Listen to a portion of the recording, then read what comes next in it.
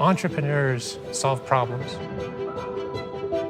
They make the world a better place. They create jobs. They create wealth, not only for themselves, but for the entire community. And when you foster that, you can accelerate not only a company, but an entire economy. And that's why it's so important to support Startup Week.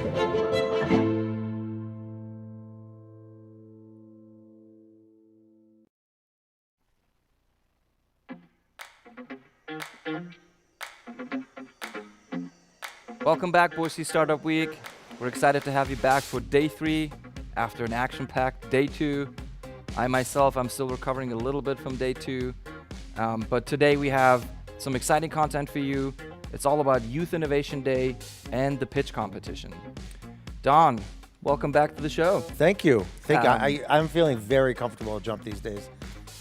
It's been a great venue, and it's nice to have Boise, downtown Boise behind us. Don't get too comfortable. I like having you as a tenant at Trailhead North.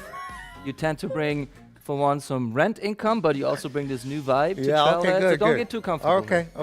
Well, I'll respect our landlord-tenant relationship. Back to that. I really appreciate that. Thank you. But before we go into some details as to what to expect today, just a brief recap on yesterday. What a day. We had Trailmix pitch competition, the 2 winners, Recipe 33, Dan Smith, congratulations. We had Wild Heart Sipping Vinegar, Jenny was here, as well as Dan. They both received a check. They both made the drive here from Washington, and hopefully they're taking their checks all around the country, taking pictures in front of the Capitol, in front of their company. You know, for those who know, there were 2 options for your Boise Startup Week ticket. You can buy a GA, general admission one, or you can get a community support VIP one. I got that one, was $99. And the benefit of that, the bag you got, the gift bag, had 4 different Recipe 33 almond types in there. Yeah, you know, in years past, we would do a showcase. I know you're doing a virtual showcase for Startup Week. The showcase included just a frenzy of food tasting, right? We had all these showcases set up. People would come and taste their food. And so we missed that this year. So we thought, you know, how can we, other than the pitch, how can we bridge that gap between the pitchers and the judges or participants or VIP ticket holders? So we decided to, A, order a bunch of their food, which is good for them. So we bought it from them. We bought it from them. That's awesome. Yes. Yeah. You know, they're early stage entrepreneurs. There's really no reason to ask them for freebies. That's awesome. And we stuffed the bags. And actually, my wife yesterday was watching Trailmix with my kids. They were sipping on the vinegar. She made a cup of coffee from Direct Access, had some almond. That's so cool. So it's all about, you know, it's all about the experience. So I'm glad you got your bag full. And well, speaking of those who bought VIP tickets, don't forget to swing by Trailhead to pick up your gift bag. That's right. So there was 2 options. You either picked a ship to. In that case, you'll get a box shortly. The other option was to come to Trailhead and pick it up in person. That's actually been kind of fun because I get to see people who I haven't seen in a while. They come to the space. It's touch-free. We don't really get close to one another. We just kind of get to holler at one another. And I think the 3rd option is you delivering it to them on your bicycle. On my bicycle.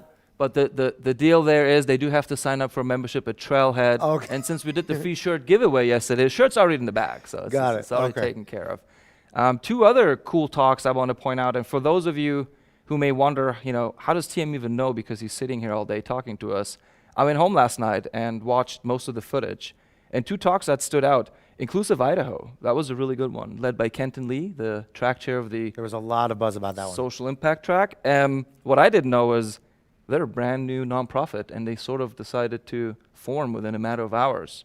So kudos to you guys. The other cool talk was the free and fair elections. It was a lot less mechanical and boring than I thought. Ian Harris did a fantastic job of moderating, but I learned a few things about free and fair elections. And again, yesterday was our last cutoff date per USPS to get the mail-in ballots, right? If you want to make sure you get your mail-in ballot, yesterday was the day to do it. Obviously, send it if you still have it sitting around. But yesterday was the last day per USPS guidelines, to mail it. So that was a really relevant talk, I thought. Good. Quickly, let's pivot to some sponsor shout-outs. Yesterday, we alluded to how grateful we are to all of our sponsors. And we also pointed out a few sponsors that not just give us money, and money is important. Without your financial support, we couldn't have Boise Startup Week. Some of the sponsors go above and beyond, and I want to just call them out and thank them for what they do for us. So first and foremost, the STEM Action Center. Matter of fact, STEM stands for? Let's see if Tim knows this on the spot. science, technology, education, and math. What? Did I get that? I am impressed. Yes. All right. I do don't have think I would have gotten it. the acronym is here. It's not written out, okay?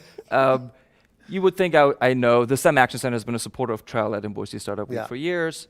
Their executive director, Angela Hemingway, she'll join us this morning Oh, cool. live at 10:45, so we'll talk about the kind of work that the STEM Action Center does.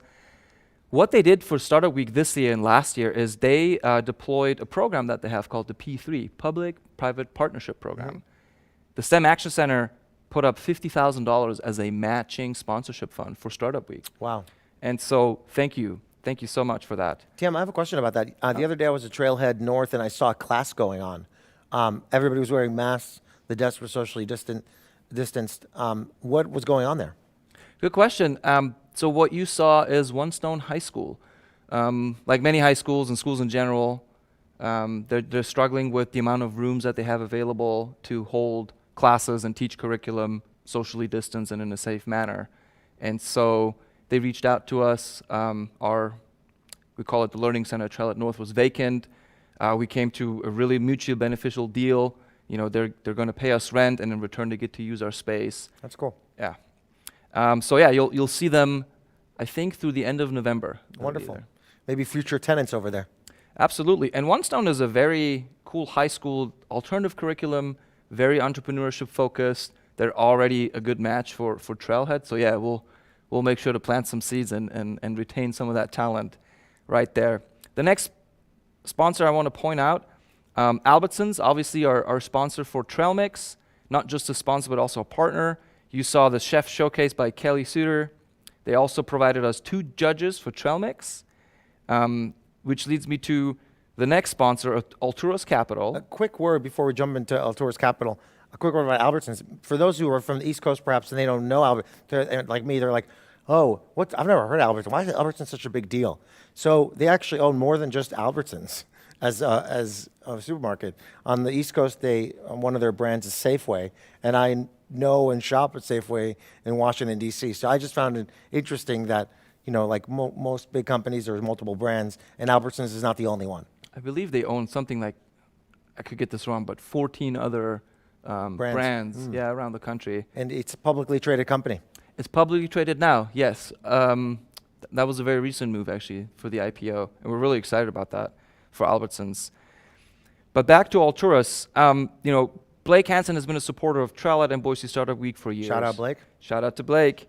You know, aside from writing a check this year, he also asked us, guys, what else do you need? And quite frankly, with us pivoting to a virtual event, we needed help and resources. And so Jeff Blickman and Lucas Henkin from Alturas stepped up and took over the talent track. I'm really excited about that. And speaking of, this is the Idaho deal flow report Yes. that Alturas Capital puts out. I believe it's available online for free. Correct? And it talks about all kinds of great things happening in Idaho, tries to summarize the capital being infused to the entrepreneurship community. In fact, there are some companies you'll probably recognize in here because they've been pitching. There's one of the companies featured here is Iron Mule, and they pitched at Trailmix yesterday. So, Matter of fact, there's a Idaho deal flow report in every single VIP bag. And so we're making an effort to push out the data that sort of contextualizes all the work that we've been doing, and you'll find it in the deal flow report. That's which is wonderful. why I strategically placed it here for us. all right. As you can see, I'm wearing a vinyl shirt today. The reason being, obviously Nick Krabs can't join us here, and thank you again for standing in for him. But the reason being, you know, vinyl, for one, financially supports Boise Startup Week, but they're the one company that goes above and beyond. And I'll just give you an idea. So Nicole Harris-Roberts is a track chair this year. She also ran marketing in the background for Boise Startup Week, and she's also the wizard behind our Umbrella app, our event platform. So she's wearing multiple hats. Thank you, Nicole. She's remote. She's been so helpful over the past few weeks as I've been onboarding And I couldn't agree more. Vinyl has been tremendous. And we talked about power outages yesterday with Jewel Case here because Yes. they have that modular battery Yes. solution. Matter of fact, Nicole gave us a warning going, I may be out of power during startup week because she lives in San Francisco and that's where she's located. But so far, so good. She's got power. Well, I actually spoke to James a few hours after the interview he did, and he told me that as a result of the interview he had here with you, he's received many inquiries on LinkedIn and on Facebook from investors and people wanting deal That's makers. what I like to hear. Good. Yeah, so that's Good. been awesome. Very good. Let's keep that up. Finish up Vinyl's roster, and it's a big one. I'm making a point here. Ian Harris moderated a talk yesterday. He's the president. Andy Farrar, sort of in the background, does a lot of the design work for us. Nick Krabs, obviously co-chair. Chris Hoyt, also a track chair for the health track. And he'll join me, I believe, tomorrow morning for the kickoff. And lastly, Eric Herring, their CTO, also a track chair and involved in many talks. Oh, and I'm getting a correction here from our... Correction from the studio. Oh boy, so I did get that wrong. You guys should have just let me run with that. Don would have never known. I would have believed it. So STEM stands for, Don, if I may have you correct me here.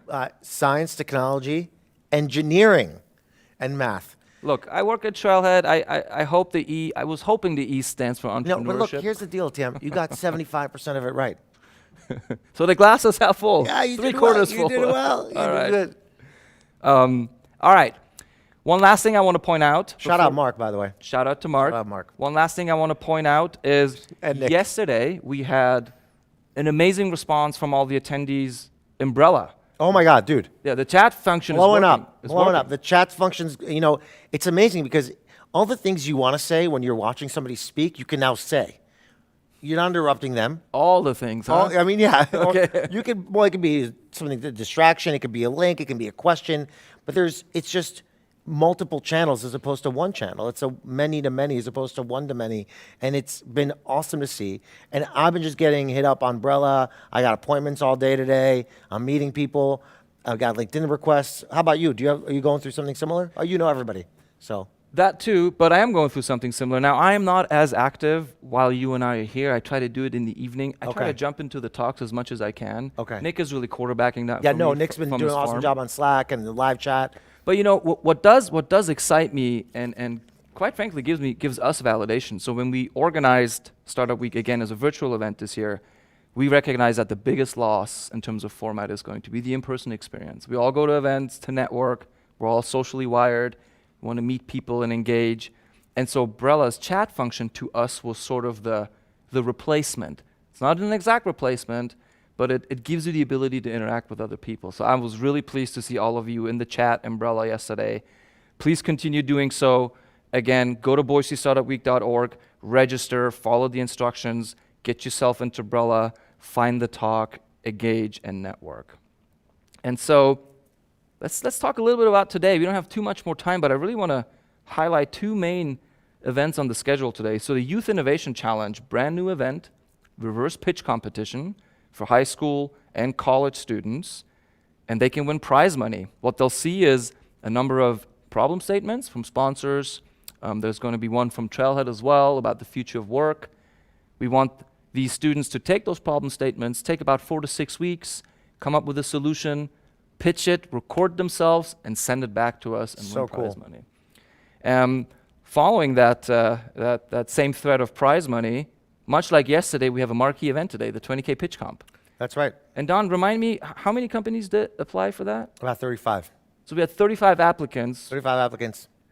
So in a way, that's a metric, right? That's a proxy to say there's at least 35 early stage startups here, active right now. I think it's safe to say that for every one that applied, there are probably 5 to 10 that haven't. So you multiply that, you're almost at 150 north of that. So my estimate of 70 is now being 3x. I like that. I like being low when I do my estimates, being conservative. Well, I think it depends on what you describe as a early stage company.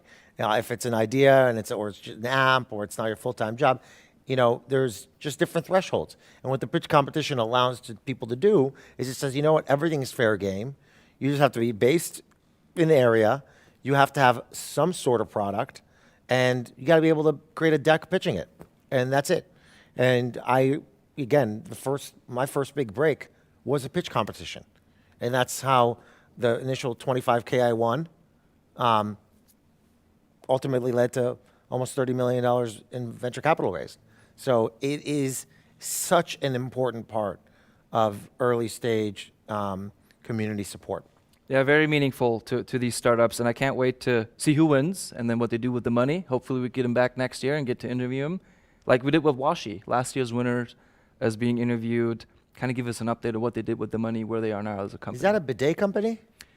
It's a smart toilet seat. It's a bidet. Close. Okay. Not quite, but iBidet. so it dispenses a cleaner that you can then just wipe. It replaces the the sheet that you can pull out and put on the toilet seat before you sit down. So it's more for like public restrooms. Yeah, public restrooms. You see it in airports, and again, the pandemic has just fueled their growth. That's as of so late. cool. That was last year's winner. So it's like a bunch of arms come around the toilet seat and spray Purell on it, and You know what? I'm gonna let you check out their company so Okay. you find out for yourself, because what you just it looks cool, but it also sounds creepy. That said, regarding the Youth Innovation Challenge, we have two great talks today. One is actually coming up right after this live session. We have another one with Ryan DeLuca. He's going to give us a sneak peek of his innovation playbook that he deployed at bodybuilding.com and now at Black Box VR. And I know you get to interview Ryan tomorrow as well. And so to the next talk, we'll have Eric Gilbert, co-founder of Treefort, talking about following your passion and thereby finding the job that you want to land. And I want to talk about Treefort real quick because it's kind of like the southwest of Boise. I'm sure they hate that analogy. Much cooler, but yes. Yeah. Obviously, so I own a 10% of a music festival. So and I was like a CEO of it for like 2 months. So I can relate to how difficult this time was. And what they did is really cool. They decided to postpone, and they also, in parallel, launched an equity campaign to raise money and let the fans own part of Treefort.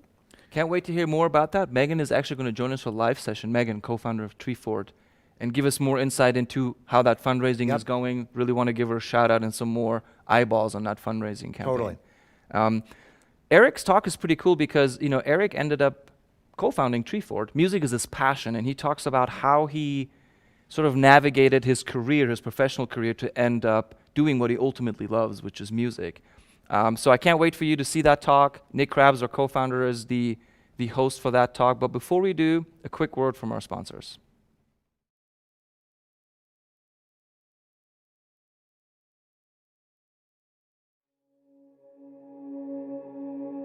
We are a tribe from the north, and we are brave and bold. In these hard times, we continue to bear our silver and our gold. We stand tried and true against our foes, because we are mighty Vandals. So go, Vandals, go. Fight with heart, mind, and soul. Together, we will defeat our foes, because the victory cannot be withheld from thee. So all Idaho, bear down and Vandal on. Go, go, go.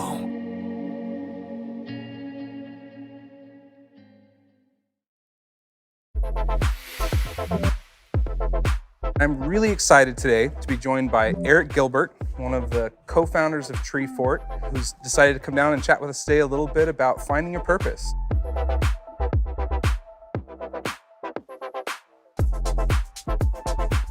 And jumping right in, one of my first questions is, what is Treefort? Where did it come from? How did you get involved? I know that was 3 questions, but let's start there. So for those that aren't familiar with Treefort, it's was founded as a multi-venue, basically like showcase style festival for music primarily, and so it has developed over time to showcase a lot of different things. And we have these other forts now, including a hack fort and yoga fort, story fort, kid fort. Every fort you can beer fort. Skate fort, yeah. Skate fort. Food fort. And so, it was really founded on this idea of so I was in a touring band for a long time with my wife and part of sort of the underground music scene and it really trying to help shine a light on, there's just so much music, there's so much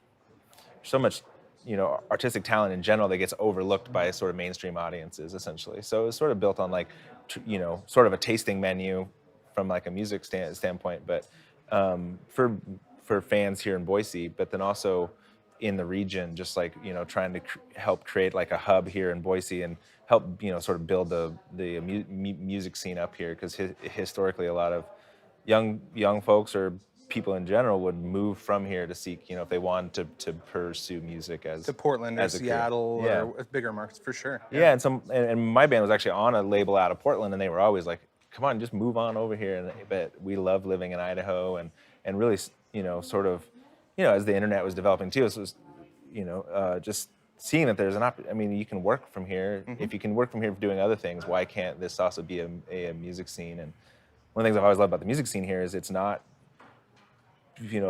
as industry driven as like a Los Angeles or somewhere, and so you get a lot of like creative art coming out of it. And so, Well, the other thing I find here, and this might just be some of my story from playing in bands a long time ago and kind of knowing a lot of musicians, it's also very accessible here, right? So that's another great thing is a lot of the bands that I kind of follow that are here locally, I can just go meet these people and like don't ever really feel like there's any kind of barriers there to knowing whoever you want to know. Yeah. So and remind me, at the last Tree Fort, how many bands did you guys have play over the course of 5 days? Over 5 days, I think it was this. The last few years it's been right around like 440 bands. So make sure 430 bands in 5 days. From my experience going to Tree Forts, it's impossible to see it all by design, right? But that's what's cool about it, is you really get this opportunity to kind of really explore for 5 days. Where are you out walking around downtown? One of the things that really just to that too, like the cross pollination that happens because of that. Like, I always love like a bluegrass fan might like step into like a metal show and that they never would have gone to otherwise and be like, oh, this is rad. They're shredders too, or vice versa. And that really opportunity for people to discover things they wouldn't have actively sought out on their own. Well, and one of my favorite, I had a conversation with you over coffee probably about 3 or 4 years ago, as you and Drew were kind of actually advising us on running Startup Week. And you said something to me that's always resonated, which is that the thing that was the most successful about Tree Fort was that we made it a festival of discovery.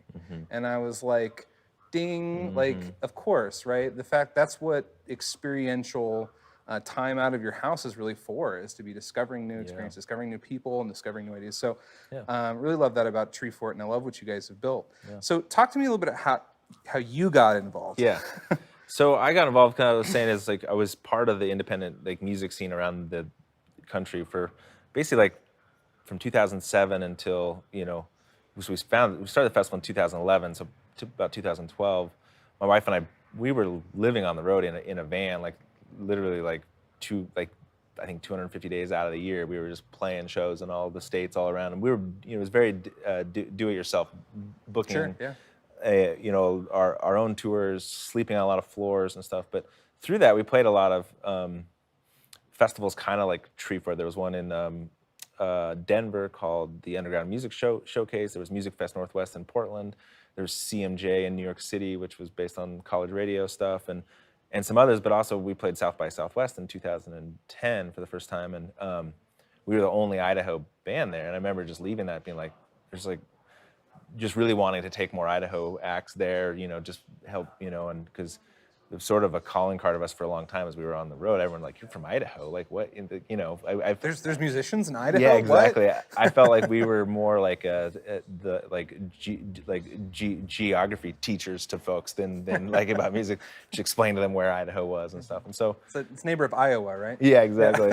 So it became like this passionate thing to like want to. So actually, in 2012, when the first Tree Fort happened, I actually helped with the first like Idaho showcase at South by Southwest that a year. And so kind of those forces kind of, being like sort of motivated to help showcase Idaho a little bit more. And so so that year we had Built Spill and Youth Lagoon had just like risen up, and Hill Folk Noir went with us, and LaFleur, Brett Netzen played with his band, and my band Finn Riggins played that year. But simultaneously, I had met Lori and Drew, who were actively curious about opening a venue, but had no experience in the music scene. And so a few of us had been talking for a while about how like this sort of multi-venue festival could work really well in Boise and help highlight the scene that's here and help strengthen the venue ecosystem and stuff. So in the summer of 2011, after meeting them, sort of pitched this idea that maybe we could try this here, especially because especially the year before that, like all this traffic leaving South by Southwest, there's very little places out west for them to play. And I'd helped set up some shows, and it was just like tons of bands wanting to play. So there was like a need to, it's sort of like There's a void. There was a void to fill out here, and when you talk about startups or starting any kind of Yes. venture, is like really understanding where the gaps are in the market, because it makes your success trajectory like so much more likely when you're filling a very real and desirable need. And so Totally.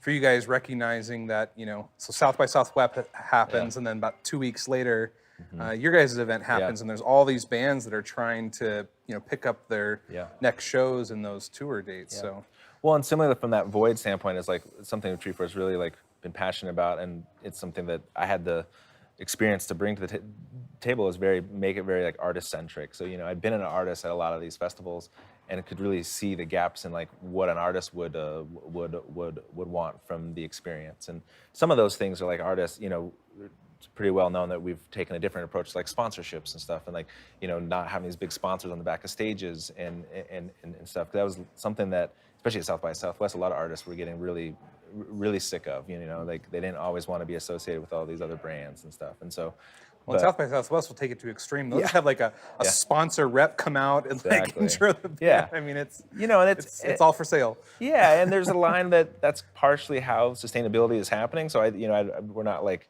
burn it all down type of perspective, but there was a lot about, and not only that, it was also really passionate for us to like treat all artists the same, no matter what level, to a decent degree. So some of the voids we started filling as well were just like this really like artist-driven festival that that really reflected that community. Because another thing, and we do work with a lot of agents and book bigger bands, but especially in the region, we book a lot of like unrepresented bands. And, and really like give like the DIY scene a space here. And so, I mean, you know the percentage better than I, but just from attending Treefort for multiple years, as far as I can guess, it's almost like 75-80% of your bands represent that kind of underserved group of musicians. Yeah. Right? And at the time, like to apply to a lot of festivals, like $30 just to apply to a festival. So we've always had our submissions free and stuff like. So just little things like that really helped us stand out amongst the festival scene at large in the nation too. And so, and then Boise being so walkable too, I think just blows it when people come. They're just, a lot of these festivals, like half the venues are across a river or something, and you can't bounce around as naturally as you can in Boise. So there was a strong need for it, and I agree. That's also just regionally where we're located. Like there was a big gap here. There was no event kind of like that, like a larger festival and stuff. So it's one reason why I think it got legs pretty quickly.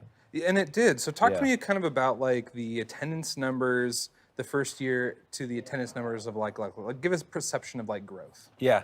So I don't have those offhand, but I do know like the first year, I think in total, I think there was less than 1,000 tickets sold before it started, but throughout, I think there was about 2,000 attendees plus all these bands, so it kind of filled the spaces. But I think that first year there was only like 10 venues. So now, like during Treefort, like almost 9 years in, essentially, on peak night on Saturday night, there's almost 30 different stages active, and I think there's like 5,000 paid attendees, and usually between volunteers and bands, like another 5,000-ish per night.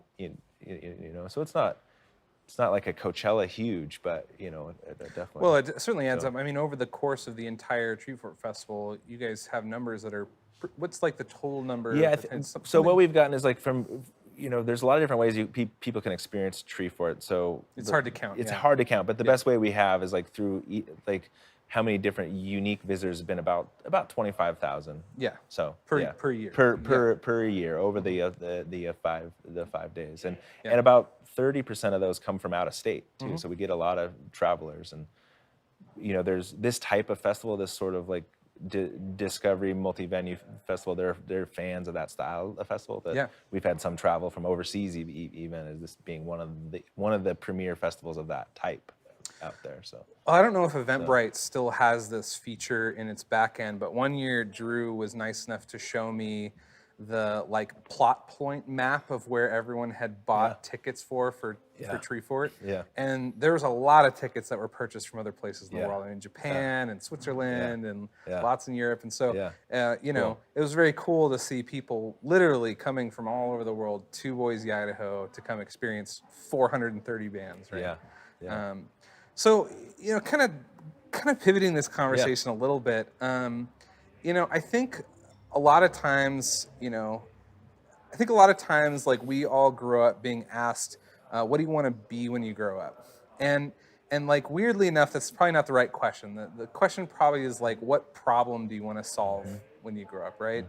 And so, you know, what advice do you have for someone who's really trying to like go through that cadence and understand like or figure out what problem they want to try and solve and how you would go about doing that? I mean, you just told us you went from being kind of a traveling artist to now running, you know, the largest music festival in Idaho.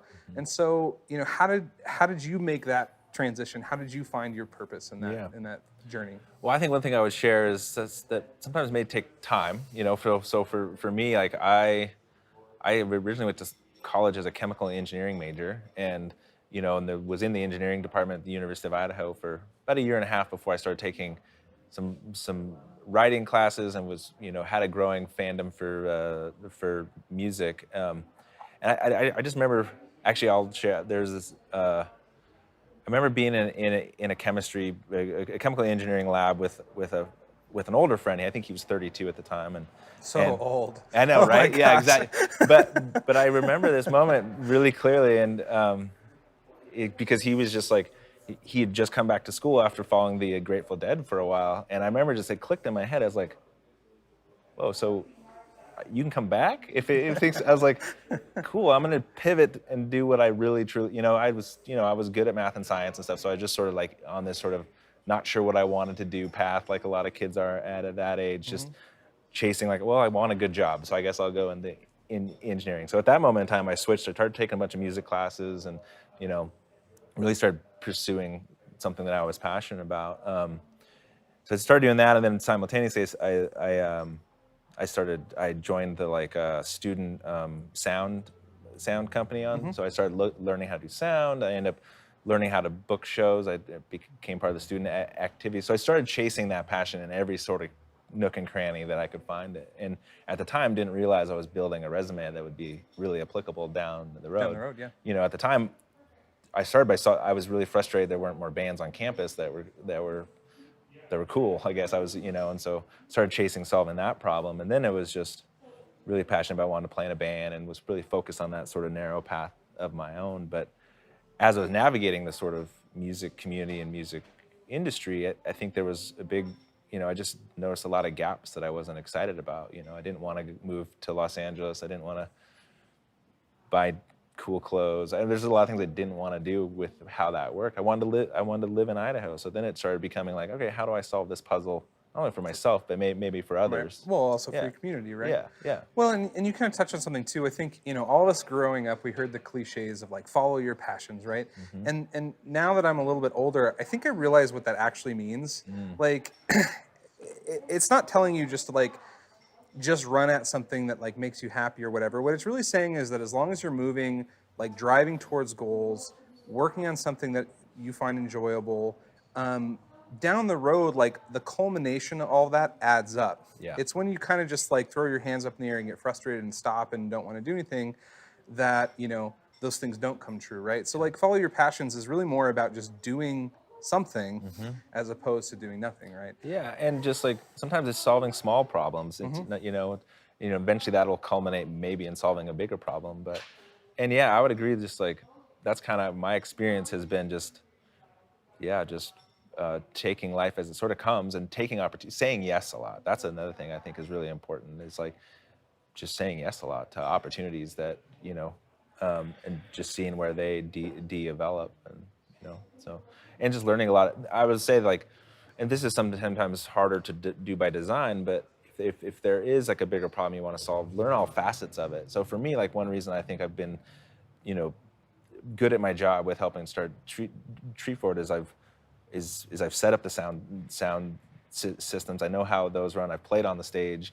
I've booked the tours. I've helped put on shows, and I kind of understand it from the ground up. And so it's a little easier for me to like, because I've swept the floors and I've cleaned the like bathrooms and stuff. And so I think a lot of people want to jump to leading something instead of like They forget that taking out the trash is Yeah, the most important job in the whole organization, exactly. right? Yeah. Yeah, so I think that's a real important piece too. It's funny you say that because I had another interview with another founder over the course of Startup Week, and we were talking about his journey a little bit, and it reminded me a ton of what you just said. He wanted to start a company, and so the very first thing, it was a technology company, the very first thing he decided to do was learn how to code. Like, he had no experience doing that. He'd had a technical co-founder, and he decided, I need to know how to do the most important job that's going to exist in my company before I feel comfortable launching my company. Yeah. And to some extent, you just said the same thing. Same thing, Which totally. is, right, get completely engrossed and involved in whatever it is you're trying to do, so that way, and I think there's a lot of value in that, because the further your venture goes, the more you understand every single little in and out of what has to happen, and then you can understand what's underperforming or overperforming. So, there's a lot that kind of reflects itself through a lot of different ways you look at it. But even just if I just stay in the music scene, I would tell the young bands too, is like, go watch other bands. Don't get so caught up in just like what you're doing. Like, learn the environment that you're trying to strive in. Really. Go watch other bands, study what they're doing, and learn what they're doing, and then apply that too. It's kind of similar, I guess. But. Kind of in the same thread, and I like where we're going. Just like starting, getting going, finding your passions. Like, talk to me about the importance about having people around you. I'm a big believer in that.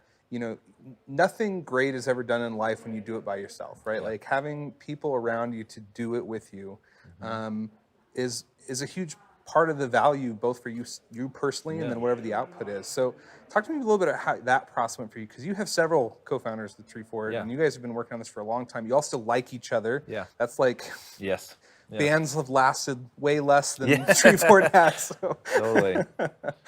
Yeah, I'll get to that, but I'll also start, and that's kind of my philosophy around the music scene and building a music community too, is like, the bands, I in a lot of cases that thrive at last too, are not just the bands themselves, but they support those around them. It's not just like pushing their own band. It's like, that's kind of the concept of a record label or anything like that. Is you broaden the cause a little bit. I think with the diversity of people that helped start Tree Fort, I think I was for the music mind, but if it was just a bunch of music minds together, we'd probably still be just throwing a show. I bet you guys would make awesome music. In the alley or something, It's like, so I think there's such a, when building a team, and the Tree Fort team came together really organically. So, and I feel very grateful for that. But it is like, we all brought different skill sets, and we kind of let each other sort of find our niches, and we sort of fell into places, and I think,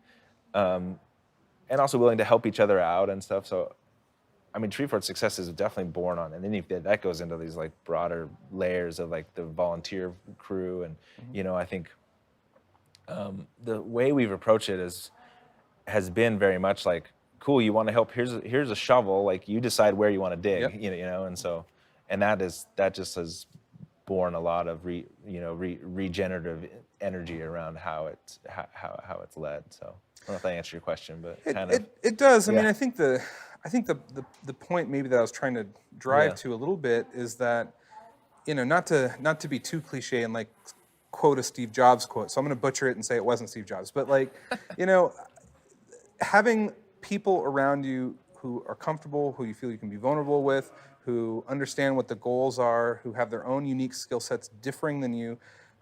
Those are the kind of people that are perfect to surround yourself with, because when you guys do decide to do something, you're going to have enough of those skill sets around. I find that almost every venture I've ever done, whether it's volunteering, whether it's a business, like the very first people who come do it with me are my friends, right? And like, I think that is true over and over and over, and a lot of the people that I talk to, it certainly is true in Tree Fort's case, right? I mean, you guys knew each other. And those organic interactions that you're talking about, those are the ones that are the most lasting too. I mean, you already have a sense of built trust and all that great stuff. So, I mean, the takeaway there, I think, is I think we all at times feel like, we want to be the person who like leads the thing, who has the great idea, but nothing in life comes about because of just one individual, Yeah. right? It's always a team. Well, yeah, and especially, and part of that, if you are in a role of leadership with it, is allowing space for other people's ideas to build off of your own, and that gives them a seat at the table. It gives them buy-in, even if it's in just a band, like let the drummer come up with some ideas every once in a while, It's like Every drummer is sitting here like, yes, right? Maybe the bassist too, right? He's the other. So I Poor don't know. bassist. Because it becomes, bigger than what you could create by yourself. Like, that's the spirit of collaboration. That's why collaboration is a dynamic experience, and so. Well, and kind of the third layer to that, that I think Treefort has such a unique experience is you touched on it with the volunteers, you touched on it with the team a little bit, but I've always felt, as both an attendee of Treefort, a sponsor of Treefort, that like I've always thought that me as a community member is also invited to come do it with you. Yeah. Right.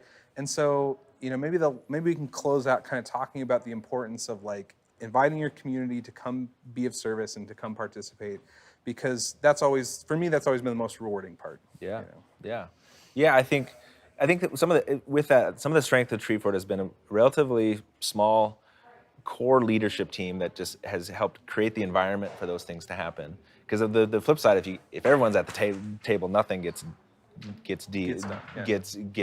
done. But then leaving, so we've sort of looked at that team as creating the environment, and then inviting a lot of other people in, and that's how all these forts have gotten started. People from the community coming in and finding their own piece with it, and I think, and it's granted, Treefort's a particular event, a particular business that this very inviting approach works, and not everything's going to work quite like that, but that has been our strength, is once again like sort of decentralizing a lot of the experience, and like crowdsourcing it, kind of, I guess, is one way to look at it. But well, it's also an interesting way to get feedback to better yourself too. I mean, we teach a lot of founders this concept of getting user feedback, and in some regards, there's no better way to do that than just to incorporate it in the planning of, in this case, an event. Right? You're going to solve so many things ahead of the curve, because it's your actual consumers of your thing who are coming up with the solutions, right? And I love thinking about problems to solve in those terms, right? I think it's very... Yeah, and so within Treefort too, kind of parallel to all this, is like, we don't sit as a leadership team and decide, let's start a yoga wing of this. Like, the yoga community came to us and was like, hey, you guys should start a yoga, and it's like, great, can you help us do it in a genuine reflection of what your community would want? And so that, once again, is like letting them identify the problem and helping solve it. Well, and when I was talking earlier, I think I was really reacting to the conversations I've had for years about Hackfort with you guys, right? Like, we've had long conversations about Hackfort and how to keep that event, moving forward and going better. And so, no, that's something that's very exciting. And again, incorporating that into what you're doing, I think, is such an important step. Yeah. And so with that, I appreciate again that you came down and talked with us. This was a really exciting conversation. Yeah. Kind of the takeaways that I take from this is I think we talked about following your passions, very important. Building a trustworthy team around you, and then inviting others to come take leadership roles with you. I can't think of better advice to have in 25 minutes here. So. Thanks for Thank having you me. so much, Eric.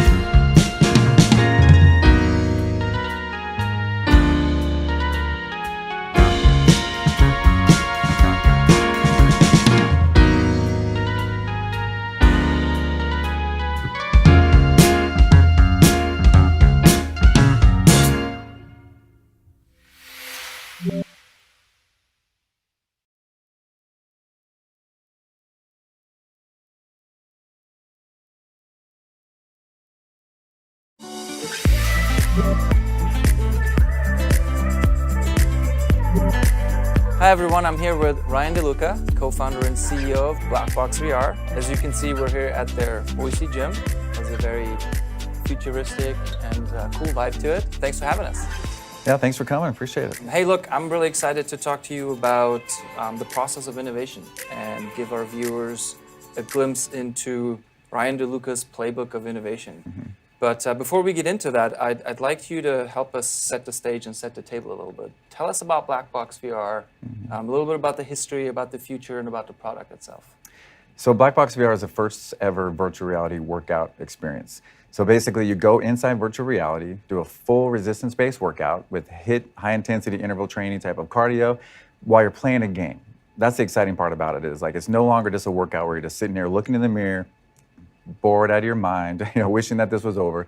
You're playing a fun and exciting game, in VR, using your body as a controller and using your actual strength, your actual abilities, your actual athleticism to win or lose the game. And that is going to make it so you're going to want to come back to the workout more often. And as we know, the only secret to fitness success is consistency over time. So we basically put together the best of virtual reality, esports and gaming with real exercise science and fitness, and created that experience that is now available out in these gyms. Convergence of so many different things all coming together. So where can I find your machines, obviously other than the gym that I'm at right now here in Boise, but tell me a little bit about how you rolled out your equipment out into the marketplace. Sure, when you do something brand new, you start with that concept and you go on into building a product, and then you have to figure out how you're going to take that product to market. And so obviously if it's a software product, you can put it online. It could be an app in the app store. If it's a hardware product, a lot of home-based ones, you can sell it through the internet or sell it through retailers. With a fitness experience and this expensive machine that we created for the resistance training, we decided that the best way would be to open up our own virtual training centers. And so that's where we're at right here is one of them, here in Boise, Idaho, downtown. We also opened up one in San Francisco, right across from Twitter headquarters. And now we have 4 locations open inside EOS Fitness gyms, 3 in the Arizona area and 1 in the San Diego area. And so basically what we said is we want to have people come to our gym. We're going to teach them how to use the equipment. We're going to put them through the onboarding experience, and we're going to really scale out the product in these physical centers. Okay. One thing you mentioned I want to pick back up on, you said, you talked about this immersive experience and the intersection of virtual reality and resistance training. Why VR? Why did you choose virtual reality to address, consistency in training, as you called it out? Right. Well, one of the biggest things I believe about being an entrepreneur is that you can't just try to compete against the current incumbents that are already out there, right? If you want to just try to be better than Microsoft or better than Walmart, good luck. I hope you're successful, but it's going to be very difficult. Almost all the great entrepreneurial stories start with a new technology. Something changed in the marketplace. The older companies did not see it, and then they found it, right? So Uber finding a way to use phones and GPS in order to change the taxi industry. Back with bodybuilding.com, our first company, we were competing against GNC. These are these stores. They've been around for 60, 70 years, very well known in every single mall in America. And we went around them with the internet. And that was something that they were just not prepared to deal with. So when we started looking at a new concept in fitness, we already were in love with virtual reality. Virtual reality was just becoming a big deal. You heard about the Oculus first headsets. They finally were at the quality level that they could be for real personal use. And Facebook then bought them for like $2 billion. So that was kind of a big thing, saying, hey, there's something really here, and there's a lot of investment going in this area. And so when we looked at it, we said, well, with virtual reality, like what does it bring that's new to the table? You don't want to just try to recreate something that you could do in an old way, in a new way. Like I'd use the example of when radio was out a lot of different shows. When TV first came out, they actually put radio shows on TV. So you'd see the person, the announcer, but it's like, wait, TV is a visual medium. You could do so much more with that. And so what we decided is with virtual reality, because of the fact that it immerses you in this experience, because you could play a game and be the character, instead of controlling the character, you are the character inside the game. And so we said there's probably something interesting there. And so what we realized is that at bodybuilding.com, our number one competitor, we always said, was the couch, that we lose more people to just stop working out, And so we said, video games are extremely addictive. You wish you could stop playing them as much as you do. Like I'm gonna play for 30 more minutes, next thing you know, it's 3 a.m. and you're gonna be tired tomorrow, With fitness, it's the opposite. Like you feel like you've been there for hours and it's only been 5 minutes, So if you could take the best of video games, put yourself inside the game, which virtual reality allowed for the first time, we believe that could really be a great way to get people addicted to their fitness routine. So you chose virtual reality. It sounds like, it's because it was a transcending technology, and it also had this immersive aspect to it that you could see, users or people who exercise kind of get into. But you also mentioned the couch, and this is where I'd like to switch gears a little bit to your innovation playbook. So the couch is the problem in a way, right? Right. We're here in your gym. It's well established. The machine is working. Chuck just did a workout. But there's a whole backstory that we can reverse engineer on how you got here. So before this machine even existed, how did you identify the couch as a problem? Like, how did that come to be? So my co-founder Preston Lewis and I, we said after bottom.com, after retiring from there, taking a little bit of a break, let's go start something brand new. And it really just came down to we want to do something in fitness and something with a new technology. And we realized virtual reality was going to be that technology that we wanted to jump on. It was the right time, and it's still the right time, because it's still early days. But we started with just basically having no idea. And I think that's part of what people are confused about a lot of times with being an entrepreneur is they think you have this eureka idea, you're just in the shower and it just came to you and it's genius, and all you got to do is do the quick step to just make the product and then sell to Facebook in a few months. And you're saying it's not that way. You're shattering my dreams. I wish it was. Okay. Yeah. Okay. Otherwise, we're doing it really wrong. But, but the truth is, usually it comes like there's some problem that you're seeing in the world, and that's the couch. The greatest scientists and doctors, they've not figured out how to reduce the obesity rate in America. They've not figured out how to get people to stick to a workout program or to lose weight and leave it off for years. Some of the studies we looked at over 5 years, people that lost weight and kept it off, it'd be a big success because some intervention they did helped like 10% of the people to maintain the results. 90% failure. And so the problem really was that people are not sticking to routines. They know what to do. They know they should be eating chicken, broccoli. They shouldn't eat pizza. They know they should go to the gym and do some type of workout, but they just don't do it. So you identified the problem, and you just started talking about the research, the data that you started sort of building around this problem statement. Tell me a little bit more about that process. It really was deep diving right into all of it, right? So it'd be easy to say, oh, we have a good idea, we're going to start building the product. But the first thing we did is said, let's just get every book we can find. Let's go to every conference that's you guys related. Actually read books. Yeah, read actual books, like physical ones. Yeah. What's that? Okay. Yeah, exactly. Yeah, I think there's one around here. But really it was, let's just dive into this. We don't know, and we're okay not knowing. We don't have to have all the answers, but we're going to go figure it out. Talk to the right people. Start building the team of people around us that have that knowledge, that things that we weren't strong in, Preston and I, and bring those to the team. So we didn't know how to make games. We didn't know how to make hardware. We felt really good about understanding the fitness and psychology and obviously business, and design. But it really came down to building that out. So first was identifying the problem. Second was just immersing ourselves in everything related to it. So now you're crystal clear on the problem. You've immersed yourself in all this knowledge. You brought people and subject matter expertise onto the team. How does that then galvanize into this idea that then you can go and rally the team around? It's funny, I sometimes have people ask me like, hey, we have this business doing this certain type of thing, and how can we come up with innovative ways to change the industry? And they expect that I'm just going to say, oh, have you thought about some random thing and it's going to be simple? But the truth is, there's no quick way to figure it out. It's really immersing yourself in a problem, understanding clearly what the problem is, understanding clearly who you're trying to help with that problem, immersing yourself in it, and then magically, when you're in the shower, because your brain's been working on it. That's the exciting thing about the way the brain works is that all the data you're taking in, if you have the right information flow, your subconscious mind is constantly working on it if it understands the problem it's trying to solve. And then you just wake up one morning, like I said, in the shower, and you're like, you know what? Dude, wouldn't this be awesome? And then you're like walking out of the shower, taking notes, And it's just a whole bunch of those over years that turned into an amazing product. So at this point, you're talking about this idea that's awesome. You're getting your team members bought into this, and you're all infecting each other. I've heard you and Preston talk about you guys laying on the ground and going through motions. Right. I mean, that is about as rudimentary, call it primitive, of prototyping. But tell me about that. Well, that's where you have to use your imagination, because you're trying to create a new product, especially a hardware product, something that you can't just quickly create an app. You can't just write some quick software and see what it's going to look like, or even a prototype.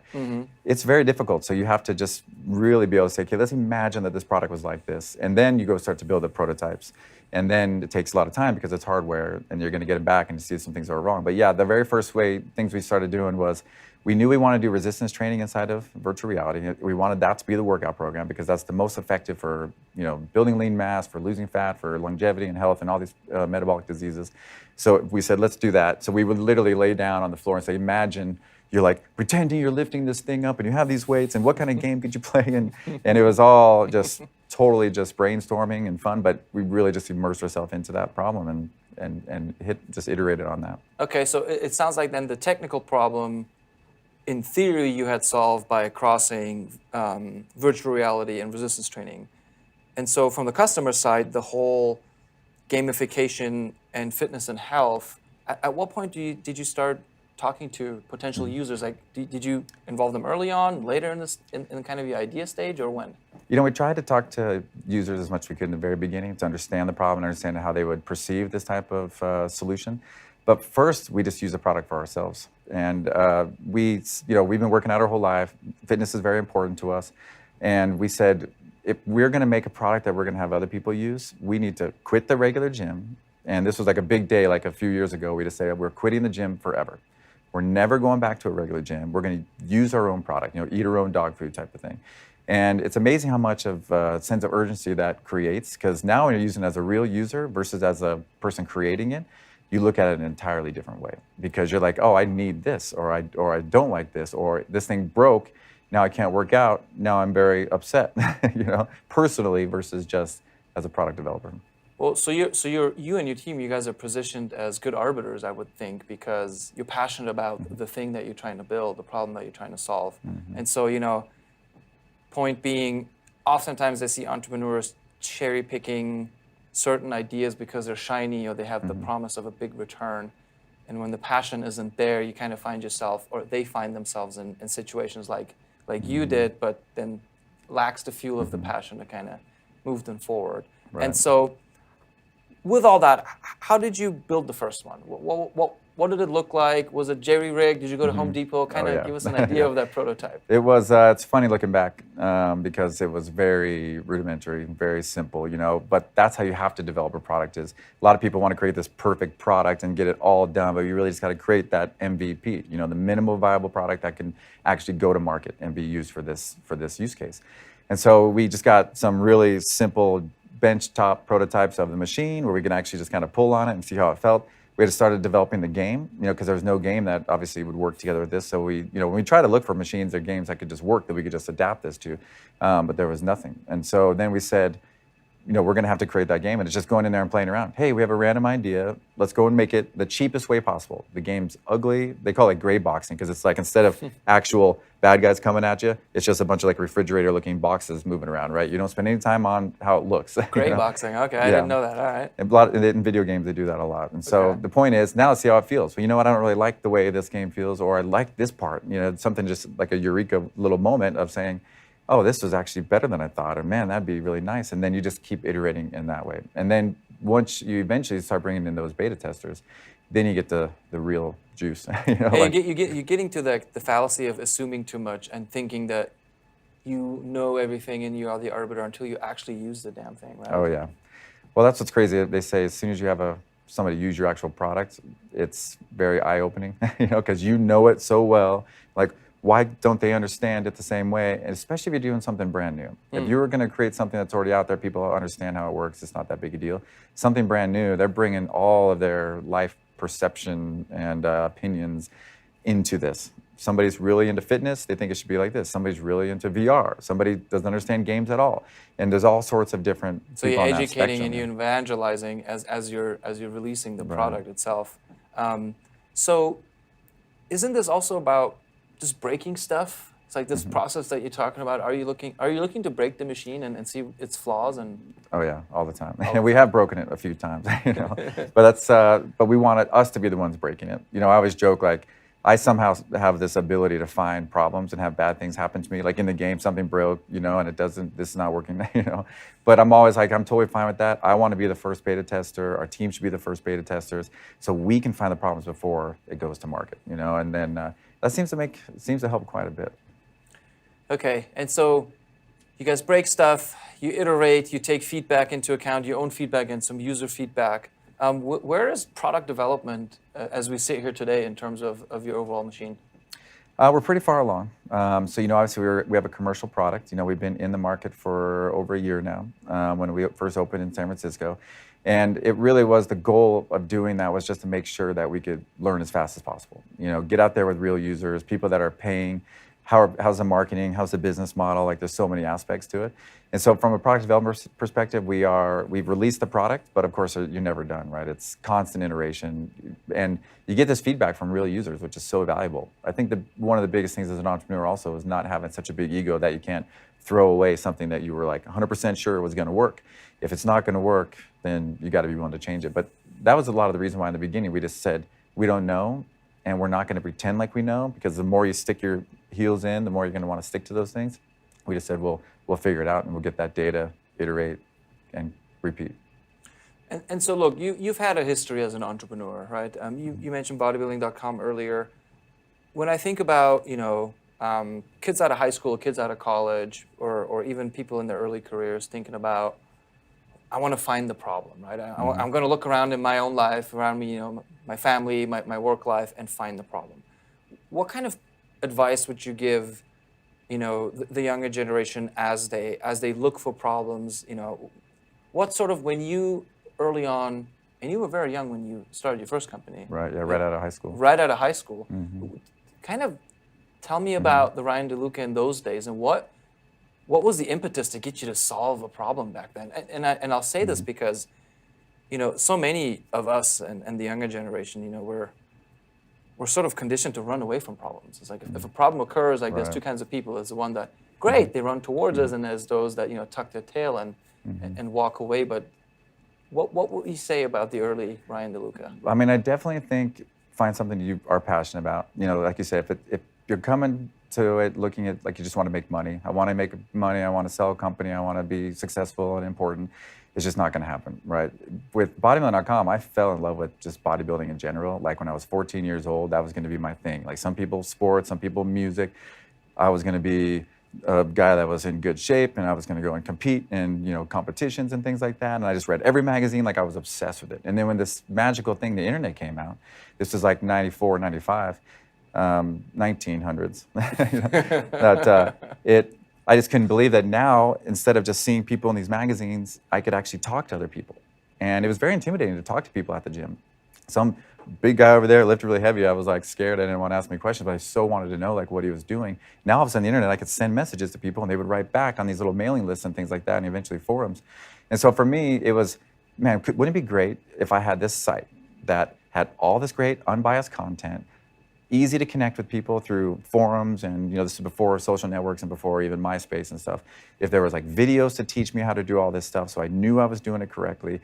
What if I can get the supplements that I wanted, the protein powders, super fast to my door at a great price with a big selection, and then reviews from people that I can trust. So it's like, I'm not just the guy at the store telling me I need to get this stuff just because he's making a commission. So basically, we just built the product that we wanted for ourselves, and turns out a lot of people wanted that same exact thing. And that's usually the case. Usually the case is if you find this need, you have this desire, pretty likely that other people do too. And if you go based on that passion, you're more likely to build a good product.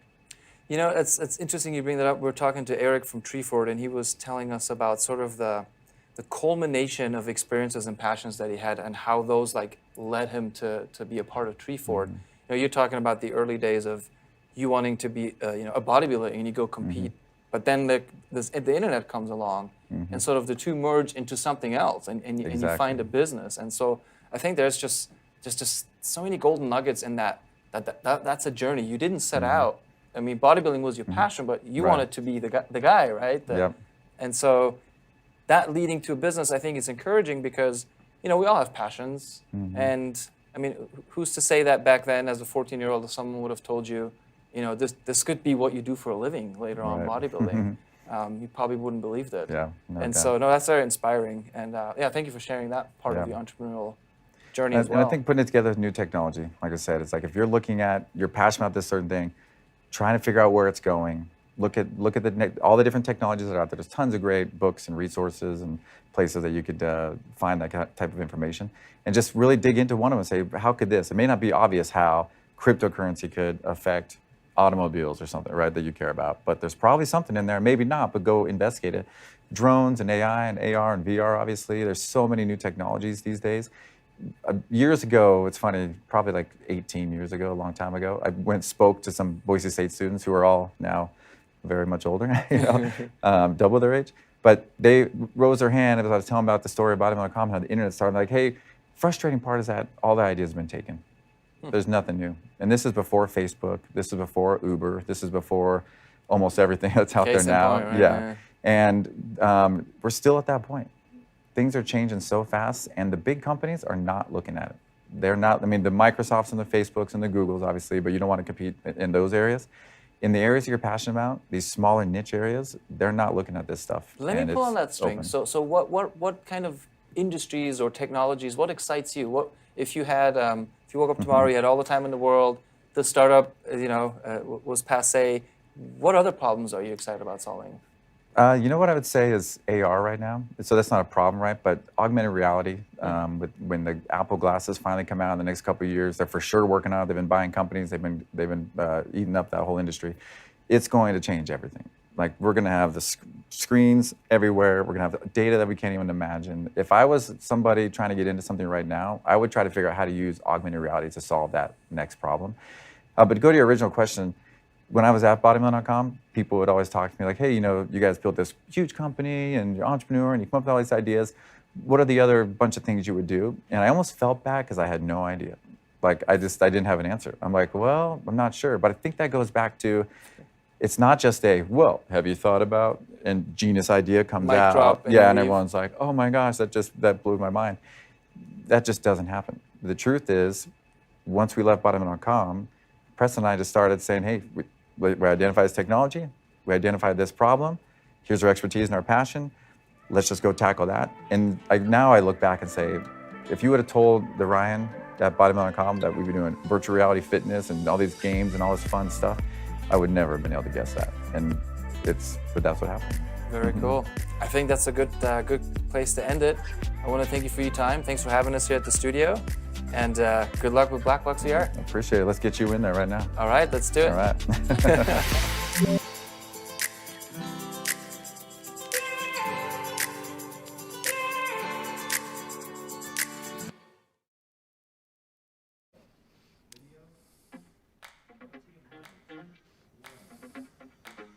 Startup Week Folks, welcome back. I hope you enjoyed the talk by Eric Gilbert and Ryan DeLuca. Again, both of those talks were highly tailored to today's youth track activities. And on that note, youth track, I'm pleased to welcome Angela Hemingway. Well, thank you, TM. Thank you for having me. Absolutely. From the STEM Action Center. I'm really excited to talk about the organization, a little bit about yourself, and give our audience a glimpse into the work that you do. So to get started, tell us just how long have you been with the STEM Action Center? So the STEM Action Center was a brand new agency 5 years ago.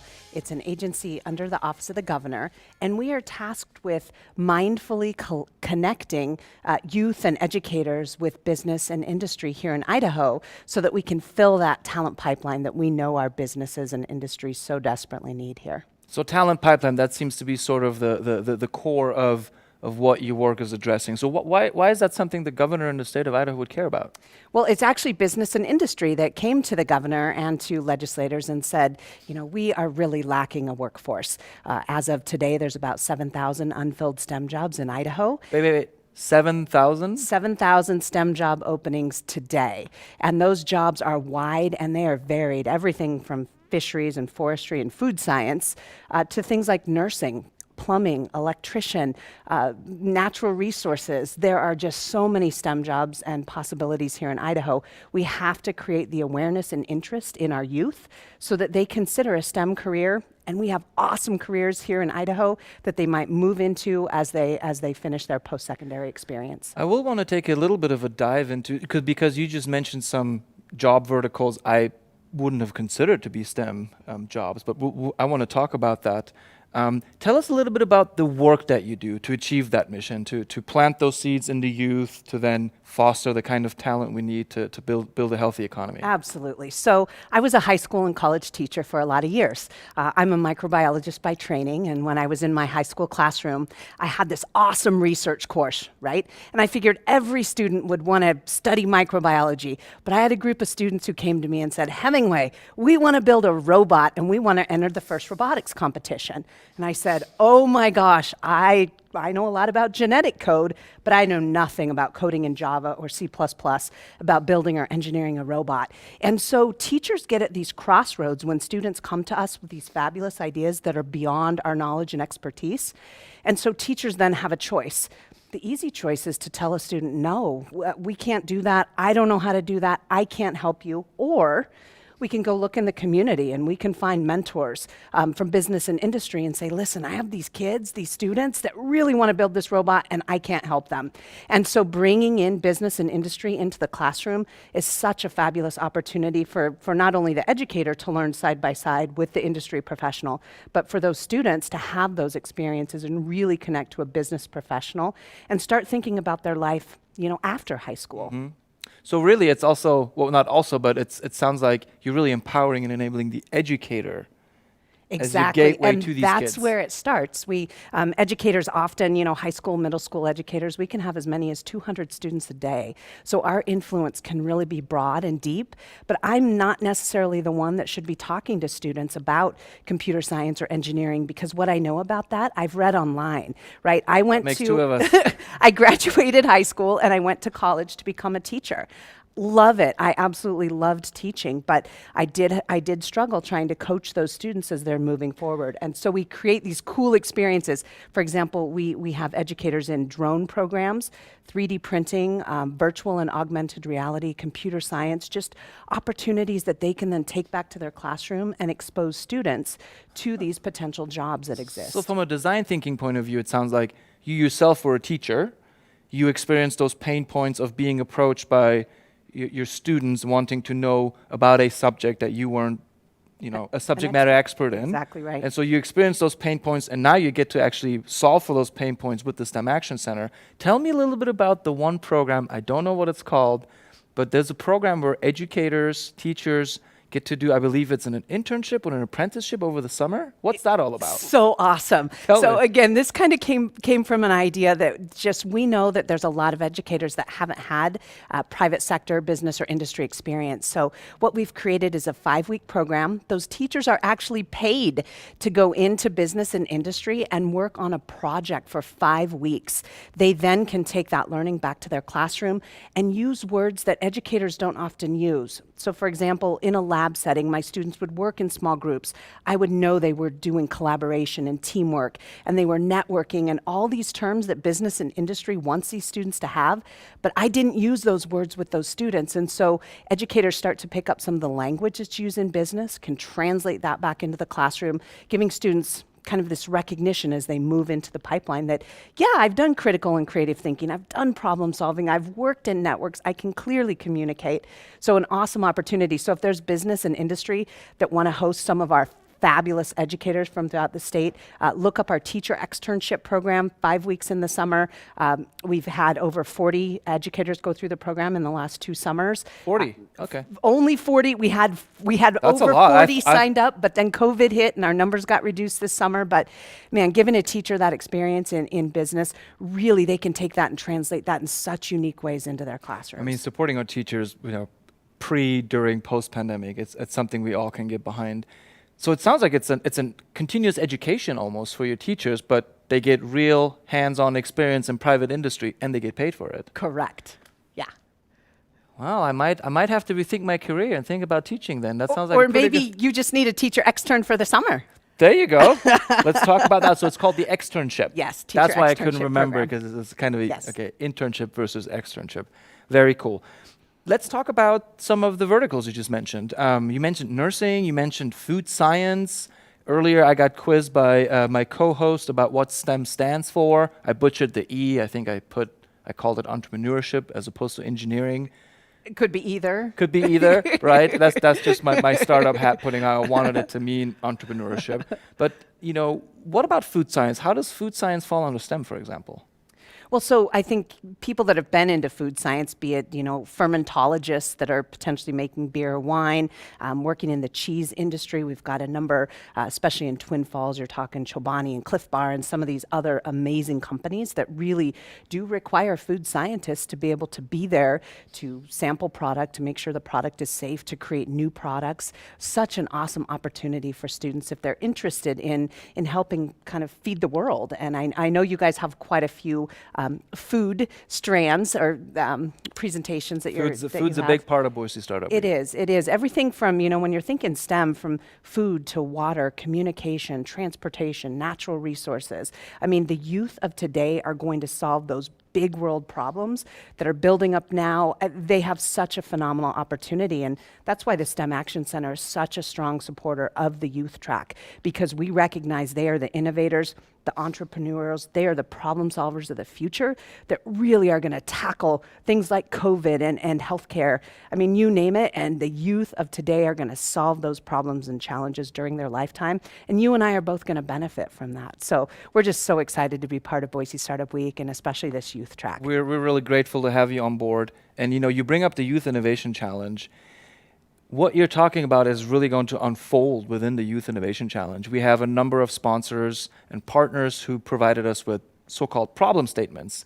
They just picked a problem in their business, a real business problem. They've recorded themselves on video. Students will get to pick one in teams of 3 and then create a solution and pitch it back to us. So the intent really is to instill early on methods and concepts of entrepreneurship. Not every student that is on a team solving these problems is going to have to become an entrepreneur, but we believe that if you pick up the methods and the tools of problem solving, whether you're an entrepreneur or you're an employee later on, those can serve you in your career. So let's talk about that for a second.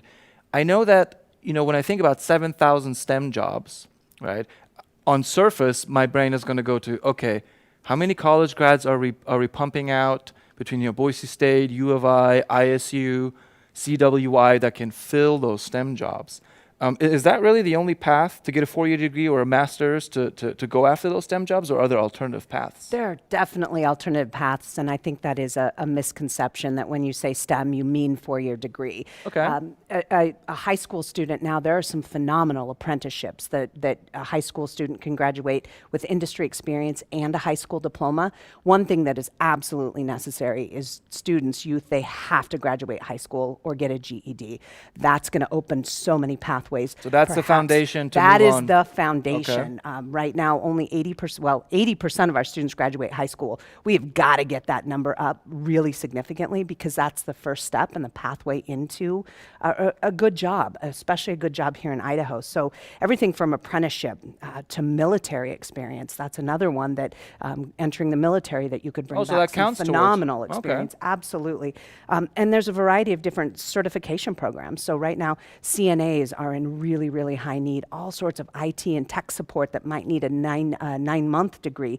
Coding boot camps, another possibility. So that's a viable path too to these 7,000 jobs. Absolutely. So again, it might take a 2-year, 4-year degree or beyond, but there are so many pathways. The pathways are as diverse as the student. So if they can find their passion, find what they love, there's a pathway to move them through into the career that they want. And STEM jobs in Idaho right now, they're paying double the median wage of a non-STEM job. STEM jobs are paying $31 an hour. Non-STEM are paying $15 an hour. So if students want to be able to have a home or a car, take care of their family, a STEM job can really set them up for their future.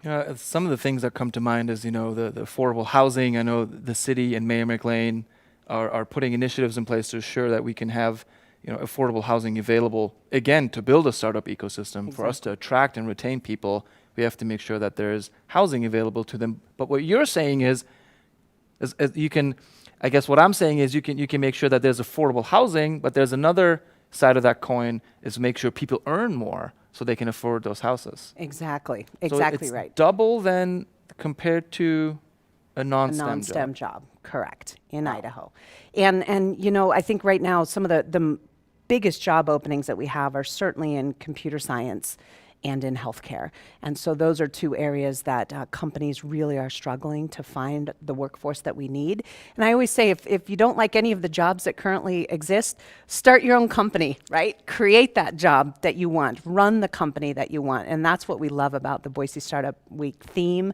Be resilient. So many of our youth today have lived through everything from 9/11 to, this COVID pandemic. So they are such a resilient, innovative group of young people that there are just phenomenal opportunities and job opportunities for them here in Idaho. And in fact, those statistics that I'm quoting about open STEM jobs, if you go to resources.stem.idaho.gov, so resources.stem.idaho.gov, there's a tile that says workforce statistics, and that will list how many job openings there currently are. We have it broken down by region.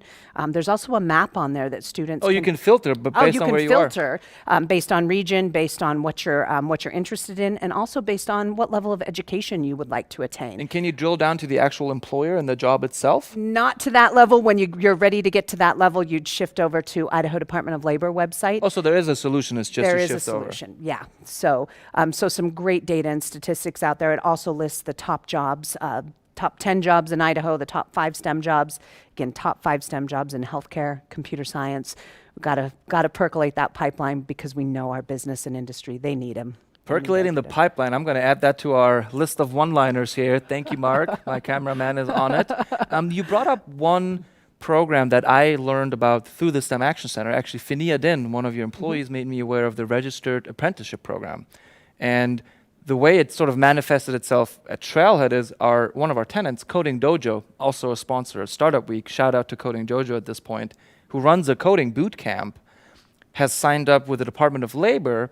Their graduates, once they get that boot camp certificate, are now eligible to be hired by private industry partners who then, I believe, get an offset by the Department of Labor. The employer, I believe, only pays half of their salary for the duration of that internship. Are there other registered apprenticeship programs that the STEM Action Center is pushing people to? This is so exciting. So Workforce Development Council and Idaho Business for Education, IBE, they just received a large grant. They're going to, over the next 3 years, be bringing in 400 students to do registered apprenticeships throughout Idaho. So there's a huge opportunity. We are just going to blow up the apprenticeship field and start drawing students into that, because that is such a way to get hands-on experience, being paid to learn.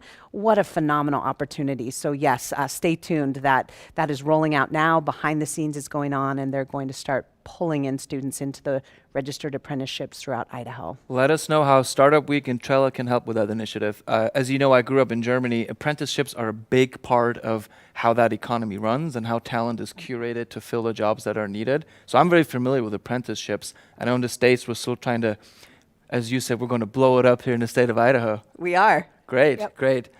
With that, I think it's a good time to point out our next talk. Jaime Casap is our keynote for the youth track. He's the former chief education evangelist for Google. He also spoke at Startup Week last year. As you watch Jaime's talk, and you are a college student or a high school student considering participating in his Youth Innovation Challenge, really listen to some key takeaways as to what you can apply from Jaime's talk as you think about solving this Youth Innovation Challenge that we have. But before we switch to Jaime's talk, a quick word from our sponsors.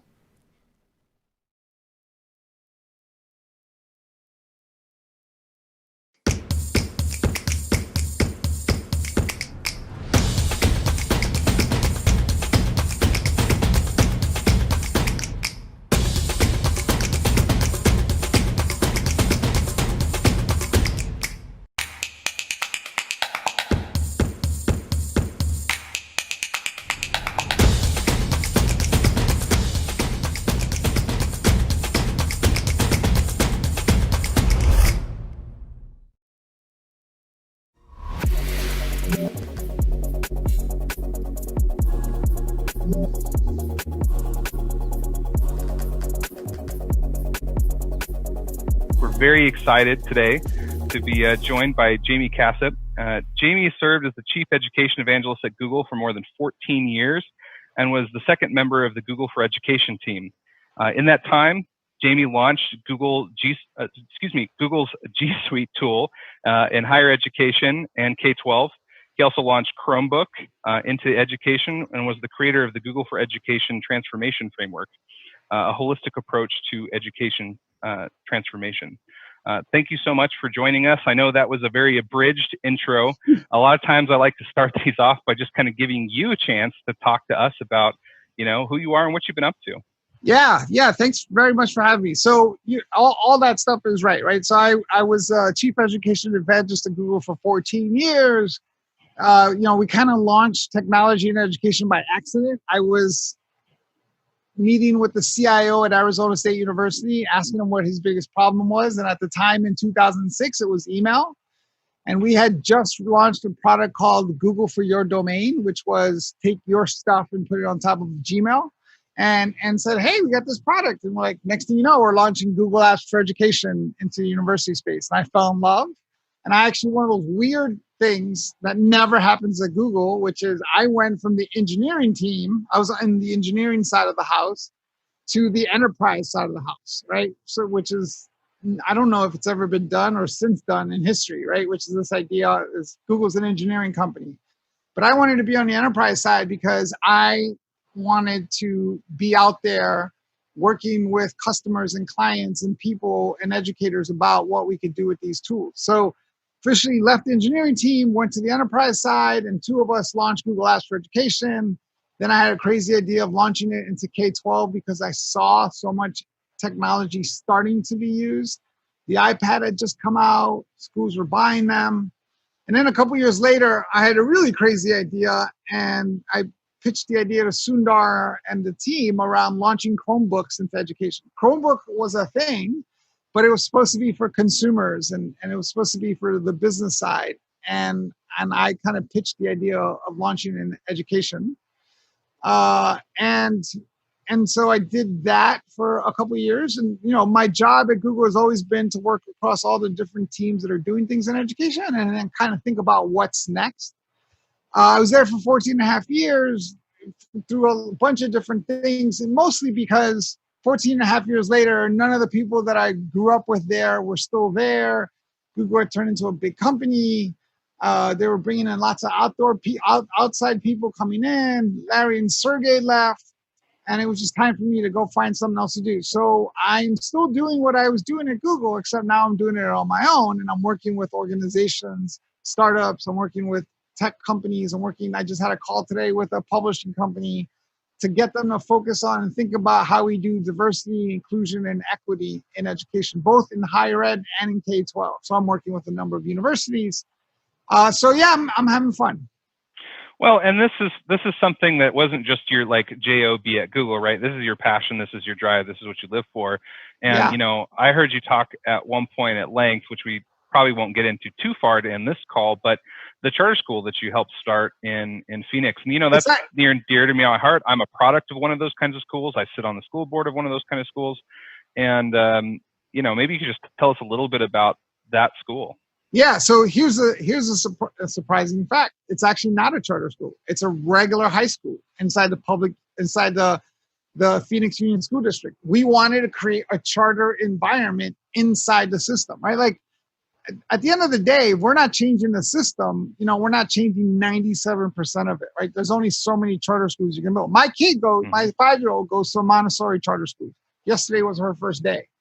So I get the value, and I've advised charter schools, but we wanted to build this inside. So the idea was to pitch an inquiry-based school focused on computer science inside the regular high school system. And so this is the Phoenix Coding Academy, where we do things a little different, where, the same kinds of rules that you might find in a charter school, where there's no homework.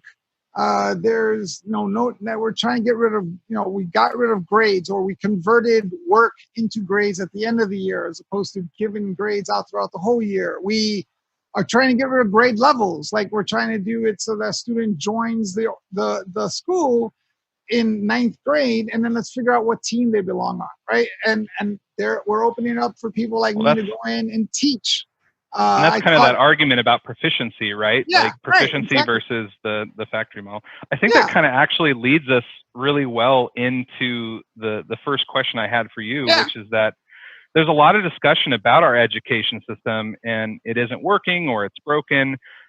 Topics like, are our kids even prepared for the jobs for today, much less the jobs for tomorrow?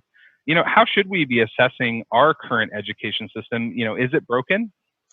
Yeah, that's a great question, because I often, the first thing I talk about when I talk to educators is about this idea that I'm one of those weird education reformers who doesn't talk about school being broken, about education being broken, because it worked for me, it worked for you, it worked for millions of people. Did it work for everyone? No. But when we say it's broken, what we're ignoring is that the world has changed. And what I mean by that is that the education system is doing exactly what it was designed to do. It's doing it really well, right? It was designed to work in a factory model kind of way for a world that required that, where only 30% of people should have an advanced degree because those are the people who are going to manage everyone else. Like it worked. We built a superpower of a nation on that education system. So to me, it's not that education is broken. That's the wrong way to look at it. What I say is that the world has dramatically changed. And now we have a new economy. We have a new future. And what we need to do in education is exactly what our forefathers did 150 years ago, and ask ourselves, what's the right model that we need for this future? What's the right model for the future? And if we ask that question, it's more of a calling. It's more of a, I need to step up and change it, because the world has dramatically changed. And so it's a little bit different than walking into a room full of educators and saying everything that you do sucks and is broken, right? Like it's just not the right way to go into it. Well, nobody wants to hear that either, right? Nobody wants to hear that. And it's not true. And so what we need to do is change the mindset of what it is to be educated in this 21st century. Mm-hmm. Well, and I'm, my company and everything I do is such a product focused stuff that I also find myself thinking a lot about like the kids themselves and how they're different. Like, and so that kind of goes into my next question is, there's been a lot of discussion about digital natives and how to think about digital natives. Yeah. How should we be thinking about how to educate digital natives? What does a system really look like for them? Yeah. Well, let's start by stop calling them digital natives, right? So here's what I mean by that. I often say that we've lied to this generation. We've given them a pass. We tell them they're digital natives. We call them digital citizens. We say, you are just born with technology and you just naturally know how to use it. And it's just not true. Right. They're terrible at it. They don't know how to use these tools. It's our fault. We lied to them. And all the study after study shows you, right? There's a Stanford study, 80% of elementary school kids can't tell you the difference between a sponsored website and a real news site. 80% of high school kids from a study last year couldn't pull out the fake story out of 4 stories, right? Like we have told them that they know how to use these tools, and the truth is they haven't learned how to use it. So I think what we need to do in education is take a step back and ask ourselves, have we taught our kids how to use these tools? Have we actually created digital leaders who can take advantage of this functionality and all the things that are available to them to really take on the world? And I think if we start there, that's going to help them prepare for the future, right? Moving away from a scrolling generation, like if you think digital nativeness is scrolling, then yeah, you're right. They're masters at it, right? Like my 19-year-old can scroll to TikTok better than anybody, right? So it's more about the creation side. Now, that being said, I also believe that this generation is the most creative, the most storytelling focused, the most problem focused, right? Like I'm old, right? So I grew up with be young and free, sex, drugs, and rock and roll, right? And this generation is growing up with the world's dying. Good luck, right? So they tend to be more focused. And if we taught them how to use these tools, you have to think about how much information is coming at them at any given moment. And what we need to do is help them take all that information that's coming at them and help them make sense of that information and convert that information into original thought and intelligence that they can use. Well, and and sometimes, I mean, it seems like education that you and I went through, so much was built around this regurgitation of stuff that they told us, right? Yeah. And now we all have supercomputers in our pockets and can literally just pull that up in a second. And Right. so it almost seems like just the philosophy around what they should be doing and or thinking about has a misalignment, right? Right, And right. so I don't The- know. Yeah, go ahead. the world has changed, right? So I often say that in 1995, 1% of the world was online, right? And today, I don't know, I haven't looked at it in a couple of months from the pandemic, but the last time I looked, it was only 50% of the world was online. So we're still at the beginning of this, right? 50% of the world being online. So there's half the world isn't even online yet. And so we're at the very beginning of this, but that's when the world started shifting and changing, and it became obvious that that's where we're headed. So I often talk about that we are now in a digitalized economy, and digitalization means everything, right? Computer science, artificial intelligence, machine learning, automation, robotics, AR, VR, the whole package, all that stuff that involves programming and involves computer science and involves technology, those things, that's the future. And that we are at the very, very, very, very, very, very beginning of that, right? And I use, when I talk to educators, I use the Google example of the breakthrough that they had with quantum computing. And this idea that the breakthrough is that you take one of those super equations, right? Those crazy long equations, and you feed it to the world's most powerful supercomputer. It would take that supercomputer 10,000 years to process that equation. And the Google breakthrough in quantum computing is that they were able to do it in 300 seconds. 10,000 years versus 300 seconds, right? Like that's insane. Like what's in between those two numbers? And so we're at the very beginning of this, but we are now in a digitalized economy. And so what I tell educators is that it's a very simple test. If you're teaching students things that machines can do better, we're failing them. That what we need to do is focus on the human skills, right? Problem solving, critical thinking, collaboration, the ability to learn, creativity, those things. We used to call them 21st century skills. I stopped calling them 21st century skills because one, we're 20 years into the 21st century, and two, it makes us feel like that's in the future, right? Those are skills for the future. There's right now, my 5-year-old needs those skills right now. And so how do we focus on those human skills and so that the human skills and the digitalization skills work together, just like you and I are doing right now. We're having a human conversation in collaboration with technology. And that's what we need to get to in education. Well, and you touched on one that I think about quite a bit, which is collaboration. If you think about what the skill is that's needed and the practice there that's needed, it's kind of funny to me that in our current education system, you take a test, it's a very solo journey, right? Yeah. It's something you do on your own, right? And where's the collaboration built into that? Now there are some team-based projects, of course, right? Even in college, I felt like I got tortured having to do a lot of those, but we largely still have this like individualized path that we go through. And so maybe you can talk a little bit about what does collaboration look like? What's an ideal model for how you structure collaboration? I talk about collaboration all the time because what I say is, and I remember the first time I thought people were going to throw at me, but they agreed, which was we talk about collaboration in education, but we don't mean it because education is a single player sport. The problem is that we live in a team-based world. And so I have educators imagine a world where you give out a test that they're not going to remember anything from that test 3 months from now anyway. But you're giving out one of those tests, and at the end of the test, 2 kids come up from the back of the class and they say, we were sitting back there and I was looking at her paper and I realized that there were some answers that I clearly knew. And I was looking at her paper and there were some answers that she knew. So we decided to work on this together. Here you go. What would be the result? What would be the... That's cheating. Right. Why are we teaching our kids that finding people who are smarter than us is cheating when that's all I do for a living is finding people who are smarter than me, right? And so it paints a picture of like, yeah, that makes sense. And you mentioned college. And so I'm talking about real collaboration, not group work. And I bet you're talking about group work. Group work is when you assign one paper to 4 people, one of them writes it, and the other 3 pay that guy or that girl. That was me, right? I wrote the paper, just pay me. I didn't want to deal with other people. I just sat on a typewriter the night before and typed it all out fresh.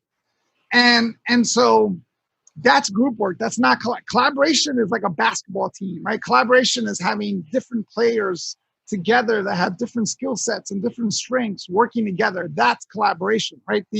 One of the things that we look for, when I worked at Google, I'm still saying we, it's been a long time. One of the things that Google looks for is called leadership, right? One of the categories that Google interviews for is leadership. And you think by leadership, they mean, can you tell people what to do and they just follow you out of fear? No, they're really asking, can you collaborate?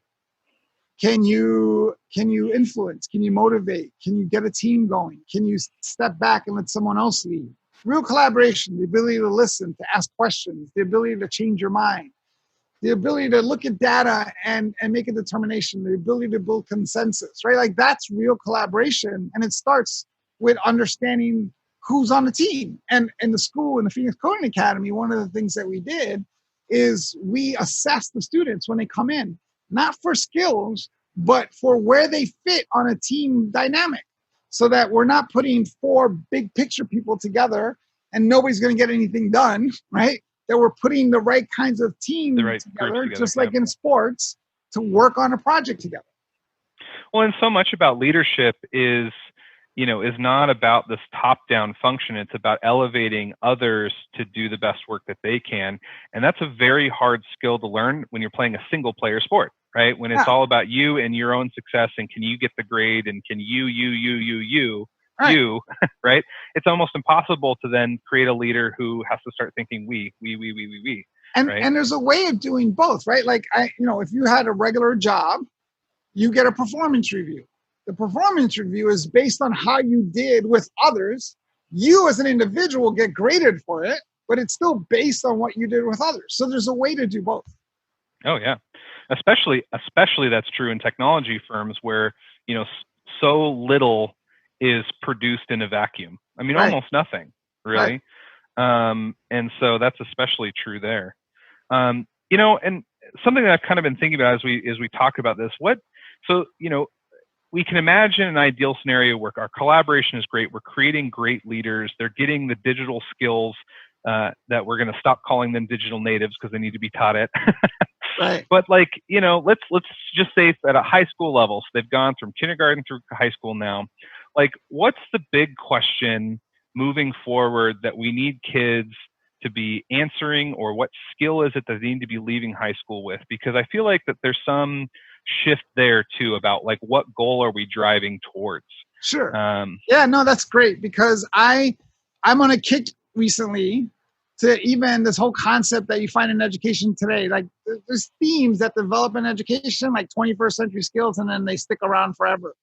And one of the ones that you find in education right now is college and career ready. I'm trying to get rid of that phrase, because what does that mean? And why are we shooting so low?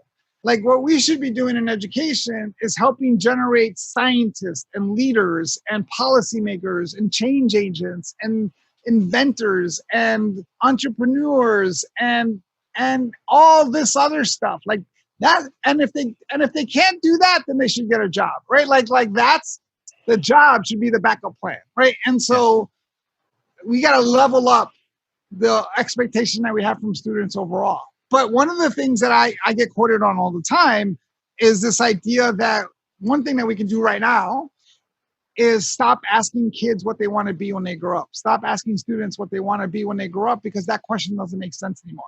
That question was for the old world, the old economy, where jobs were stable, things didn't change that much.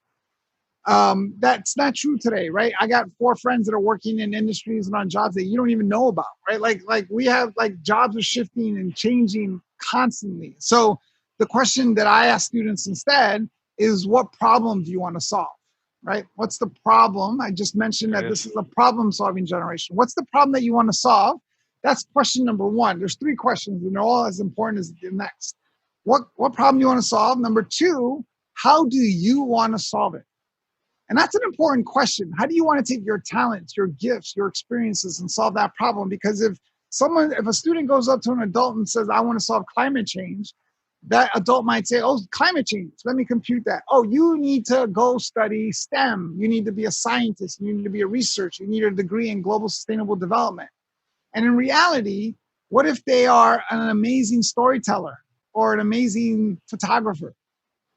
And the way they can solve climate change is by going out and documenting climate change and telling stories about climate change. What if they're an amazing educator? And the way they can solve climate change is by going out and creating educational programs around climate change, or a curriculum, or write a book, or there's a million ways to solve a problem. How do you want to solve it with your gifts and your talents? And that takes self-awareness, that takes some self-assessment to understand what it is that makes you you.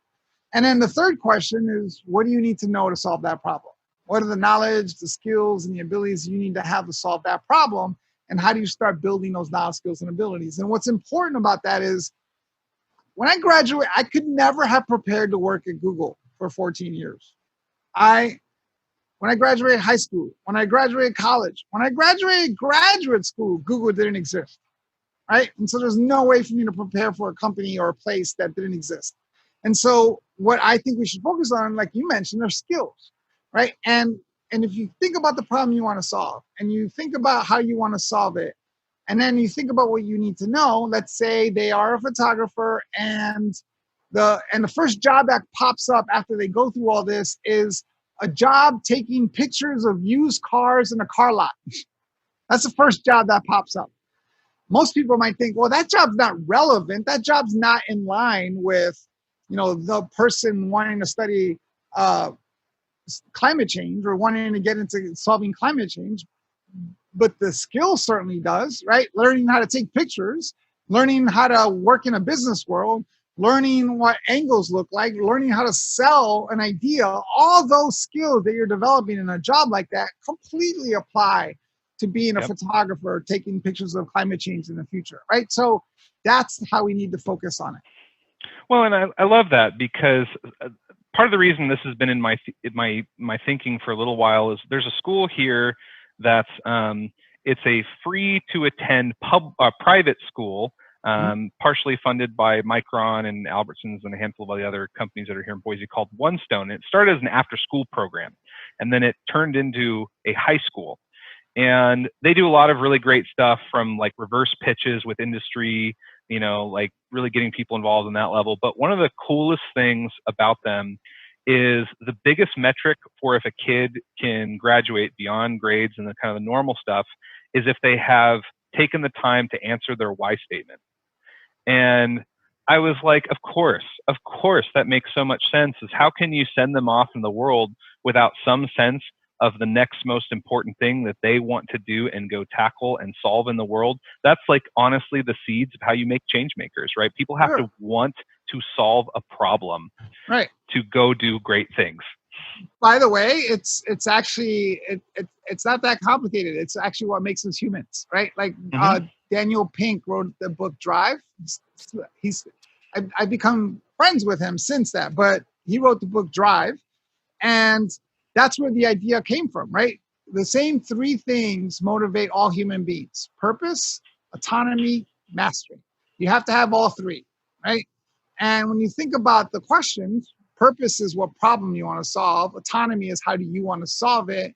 And mastery is what are the skills you need, right? That's where the idea came from, reading that book, sitting on a beach in Mexico somewhere, right? So that is what motivates all of us. And it doesn't matter. And once you figure that out, once you get into that, then it's not a job anymore. It becomes your passion. It becomes your thing. Like one of the videos on my YouTube channel, which has career advice and ideas and all this other stuff on how to network. But one of the videos I posted was this idea of don't do what you love, or something like that, right? Because I love to sit on the couch, eat Ben & Jerry's, and watch Game of Thrones.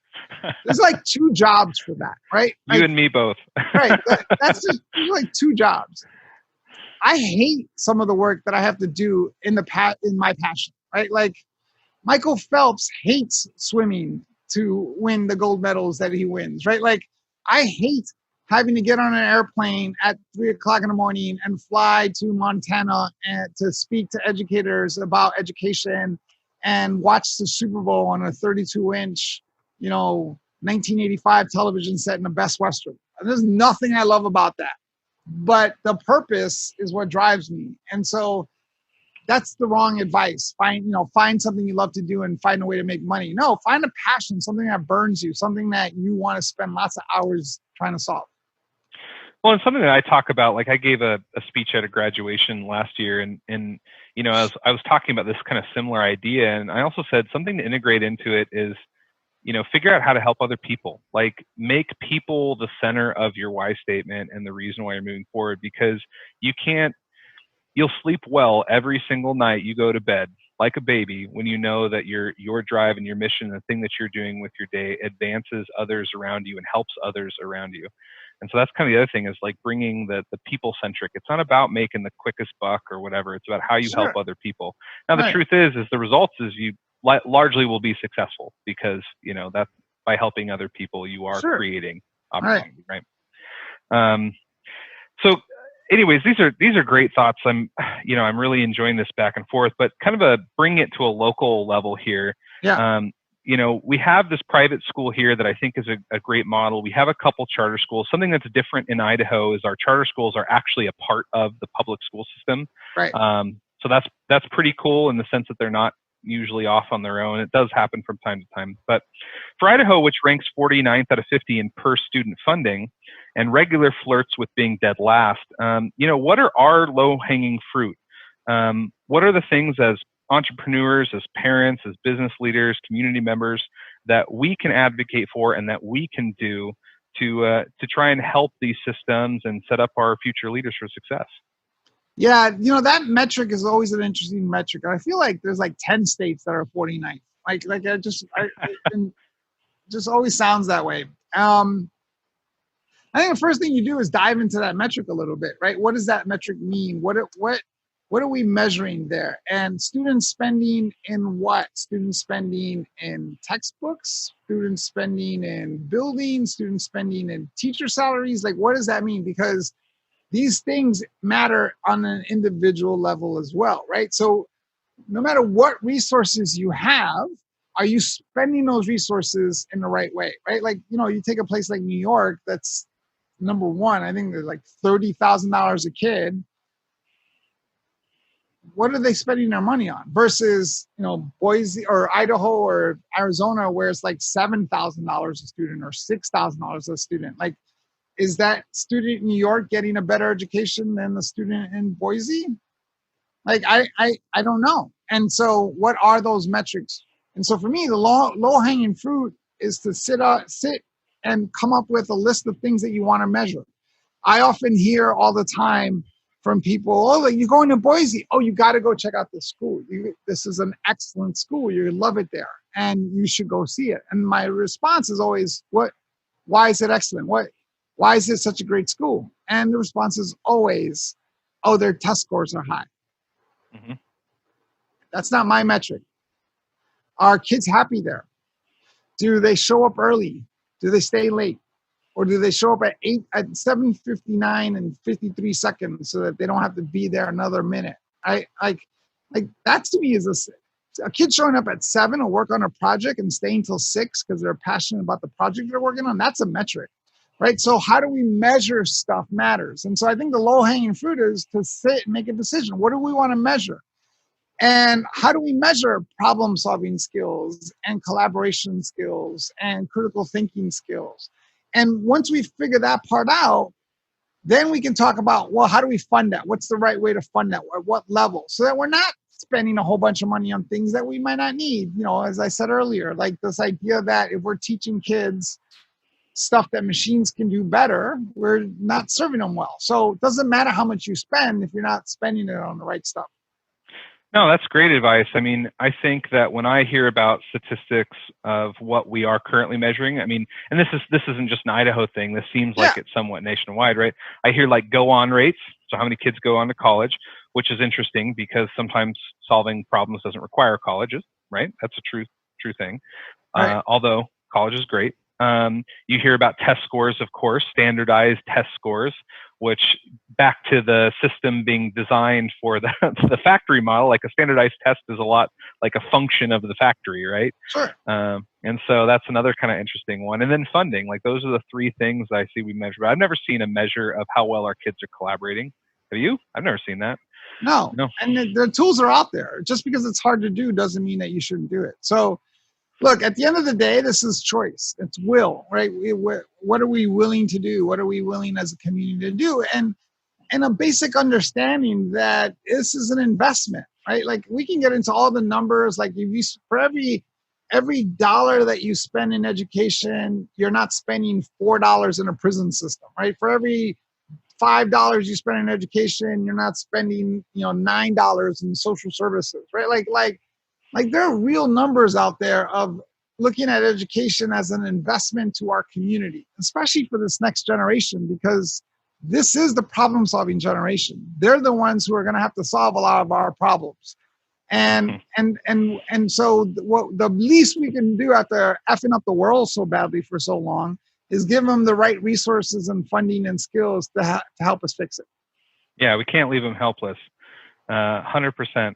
Well, with that, we're kind of at time. If you have any other final thoughts, we can do it. Otherwise, I appreciate immensely you taking the time to talk with us. And for me personally, this is such an interesting topic, and you have some of the best thoughts that I've heard out in the world. Thank you very much. So I really appreciate you taking the time to talk with us and lend your knowledge to the Boise Startup Week community. Yeah, no, thanks for having me. Boise is one of my favorite cities. I like going up there. I actually talked to the legislator about these things last year, so hopefully some of that stuck. If you want to reach out, communicate, I'm on LinkedIn, I'm on Twitter. My message button is open. Feel free to reach out, and everyone should go subscribe to my YouTube channel. Which I can say happily that I have. I was probably in your first 100 subscribers. Oh, you're awesome. Nice. We're going to have a party I'm going to have a party with the first 1,000 when we get to 1 million. Oh, sweet. I'll continue to watch my email for my invite. Right. Well, thank you so much, and looking forward to connecting with you again. And we'll make sure all the resources and links that you just mentioned, we'll make sure we have that and the information. So everyone looking, if you look down here, you'll see all those links. Awesome. Thanks.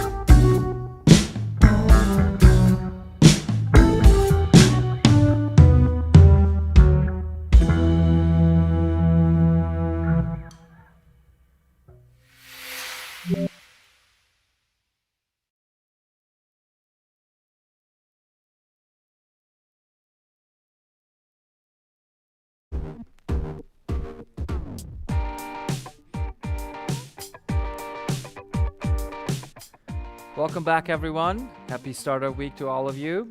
As today is a heavily focused youth track day, I thought I'd take just a couple of minutes and tee up the Youth Innovation Challenge. My co-chair, Nick Krabs, is about to talk to you in a pre-recorded video that's going to air after this break about some of the rules and the context around the Youth Innovation Challenge. So please watch that. Also, as you get engaged with the challenge, refer to boisestartupweek.org for rules, eligibility, and other requirements. I really want to point out our partners and sponsors that stepped up to the plate and helped us pull off the Youth Innovation Challenge. In essence, the Youth Innovation Challenge is a reverse pitch competition, meaning you will be given problem statements that you will then reverse engineer solutions to. And to get those problem statements, we enlisted our partners and sponsors, as I said, including Chobani, the City of Boise, the City of Good, the Idaho Department of Health and Welfare, Idaho National Laboratory, Trailhead, as well as Casa. And so the deadline to submit those solutions back to us is November 20th at 11:59 p.m. Knowing that you're students, I'm going to expect a lot of 11:58 p.m. submissions, only the good ones, of course. And just to share with you a little bit about the criteria that we're going to use to judge your pitch, we're going to look at how innovative your solution is, at how feasible the solution is in an actual business, and how clearly you are communicating that solution to us as judges. But before we do, cut over to Nick's intro video. First, a quick word from our sponsors.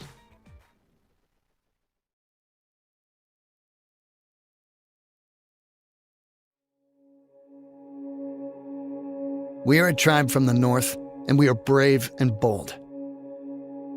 In these hard times, we continue to bear our silver and our gold. We stand tried and true against our foes, because we are mighty Vandals. So go, Vandals, go. Fight with heart, mind, and soul. Together, we will defeat our foes, because the victory cannot be withheld from thee.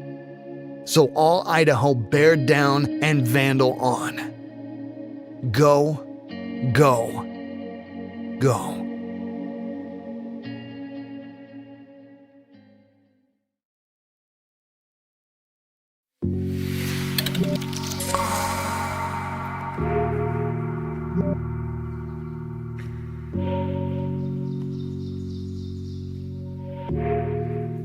Hello, my name is Nick Krabs, and I'm a partner at Vinyl and volunteer as the co-chair of Boise Startup Week.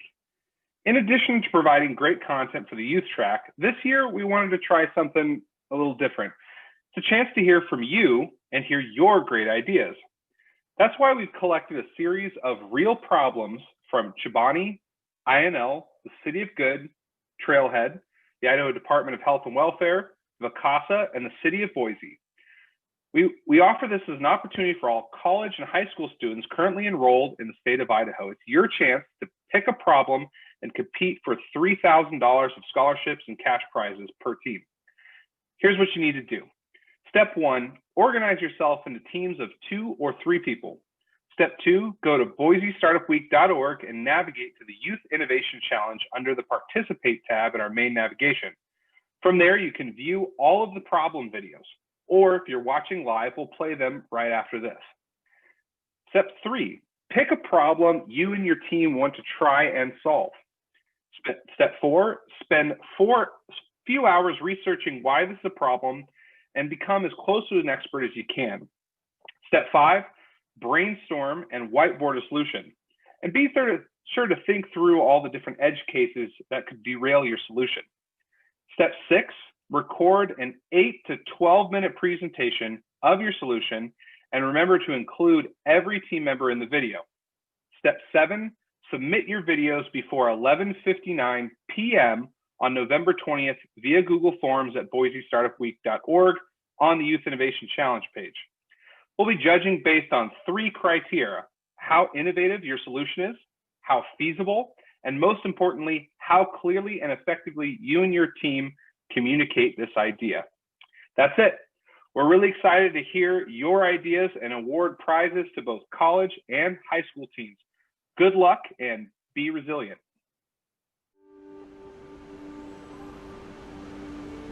City of Good is a local nonprofit in Boise that centers around getting restaurant employees back to work, feeding vulnerable food populations, and then also helping to support the local food system through farms. It started at the very beginning of restaurants being shut down in mid-March. After a little bit of time, we were in contact with the Boise School District. Through talking with them, we found out that there was a huge gap that is pre-COVID and will be post-COVID, and that is some lower income children who need food over the weekend. We're providing food for children over the span of Friday evening, Saturday, and Sunday. So we started at Taft Elementary, which is one of our Boise community schools, with 30 boxes. And what was amazing is inside the boxes are 2 breakfasts, 2 lunches, and 2 snacks. So it's a lot of food. And what we're able to do is give kids this healthy, good food for them to take home and that they could prepare, they could eat, they could even prepare it themselves if they need to. We want the kids to feel excited about it. We don't want it to feel like it's a handout to them or to their family. We want them to feel special and then be excited about the food. And because we are putting more local stuff and seasonal stuff, in a way we hope that we're somewhat broadening their palate a bit and their knowledge of food. What the City of Good is able to do is just incredible. What it's shown me is what I've known all along about Boise. It's an incredible place, and I can't thank the chefs, the restaurants, the donors enough for what they're doing for these kids. It's important, and it makes a huge difference.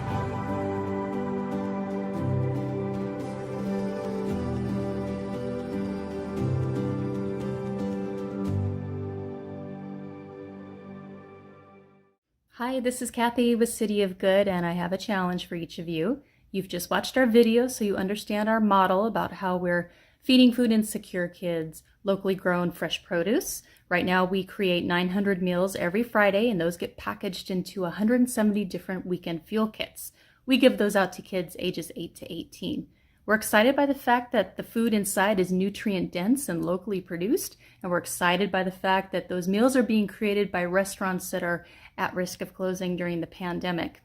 And if there's one thing that connects all of us, it's eating, and eating connects us to our communities. And that's something that we really want to share with these kids. We want to make sure that they feel connected to where their food is coming from. So my challenge to you is this. What would you put inside our weekend fuel kits that would help engage these kids with their local communities? We want them to feel connected to the culinary workers. We want them to feel connected to the local farms and ranches. What would you develop and what would you include in our kits? We want to think of these boxes as portals to other connections within the community.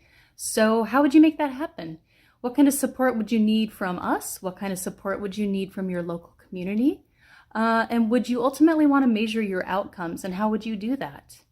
Also ask yourselves, do you think this is a kind of program that could scale throughout the state of Idaho and help other insecure kids, food insecure kids, not just the ones in Boise? So we know that our team is up to the challenge. We hope your team is up to the challenge, and we hope to hear from you soon. Thank you.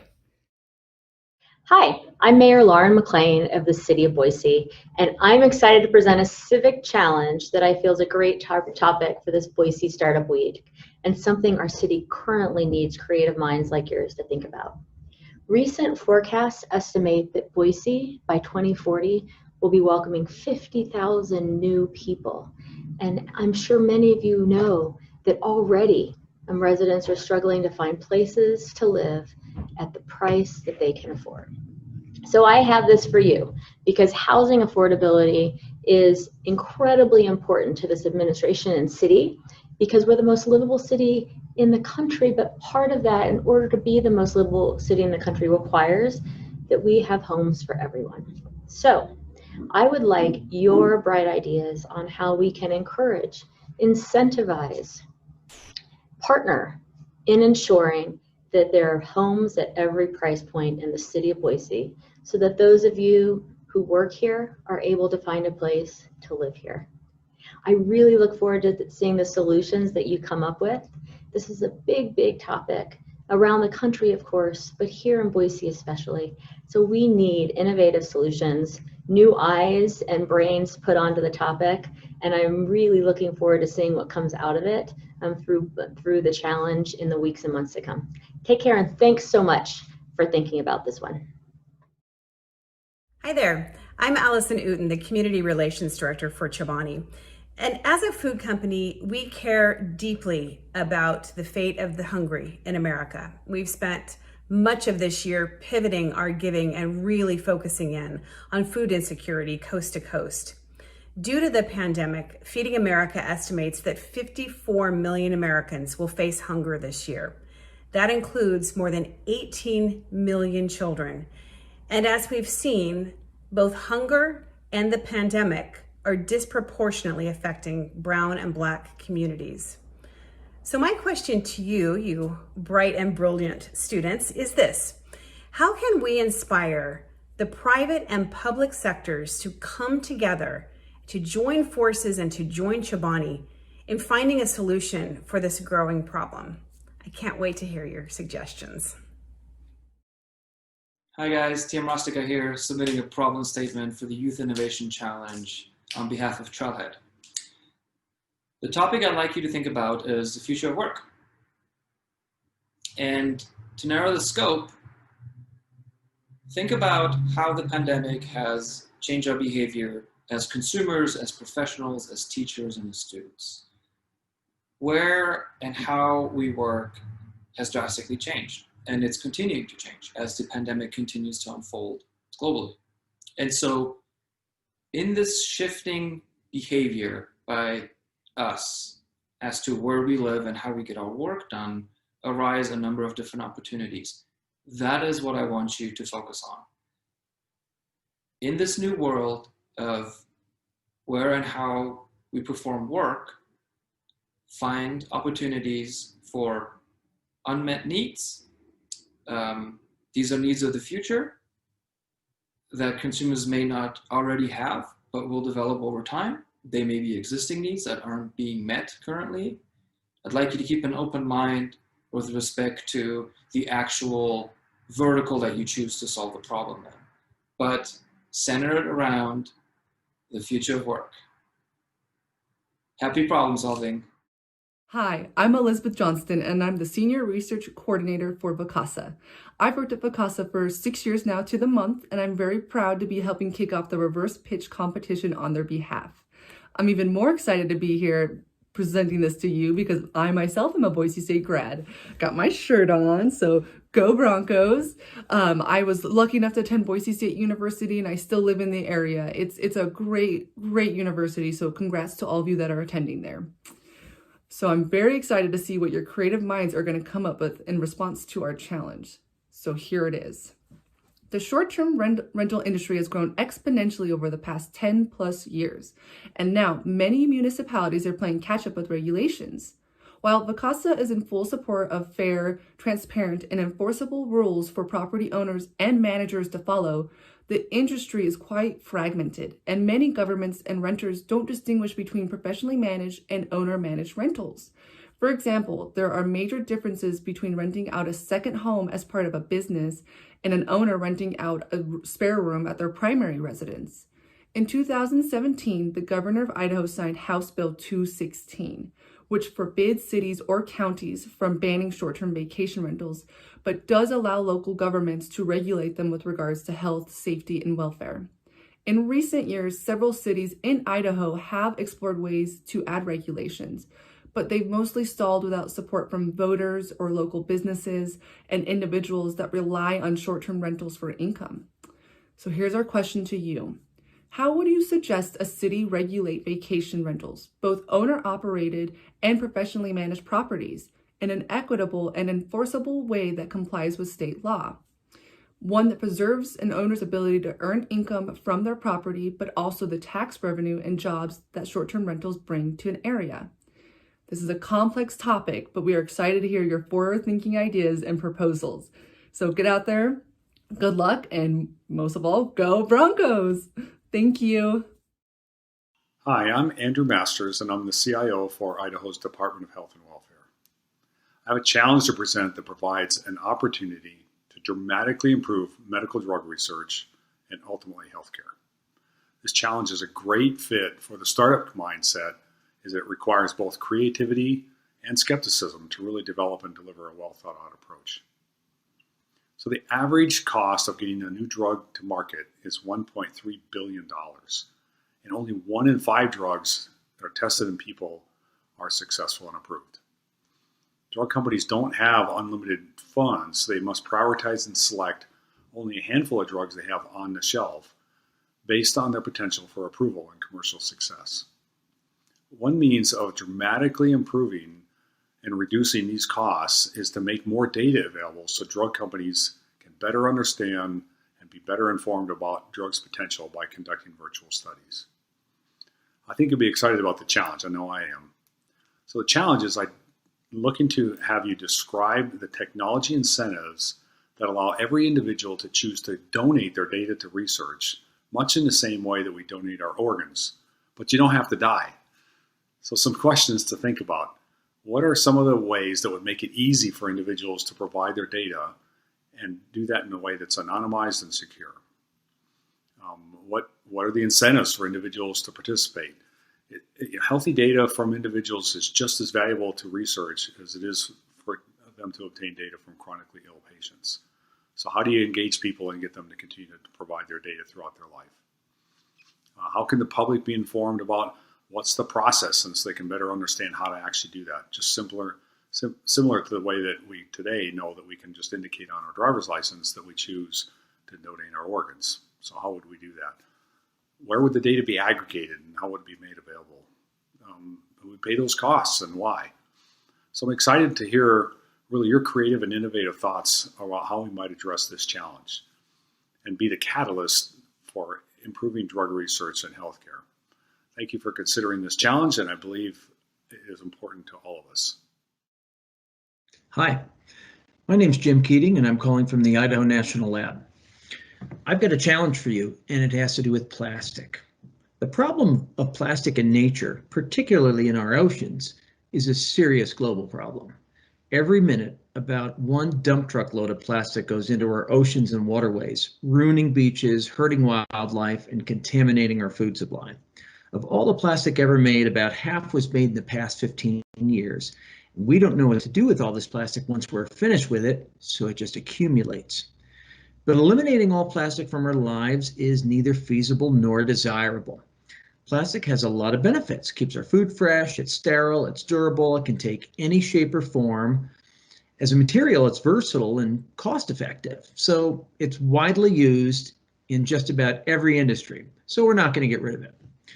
But one area where we can make a huge difference is in single-use plastic items like water bottles, grocery store bags, plastic utensils, soda bottles, you get the idea. Matter of fact, not that long ago in this country, just about every grocery store used paper bags, and milk came in reusable glass bottles, so did soda. These bottles were sterilized and reused. It was actually a much better system than what we've got going on today. There are scientists right now working on biodegradable plastics, and I think this is a very promising area of research, but cost is largely going to dictate how successful their efforts are. I would characterize those efforts as being on the supply side, as in the supply of bottles to the food and beverage industry. It's really tough to get industry to change if something's working well, but I think we can make a big difference on the demand side, where we as customers or consumers get retailers to change their ways. And we do this by using our collective influence in buying power. So here's my challenge to you. Come up with novel ways on how we can influence and incentivize retailers to eliminate single-use plastic items in what they sell and what they use. The more of us that do this, the stronger our influence becomes. Then and only then will we see the behavioral change necessary to protect our oceans and waterways from this horrible source of contamination. Thanks so much for participating, and I really look forward to seeing what you come up with.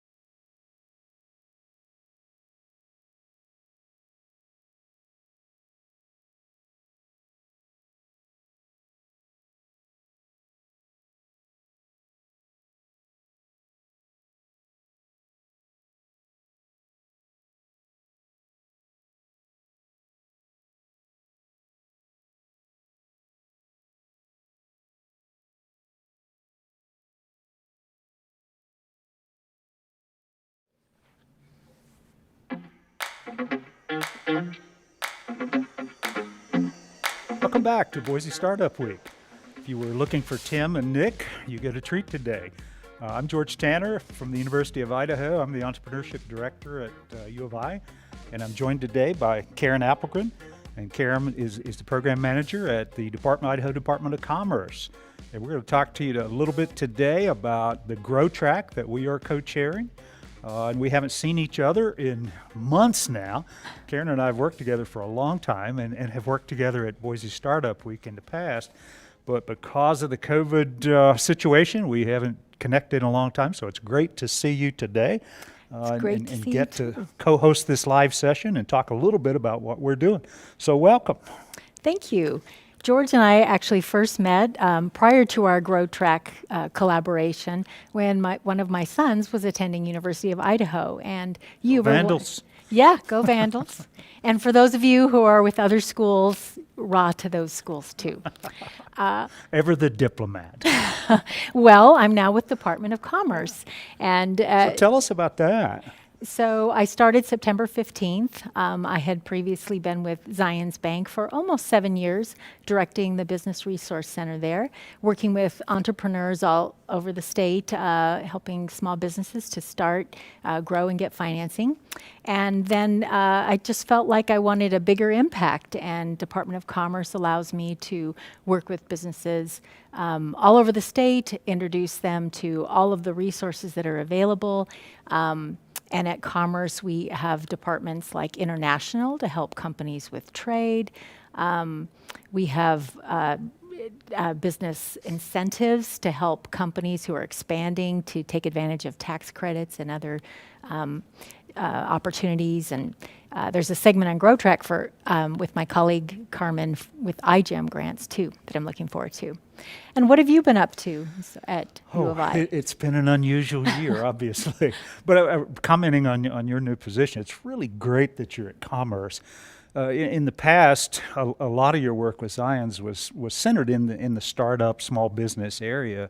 And I could work with you on tangent to some of those things, but it'll be nice now that you have a statewide position and I can connect with you in the north. You know, I'm in Moscow, so it's really nice to be able to do that. And I would also say, you mentioned your son, Michael. He was one of my very best students quite a few years ago now, and on one of our very best startup teams that actually went out and did what they planned on doing in college. So it's kind of cool to see people continue and the teams and the ideas that they're working with continue as well, which is what Boise Startup Week is really all about. So at the University of Idaho, we've had an interesting year, an interesting spring. We are, of course, semester and a half into now, dealing with COVID. We're, knock on wood, we're dealing really well with it. We've had minimal disruption on campus. We are still face-to-face. We have quite a few classes that have Zoom capabilities or online capabilities as well. But our students have done a fabulous job of trying to be safe, wear their masks, use their hand sanitizers, and stay safe. So far, so good. We're cautious, but we hope to get through to Thanksgiving, and then we'll be online the rest of that semester. So fighting that COVID battle, and the whole campus is, and our president and our staff, administration, and faculty have done a great job too. In the entrepreneurial side of things at the university, of course, that's what I do. I direct the entrepreneurship program and teach. It's a little different, not being as in touch with all of my startup teams, all of the ideas, being able to work as closely with students. I think that's what I'm good at. In the classroom, it's a very experiential, the way we do startup is a very experiential thing, and it's been a little more difficult to do that. But we still have had some good results. We have a team in the finals of the pitch competition here today. Fantastic. We'll have a group of students that are interested in the Youth Innovation Challenge that just kicked off this morning and will involve students in both high schools and college for the next 6 weeks or so. Or a month, I guess. And we'll have a lot of teams that take a shot at one of those 7 challenges. So we're really excited to be able to participate, sponsor, work with Wells Fargo, Chobani, and all the other sponsors on the Youth Innovation Challenge. So it's an exciting time. We're always, at our school, we're interested in startup. We have a startup culture in our program, and have had great results over the years, and we'll get through this latest challenge and move forward. So, well, we all have to be resilient, which of course is the motto, the theme of Boise Startup Week 2020. And I've been really impressed with the businesses that I'm seeing who are having to pivot in so many different ways in this new environment, but really rising to the challenge. And I'm excited that we have Grow Track as part of Boise Startup Week, because the whole point of our track, of course, is to say, here's the next step for you. You've gotten started now, but as a business, you might need to button up a little bit and pay attention to legal. For example, we've got some great sessions with Perkins Coie, legal matters, talking about contract considerations in this age of COVID, cybersecurity, data privacy. And if you missed those sessions live stream, they will be housed on the Brella platform for later viewing, which is fantastic. Yeah, there's a real treasure trove of sessions that are all across the platform. We all want to be here live. We wish we were here live, but this virtual event has really given the organizing team, the team that manages Boise Startup Week, an opportunity to really bolster the speakers, the quality. We've always had great speakers, but people are now zooming in and doing sessions that we might not have gotten to Boise, in a previous year. So it's a really high-powered lineup.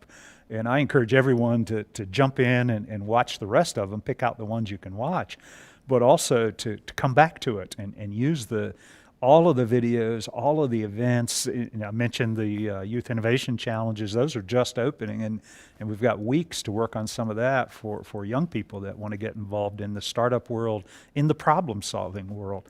The Innovation Challenge has some interesting problems that we're asking them to solve. So virtual isn't, it's not face-to-face. It doesn't play to my strengths, I think, but it's a chance for us to do some things different, learn some new stuff, and old dogs sometimes learn new tricks. And we think going forward we'll be able to incorporate some of this into our live sessions when we come back, hopefully strong next year. Well, we have a greater geographic reach. I mean, I was talking to Tim earlier, and he said we've got viewers from even other countries.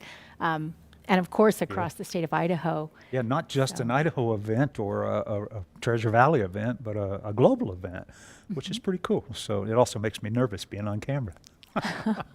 Who knows who's watching? Well, they're all our friends out there, right? We're all in this together. I saw a little meme the other day that said, we're all in the same storm of COVID, but in different boats. Yeah. But here at Boise Startup Week, we're sailing together towards success. That's great. And I'm excited for some of the sessions that we have on Grow Track. Yeah, so I was going to ask you, what's your favorite? Do you have a favorite or so one that might be most topical or in these times? For Boise Startup Week, one of the themes is being resilient. And we've all learned to be resilient this year, and we're still learning how to be resilient in our personal lives, in our business lives. Certainly startups have always had to face the challenges and be resilient, but even more so now. It's not an easy thing to start at any time. Anyone that's worked in the entrepreneur world knows it's difficult, but even extra challenges. So all of these sessions that we're talking about are about being resilient in one way or another. So any of them that jump out at you? Well, I was excited that we have a resilient marketing session that took place earlier this morning. In case you missed it, watch the retape. That was super exciting to have Urban Link Group present on that and talk about how some of the entrepreneurs that they know have been pivoting their marketing strategies. And then tomorrow, on Thursday, we have alternative financing. And I'm really excited for entrepreneurs to understand that traditional bank loans may be one way to get financing, but not every company is positioned for that. And particularly if COVID has taken a toll on sales and bottom line profits. That's an interesting session. I worked with Bruno and Dave and Kevin on that session when we were doing some video work. And, I've been around this business a long time, but they said a lot of things that surprised me, some new things, some new ways of getting your business financed in a way that maybe you hadn't thought of before.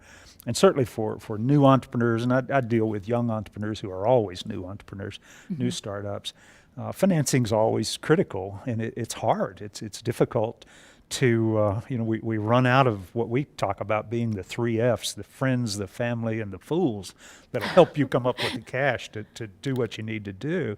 And we use competitions as a large part of our seed money too. But they've got some tips and some ideas for alternative ways. And actually one of them reached out to me yesterday to talk to one of my entrepreneurs, the Successful Young Entrepreneurs session that was yesterday too. And I encourage you to go back and watch these young entrepreneurs who've made it and are now growing. And he had some financing tips for some of that. So there's a lot of networking going on inside Boise Startup Week. So if you're not Umbrella, you should be.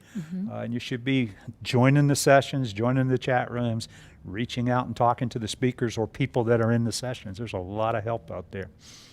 Yeah. I'm not sure which I would say was my favorite. I really like the alternate financing. I'm partial to the young entrepreneurs, the successful young entrepreneurs, because I know them and have had conversations with both today, both different companies. But maybe because we talk so much about pitch up in our shop at the University of Idaho, I actually wore my shark socks today just in commemoration of Perfect. of Shark Tank, to use their trademarked name or logo.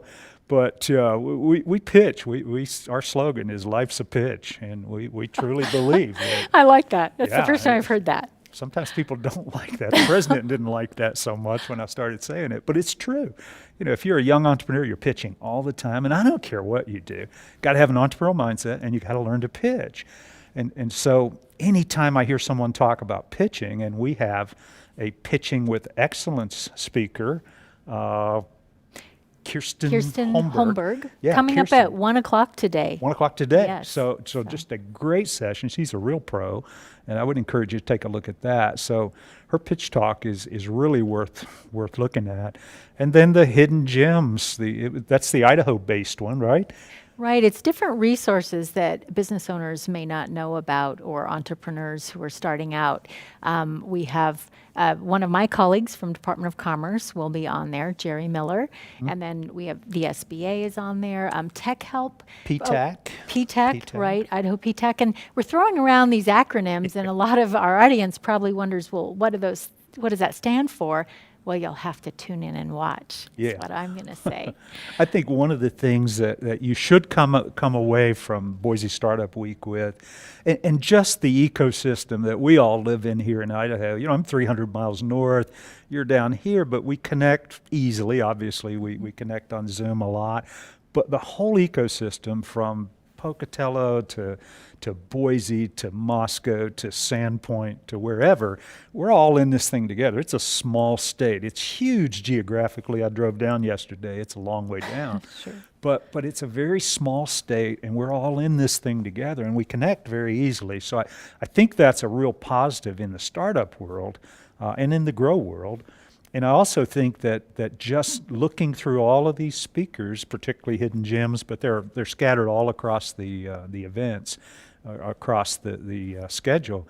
There are all kinds of people that are willing to help you grow your startup, want to see you succeed.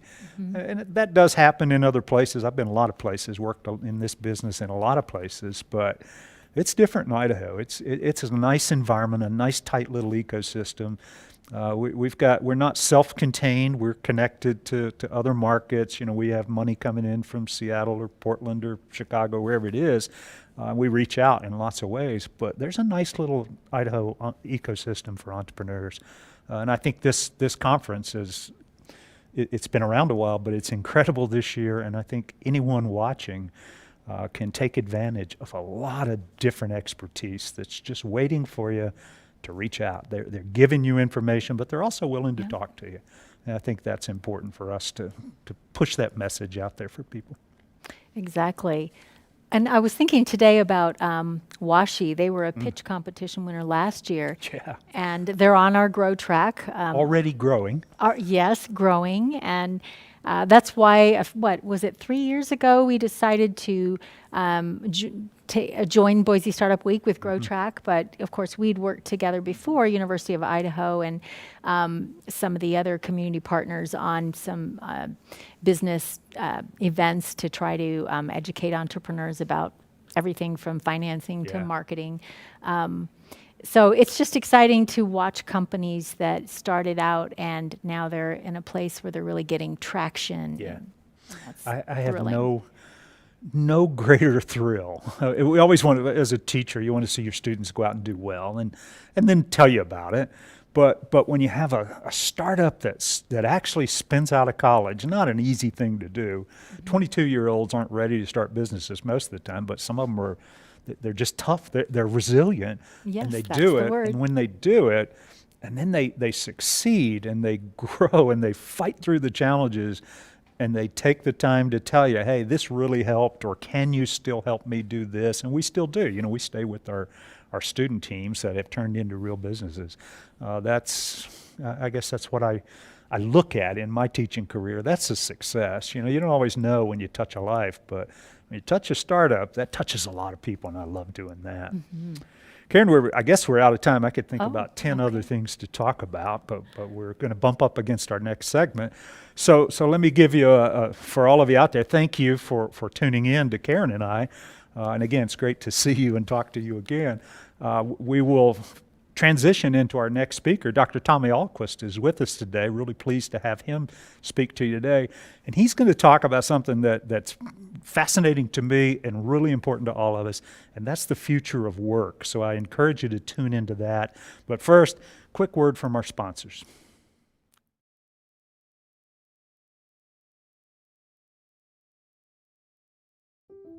There's the high road and the low road. And if you're a lawyer at Holly Troxel, you better take the high road. We have 24 practice groups with 75 lawyers. The number of people and the breadth of practice allows us to be a full-service law firm to meet clients' needs. The client's gain in hiring Holly Troxel is a deep understanding of the law, a deep understanding of the process and the players. We like being the person that they pick up the phone and we're the first person they think to call.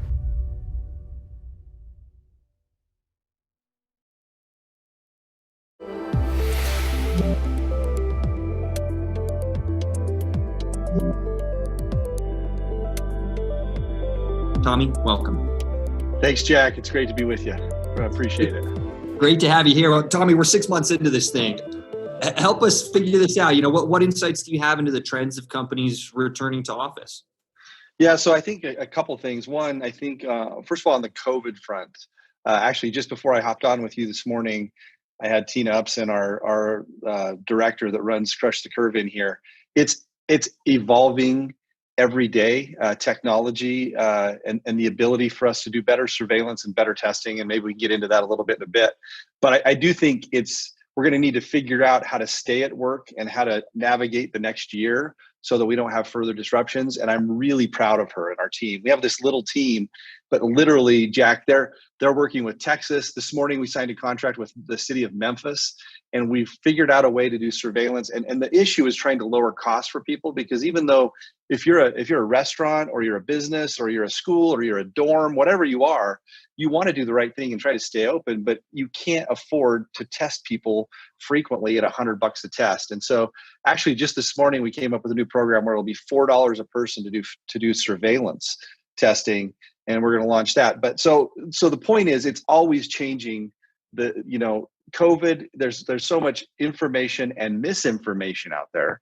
I think that there's a lot of polarization right now. We're in a presidential cycle that you got two sides using it as a political issue. And in the middle of it is science. And okay, where are we with it? How are we going to get through it? And probably for me as a physician, it's been a little frustrating to watch some of this happen, because, I think if it wouldn't have been a presidential election year, or we weren't so polarized as a country, this would have been seen more as a medical issue, right? You would have said, hey, here's the medical advice to get through this. But instead, masks have been politicized, orders of from governments and CDC. So it's interesting. That's one side of what we'll talk about. But getting to your question, which is what's the future of work?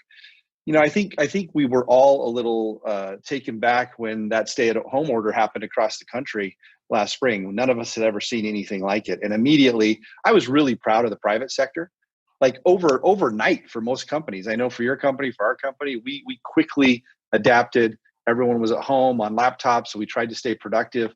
We spent a lot of time that first month saying, okay, how do we come out of the back end of this better? How do we continue to keep our corporate culture and motivate people? And then as a developer, we have thousands of square feet of space with tenants who all came to us and said, hey, we're going to shut down for a while, and can you help us? And what are we doing, and what should we be doing? And so I think there was this initial shock where everyone was at home. And now I do believe, Jack, it's a great topic, because what's happening now is, okay, what do you do now? I mean, we were talking about it before we started. What are you doing as your office? What am I doing with my office? What do I see our tenants? And I would just quickly tell you, I think the pendulum swung way too hard, and I knew it was. You heard everyone say, oh, what are you going to do? No one's going to need your office buildings anymore. What are you going to do? The future of work is everyone's going to be at home. And I'm like, not in my house. I don't know. I don't know about you, but I am not. First of all, my wife and kids would kick me out. I mean, I would have to find some place to shelter up, because I can't work from home. But I think everyone's quieted down now. And in the last few weeks, all those companies that we've been working with that have been saying, hey, we're staying out till next year, they're coming back. I think people are recognizing the value of good office space. So I would expect over the next several months, with protocols that make it safe, people will start coming back into work in an office. I think to keep culture, to collaborate, you're just going to need office space. I mean, I think we're seeing an uptick in activity and people that were putting everything on hold, saying, hey, we're ready to go now. So that's a really good sign for the economy and for companies and for businesses, that they're seeing, hey, we're kind of used to this, and we see value in Zoom meetings and doing things virtually, but we're going to get back to an office. I do think that space will be different. I really do. I think, it'll be really interesting to see the future of offices, because the trend for the last 10 years was to get rid of the traditional offices, have more collaborative space, workstations that were super small without barriers between you, right? I mean, most of the buildings we do now have all of the cubicles on the outside, have all the offices on the inside, and everything was going to cubes and collaborative spaces and alpha and beta bars to keep your people happy, all of this stuff where you're collaborating. I do think that will change a little bit, and people will think about, hey, we don't know the future of coronavirus, and we don't know when the next one's going to come. So we probably ought to be a little smarter about how we separate people. And I think that there's a lot of really good ideas on that we could talk about. But I'll be quiet for a minute. Let me ask another question. But the point is, a lot of change, a lot of chance for disruption and innovation. I think you see thought leaders out there that are really taking advantage of this time to say, okay, how do we come out the back end being the solution for people? And that's certainly what I've seen. Mm-hmm. Look, I mean, we could just sit here and listen to this for the next 20 minutes or so. This is fantastic. Maybe unpacking a little bit of some of your points here. You mentioned, for example, off the bat, some of the stuff that Tina is now organizing at Crush the Curve. You're getting, I think you said, surveillance and maybe tracking a little bit down to a much more palatable number, let's say. Help us understand some of the initiatives that we can put in place to help employees feel comfortable to come back to the office, be it, tracking and symptom tracking or actual testing or new layouts. What's kind of state of the art here?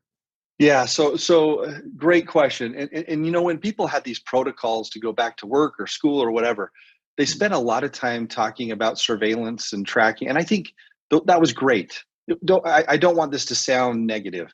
I think it was really important to talk about, hey, when you come back, how are you going to track symptoms? How are you going to interact with your fellow employees? How are you going to keep yourself safe? All of those things were really good.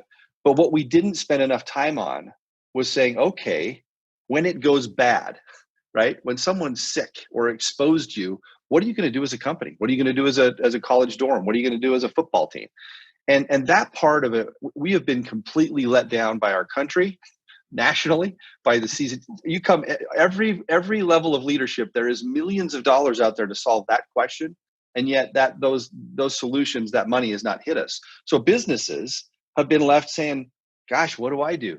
Do I start surveilling my people? Do I test people? Do I keep people that are vulnerable home? I mean, you just take our office for an example. We probably have 3 or 4 people that work here at our office that are vulnerable, right? So everyone else, they don't really care. If I get it, I'm going to probably be okay. But those people with comorbidities, they're vulnerable. So what do you do with them? So everyone's facing that. So I'm getting to the point.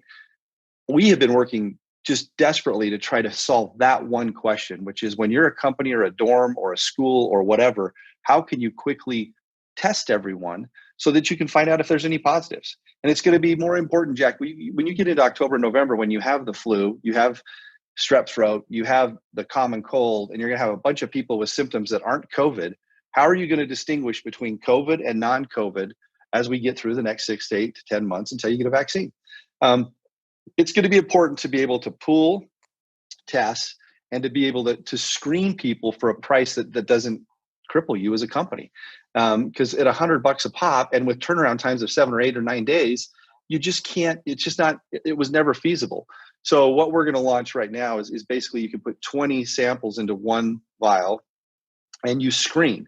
So for your company, you could screen every week, you could screen every 2 weeks, you could only screen when someone has symptoms. But the point is, you could just on your own, it's self-administered test, nasal, put the swab into one container, send that off to the lab. If that comes back positive, then everyone gets tested. But it's a really inexpensive way at $4 per person to just say, hey, do we have COVID in our office right now? That's revolutionary for this battle because no one's been able to do that. And so we're launching that this week. That's just one of the things we're doing because we'd like to get that in the hands. We have over 400 companies that have signed up with us to try to have us help them. And this will be the tool that'll allow them to stay open because then they can surveil their people. And as the fall comes and the flu comes around, they can say, hey, is it COVID or is the flu? Are we safe to be working here? And again, I want to be clear, it's to protect the vulnerable. I think this disease is not as bad as we thought it was. It's just not. But it's still, man, it wreaks havoc on a few people, and especially the elderly and the vulnerable and those people that have comorbidities. So we still have to be careful until we get through this. So you said something right in there that I'd love to spend a little bit more time on. You mentioned that 400 companies have signed up with you guys to figure out how to manage this thing. First off, what's that cohort like? Is this, these tech businesses or these, or these factories or these, who's kind of really trying to move this forward? And then second, what does it mean to be, signed up? What kind of stuff are you helping them with besides the testing initiative? Yeah. What does that help unpack that a bit? Yeah, so the great question. So what we did with all these companies that signed up with us is they needed protocols to get back to work, and then they needed help for when they needed testing. Again, let me just quickly tell you what we did at Crush the Curve, which I think is, hey, listen, we're working with all these states around the country for a reason. It's because we figured something out. The problem with testing for COVID, it should be illegal for anyone to do a test if you don't get the results back within 48 hours. And how many times have you heard someone say, well, I got tested and I waited 11 or 12 days to get the results? That's just the way it was. Well, Jack, traditional healthcare, which I've been a part of, it's just super slow in the way it reports. It just is. So you would have someone go into a traditional clinic, get a test result sent off to a lab somewhere, either here in Idaho or somewhere else. And then you had that test sit there. It had to go through the process. The result came back. Then it had to go to the patient. And that just took time. I mean, you hear horror stories of families and people that have had, 10, 14-day turnaround times or commonly 5, 6, 7 days. Well, at that point, you could argue, what's the worth of the test when you're out far enough that you could have quarantined yourself, right? So we've been working hard at that. So what Tina did, and I want to give her all the credit here. She comes from a tech background, not a healthcare background. And the way she viewed the world is we've got a problem and let's connect labs that have capacity with people that need testing in the most efficient way. So what we do at Crush the Curve is we have multiple labs that all have capacity that every day tell us what their capacity is electronically. And then we have people that need tests. And then what happens is the people that need tests say, hey, I need 25 tests or 100 tests at my company. Then it connects them to a lab with capacity. Then what we're doing is we're doing self-administered tests. So then the lab will send the kits to the company, FedEx overnight. They get the kits and they're all pre-labeled. So we already have all the employees in. So let's just say it's a meat packaging plant with 100 employees. They say, hey, we need to test our people because we've got a bunch of people sick that have COVID. They get the next day a FedEx package. They open it up. It's got all of the tubes barcoded. They self-administer the test, nasal swabs, back in the kit, FedEx it back to the lab. We have just taken out of the middle of this thing a whole bunch of processes that were gumming things up. And then the interface, the tech, allows you to report right back to the company and the patient. So it's truly remarkable what's happened in a short time. It's required us to have capacity at the lab level, capacity at the collection kit level, and to bypass traditional pathways that are just cumbersome and difficult to navigate. And it's been really cool for companies because all of a sudden now they're, but again, expensive. So the first problem we solved was, okay, how do you get tests quickly and how do you connect capacity with people? That was easy, but those tests were, $80 each. So you have that company of 100 people at $80 a piece. That's just impossible. So that's why I'm so excited about this new surveillance thing, because we had to get the cost down because one issue is capacity and turnaround times, but the next one is going to be surveillance and how do we surveil as we get back to work. Mm-hmm. So it's interesting to hear the use of the word surveil here, because I immediately get triggered to think like, think back to April or March when our governor in Utah initiated the like tracking anybody coming into the state thing, which freaked me out big time, right? I'm a big like privacy advocate, and the idea of sending me a text, making me report where I'm and all that stuff. But I love to distinguish here that you're saying like, no, this is an actual test that we're doing with everybody together to see like. Hey, it's a great point. That one word, I probably should stop using it, but medical surveillance is, hey, is the disease in your company, right? How do you screen it? And again, the screening that we're going to do is completely anonymous the first time. All we want to know with this first screening is, hey, out of all of these people in your office, is there anyone positive? Then the second step would be actually knowing who was positive. So, but boy, I've gotten in trouble a bunch of times because you bring that word up, and rightfully so, right? I mean, because during a pandemic, you got to have, what are our freedoms? What are we losing in order to fight this battle? And that word, boy, that's a trigger for a lot of people. Makes me start thinking about, the NSA, maybe KGB or something. That's right. It should. That's awesome. With this group of companies that have signed up and are working with you, as you're kind of surveilling the scene, what kind of practices are they putting in place at the office or at their workspace to kind of minimize threat of spread? As you mentioned, you guys have a couple of people that might be higher risk. We, our portfolio companies certainly do. How should we think about office layouts, sanitizing stations, that kind of stuff? Yeah, I think people have done a great job for months with that, right? So temperature screenings, symptom trackers, we partnered with Kinza Thermometer. So it's a long story, but they do tracking and kind of predict outbreaks based on fevers. And so there's lots of great things that people are doing with protocols for cleaning and filters and air exchanges in buildings. So we went in and changed all of our buildings we own to increase the air circulation, changed the filters so that they filtered out COVID, did cleaning protocols with the right supplies, and tried to help with signage and the way that our tenants function within their office to help them with all that. So all of that's been great. And I think people have done a really good job. I think that was the easy part, if you will, but it still required compliance and people spending the money to do it and, putting in the right filters and the right protocols. But it was the easy part, right? Almost every business you walk in now, they're thoughtful. They're using hand sanitizer. They're keeping people, but the question has been the second question, which is, okay, now what happens when you get influenza going through your office in November? What happens when, someone's got a kid at home with strep throat and they don't know it's strep throat and they come in and have a fever? That's the next level of this, is as much as the prevention was important, what are we going to do for the treatment side when something happens? So, but I'm really proud of the people for the protocols that they put in place. And I think that's kind of old hat now. Most people have got that figured out. They've got that dialed in. Their next thing is, okay, now what? What do I do now? Right.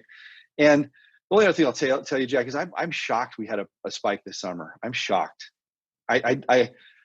Listen, having been part of H1N1, when H1N1 was here in Boise, I was the medical director at Meridian, and we had tents in the parking lot. So I've been through these other pandemics that we've had, and we had the scare in the spring, and I just thought, hey, we're going to have all summer to get ready for the fall. We're going to have all summer to get our stuff together, to get everything where we need it to be for the fall when it really gets bad. And that didn't happen. We had this giant climb in cases, and now it's going down, thankfully. But I just didn't predict that in the summer where you're outside and just traditionally you usually have a decrease in disease. So I'm really worried. I don't know what, last spring, Crush the Curve, we tested 15,000 people to find out what the prevalence of COVID antibodies were in our state, and it was 1.7%. So now we didn't repeat that now, but I don't know what it is. But is it 10%? Maybe. Is it 15%? I don't know, but it's not very high. So now we're going into the fall where everyone's kind of tired of this. Everyone's tired of COVID, right? I mean, I am. I mean, we're kind of just over it, and everyone's going back to work, back to school, back to sports, back to everything. And you're not even in the heart of infectious disease season, right? Where you're going to have all these other illnesses. People are going to be in classrooms, indoors, cold weather, and it's going to be a tinderbox for problems, because you're going to have people that are confused. What is it? And you're going to have I will be shocked if we don't have another spike in COVID. Although I did read a scientific paper this week that has me questioning how bad it'll be, because we just don't know. But I think you're going to have another spike, and I just hope it's not very, very bad. You bring up a really interesting point, and I'm going to relate it a little bit back to some of our portfolio. I remember in March and April, when we got the whole quarantine kind of lockdown situation, a couple of my portfolio company CEOs said they foresee a world where they just have their office shut down for broad swaths of time, and they reference last year in January, in kind of height of the flu season. They had a time when 17% of the office was sick and they were out, right? And his point was look, COVID's COVID and it'll come and go, but there's a case to be argued for doing something, just so people aren't getting sick. People aren't, they're happier and more productive, and maybe we're working from home every January. And how do you think, from your perspective, you also mentioned we're 5 or 6 months into this thing now, and people are starting to kind of think, well, maybe it's time to get back and really leaning into, maybe expansion plans again, even in the office. But how do flexible work, how do maybe potential, close downs in the holiday season or around, the height of flu season, how do you think that evolves the kind of commercial real estate space and office needs for people? Yeah, it's a great question. One of the real unknowns is think about hygiene, okay? Infectious disease hygiene before COVID and after. I mean, we're different, right? Think about just the use of hand sanitizer and washing your hands and being aware of laughing and spitting all over someone when you're laughing. I mean, we're just more aware now. So I hope that we come out of this better, and that, infectious diseases, which come and go every year, maybe they won't be as bad now that we have better hygiene. I mean, that's the one thing that I think we probably will. I mean, influenza spreads the same way. Pertussis, all these other outbreaks we've had, they spread respiratory just like COVID. So maybe it's going to be lower. Maybe it's not going to be as bad of a problem. But I do think we're going to learn some lessons. That's the interesting thing about office. I think as the pendulum comes back and people say we need collaborative space, we need to be at work, we need to be together, because that's what I'm hearing all over. Because even from tech companies that are leading the way of saying, hey, we can work remotely, this is the future of work, they're even coming back to us and saying, hey, it's great, but we need to be back in an office. So I think you'll see thoughtful office plans that consider that we're probably going to have more infectious disease problems going forward. And that's why it's going to be interesting to see what happens with offices, with conference rooms, with collaborative spaces, with alpha and beta bars and spaces that allow for people to have their breaks and time to kind of mingle. I think it will be different. I don't have those answers yet, because it'll depend a little bit how this winter goes. I always tell people, I think we're probably at the bottom of the second inning now on this. We just don't know. Does this thing peter out and fizzle out? And, that's one thing. If it comes roaring back over the winter, it's probably another thing for us. But I do think work will change. Change is inevitable. But I'd always tell people, man, I believe in the American people, and I believe in entrepreneurialism. And we have some of the greatest minds in this country. We're going to react, and we're going to lead the way. And the future of work is bright here. And I think that companies will figure out corporate culture, how to deal with this new reality of, hey, this was a big deal we probably weren't ready for. But I don't know exactly how that will settle out into different industries in space. Because if I'm a law firm, I probably look different than if I'm a tech firm. I probably look different than if I'm a property management company. So it probably depends on what your interactions are at work, but it'll be different. It'll be different for sure. I think there's an argument to be made that the office spaces will get bigger. If you look at over the last 10 years, we had a lot less traditional office and a lot more collaborative spaces. So footprints were shrinking. I think those footprints will probably go back up because you're probably going to have more space per employee and not be able to cram so many folks in cubes. But do I think some people will say, "Hey, we're just going to work from home. We're not going to go back to the office"? Some, but not many. I think people are going to need space. Mm-hmm. Gosh, what a fascinating perspective there. I mean, you can see a world where, look, I mean, frankly, a lot of people have looked at commercial real estate and thought, like, is this going to be a tough period for them? But to your point, people are starting to say maybe we need to be back in for the collaboration, and that just means we need more space, right? To fit everybody. So I thought about it that way. That's fascinating. What do you think changes with a vaccine? If and when that ever comes. Oh, I wish you would have even asked me this. This is one of my pet peeves. I am sick and tired of medical professionals, like on my side of the thing, right? So a lot of people that are super smart, and you've heard them, they completely dog people that have had this disease. They say antibodies don't mean anything, right? Hey, if you get this illness, it doesn't mean anything because we don't know what antibodies are going to do. We don't think that you're going to get immunity after you have COVID. I mean, that's what you hear. I've been yelled at. I've been on some forums with other doctors, and I've said, wait a minute. Now, usually when you get a virus or you get sick, it means that you get some immunity from it. Why are you thinking this time is going to be different, right? And they've fought me, and I think their argument was, hey, you don't know that yet, so don't tell people that because you don't want them to, like, hey, I had it, so I've got a big Superman on my chest, and now I can go out and I don't have to be careful. But those same people, Jack, have now got to pivot to a narrative of this vaccine's going to work for everyone. Go get the vaccine. And this vaccine's going to be the best thing ever. I don't know how they do that. I don't. Because they've been telling us for a year now that getting the disease doesn't give you antibodies or it's not good. Okay, now they're going to make this moral argument that if you don't get a vaccine, you're a bad human. And so I don't know what they're going to do. Here's what I think. I think that if you get COVID, it does mean something. Antibodies do mean something. I think that a vaccine's going to help. And I've always thought that. So we don't know how long when you get a vaccine, it's going to give you the right antibodies to help fight this off again. We don't know if it's going to mutate. I mean, we just don't know yet. And the virus is new enough that we don't know season to season if it comes back mutated and there's another and how much immunity you'll have. But I do think the vaccine will help. I'm going to take it. I think it's part of the solution to get us back. And but I've also been saying all along that if you get COVID, it's a good thing. If you get it and recover, then you probably have some immunity. So I think I'm excited for it to come. And you hear lots of reports. There's so much politicizing of the vaccine. I don't know when it will come. I read every day different opinions, but I know they're working hard. I will remind everyone, when I was up at the University of Washington's virology department with really, really, really smart people, this was in April, Dr. Alex Geringer said to me, in the history of the world, we've never had a vaccine to a coronavirus. They're just really hard to do. So just remember, this is a really, really hard thing to do. But then his next breath was, hey, but in the history of the world, there's never been more money thrown at a problem, right? So he said, hey, I think we'll get one, but it's going to be hard. It's just hard to do vaccines, especially for coronaviruses. So, but it will come, and I think it will help us. And I think it will, if anything, it'll also give a giant breath of hope to the country that, hey, this thing's, there's an end. Because everyone's been told forever, the vaccine's the solution. The vaccine's the solution. So I think we need that. We need the vaccine. We need to get it out, and it will help us.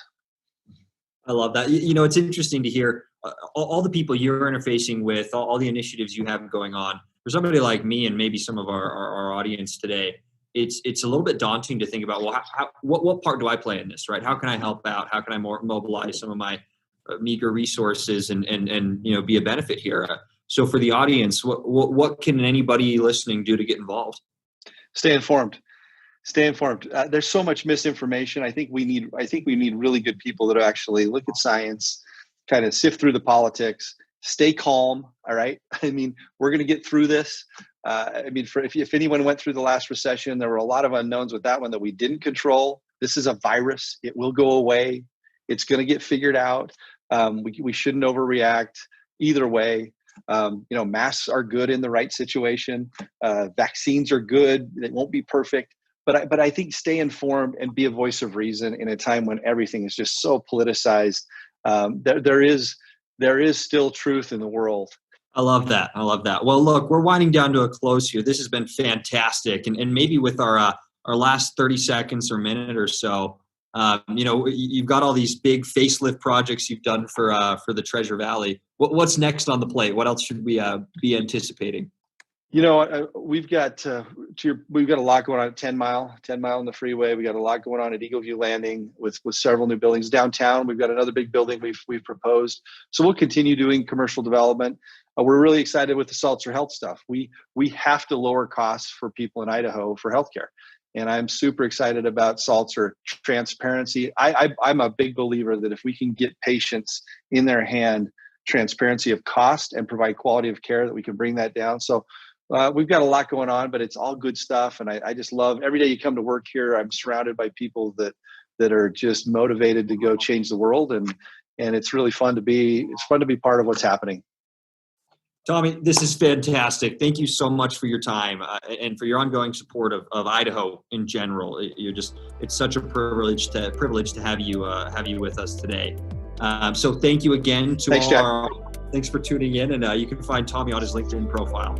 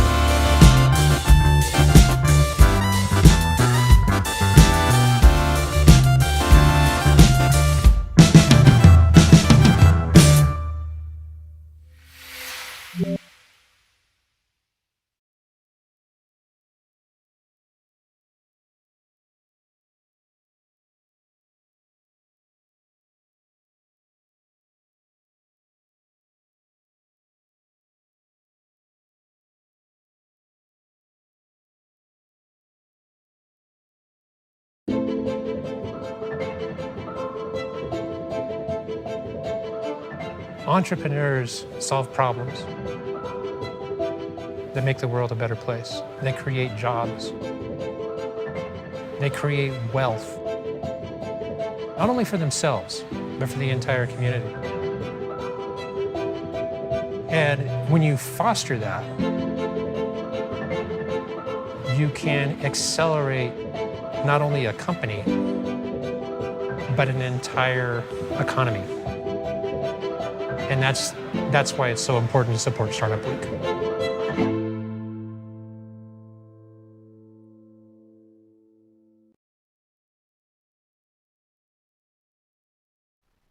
Are we getting a welcome?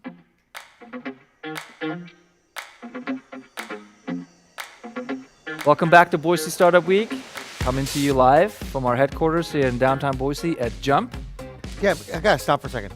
Why do you say, welcome back? They've been here. Maybe. What should I say? Maybe we should welcome ourselves back. Matter of fact, you just got back. So Don, welcome back. All of you, thanks for staying tuned in. Yes. He's the one that bailed. You guys are back, but we're so glad to have you back, Don. It's good to be back. It's good to be back. So what are we going to talk about, Don? We got 15 minutes. Well, first of all, let's talk about, this day has been awesome. I tuned in. I took a more kind of attendee perspective today, and I tuned into everything that was going on. What stood out? I mean, come on. Obviously, Black Box VR. I mean, just because I was the interviewer, or actually because of Ryan?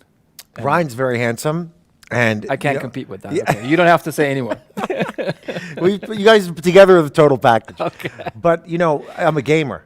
I love games. You gamer?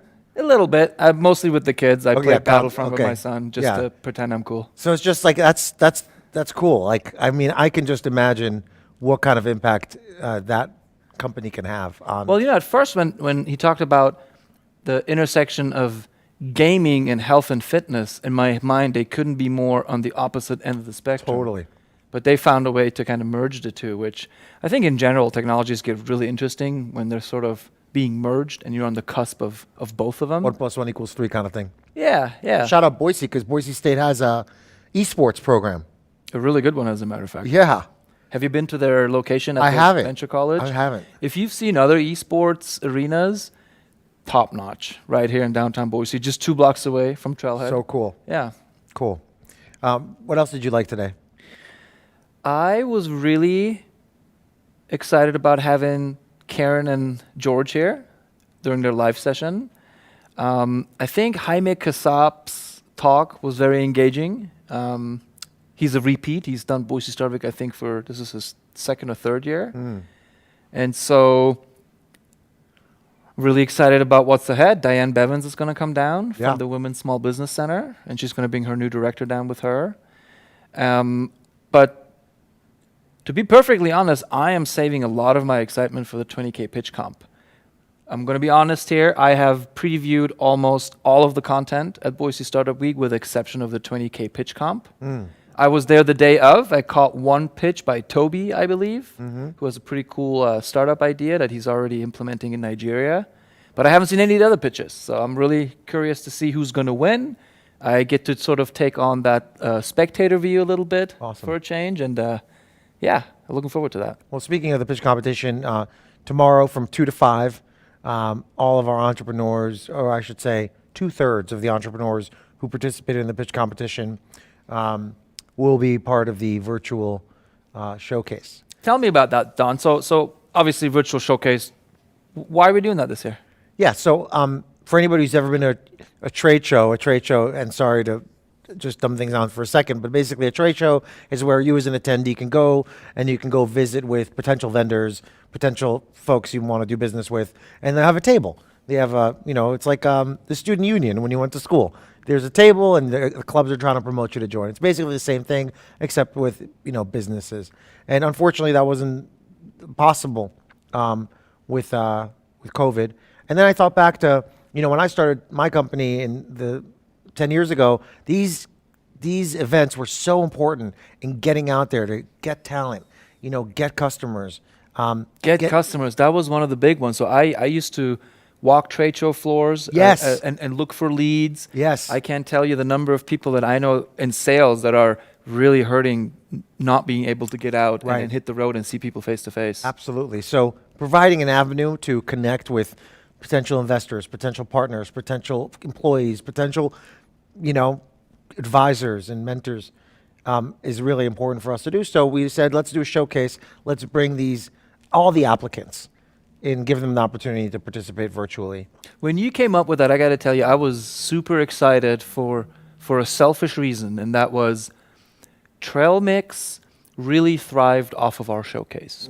The finalists were great, and there was 5 of them, but the showcase really brought the vibe into our space. I mean, 200 people would show up to sample food. So when you said virtual showcase, in my mind, I go, okay, Trailmix isn't going to be the same because we don't have the showcase. But what you came up with was actually a good alternative for some of our companies. I think it's a really good example of how, if you want to get involved in Boise Startup Week, it's just as easy as emailing you and being like, hey, I have this idea, and running with it. And that's what happened, And so I really appreciate you and Nick and everybody else kind of supporting me. So really low barriers. And Matt, shout out Matt. Shout out Matt. Shout out Matt. We're going to get at least 100 shout outs to Matt by the time this is over.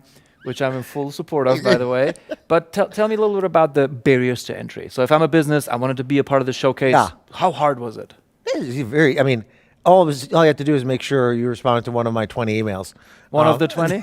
I started pissing people off with my emails to register. But we got almost 30 companies as part of the showcase, evenly split between the pitch competition and Trailmix.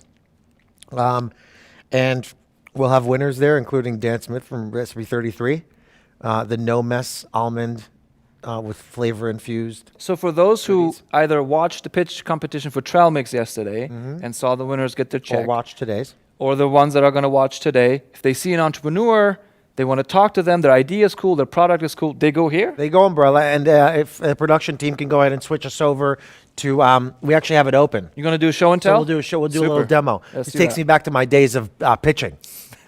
So I'm going to be the judge then. Yeah, This is the pitch? All right. yeah. So I'll just wait for the nod from production that we're good and we're live. Okay, awesome. So as you can see, you see the Umbrella screen. On your left-hand side are all the important navigational elements that you need to access. One of them is Startup Showcase. When you click on that, you actually see these virtual booths. Each of these cards where it says Dot Soul Food, Catheter X, Western Montana Specialty Foods, etc. Each of these, Catheter X. Sorry, I hate to interrupt you. Catheter X won the college, it's called the IEC, the Innovation Challenge that the Boise State Venture College puts on. Okay. Idaho Entrepreneurial Challenge. Goodness, couldn't think of it. So Catheter X, they actually invented a new catheter that allows for fluid drainage. I get excited. I used to be in MedTech. I saw their final pitch. Just wanted to make sure they get a shout out. Yeah, so shout out Catheter X. They're part of our virtual trade show. And by the way, just in case you applied to one of the competitions and you didn't register, there's still time. Hit me up via email, and I will make sure you're a part of this. So this is real time. So if I see this list and I have FOMO, I get a hold of Don? Hit me up, Umbrella, on Twitter, on Slack, on whatever, and I will make sure you're a part of this. So you can see, here are all the cards of the different companies presenting. And for example, let's kind of jump into Catheter X. I go into that. I can see what they do. I can visit their website. I can actually see their pitch deck, okay? Oh. And I can see their company representatives right at the bottom, and I can start interacting with them. Also, I can start chatting with them. Right there, I wrote a shout out in the chat, and you can see that I am engaging with them. So from 2 to 5, representatives from these companies will be on live, and they'll be able to answer any questions you have. And it's going to be basically like being in person, just online, and hopefully a good response for our participating startups. So hypothetically speaking, Medtronic, one of the companies that has significant market share in catheters. Yeah, they're interested in production. We can cut the. Thank you. If they're interested in Catheter X, potentially acquiring their technology because it's so cool, they can literally just go to the showcase and talk to them. Yeah, look, I mean, if I was in corp dev and I was looking for some companies to acquire, companies to kind of keep my eye on, I would go to this showcase, because, here's the thing, right? You said you went to trade shows to get leads, right? the startups are leads for these corporate development people. So they're walking around too looking for leads, and because they want to acquire companies, they have goals. One of the things that you just reminded me of in my sales days, before we decided as a company, this is when I was a PKG, before we decided to actually get our own booth, sort of the decision process to get to that point was, what's our acquisition cost here per lead? I mean, how much are we spending on travel to get here? How much are we spending on a hotel? How many dinners are you buying? And then when you come back with one lead, how much did it actually cost you just to generate the lead? Far away from PO yet, just to get the lead. This seems to be a really cost-effective way. You don't have to get on a plane. It is You're so not buying cost-effective. Absolutely. You hit the nail on the head, Tim. I mean, your CAC, customer acquisition costs, are very important. A lot of people don't necessarily always calculate them the right way, and understanding what's an actual marketing qualified lead versus sales qualified lead versus just a suspect and a prospect. So those are all really important things to know. And by doing it online, you can just zip through it and just filter out the noise. Maybe you have two representatives in there. One kind of takes the business leads, the other one takes the others or whatever. Because as you know, research tells us you have to respond under 2 hours to a lead that comes in if you want to make sure that turns into an opportunity. Is that why I get responses from me in under like 5 minutes? It's really important to respond to leads very quickly. Okay. Yeah. So I got to remind myself, if I'm over 2 hours to dawn, I better just call you. Well, not me. Are you calling me a lead? No, you already are a tenant. Trailhead. We already got Yeah, so you get a trailhead, I'll call him immediately. Absolutely. All right. And so, anything else that we want to point out for the startup showcase? I think this is going to be super exciting. I would, personally, if I may be a little frank, I'd love to see even more startups on there. I know they're out there. God, I sound like the X-Files. We know you're out there because we know just how many, with the volume, right? We've seen so many startups this week. I'll give you an example. Today I had one of my umbrella appointments with a guy named Doug who moved to Sun Valley a few months ago, maybe even a year ago, and now lives in Sun Valley. He's got a few really cool companies like CaliforniaBeaches.com, and he's got all these, and I connected with him, and it's just like these incredible stories. They're everywhere. So if it wasn't for Startup Week, particularly if it wasn't for Brella, you wouldn't have met this connection. This one or the 3 other appointments I have today and tomorrow. And my point is that, I'm excited about finding new ways of making sure that all these startups are known, because there's not many opportunities to show off like this. When I compare sort of to years past, one of the exciting parts of Startup Week is obviously the in-person effect that you get.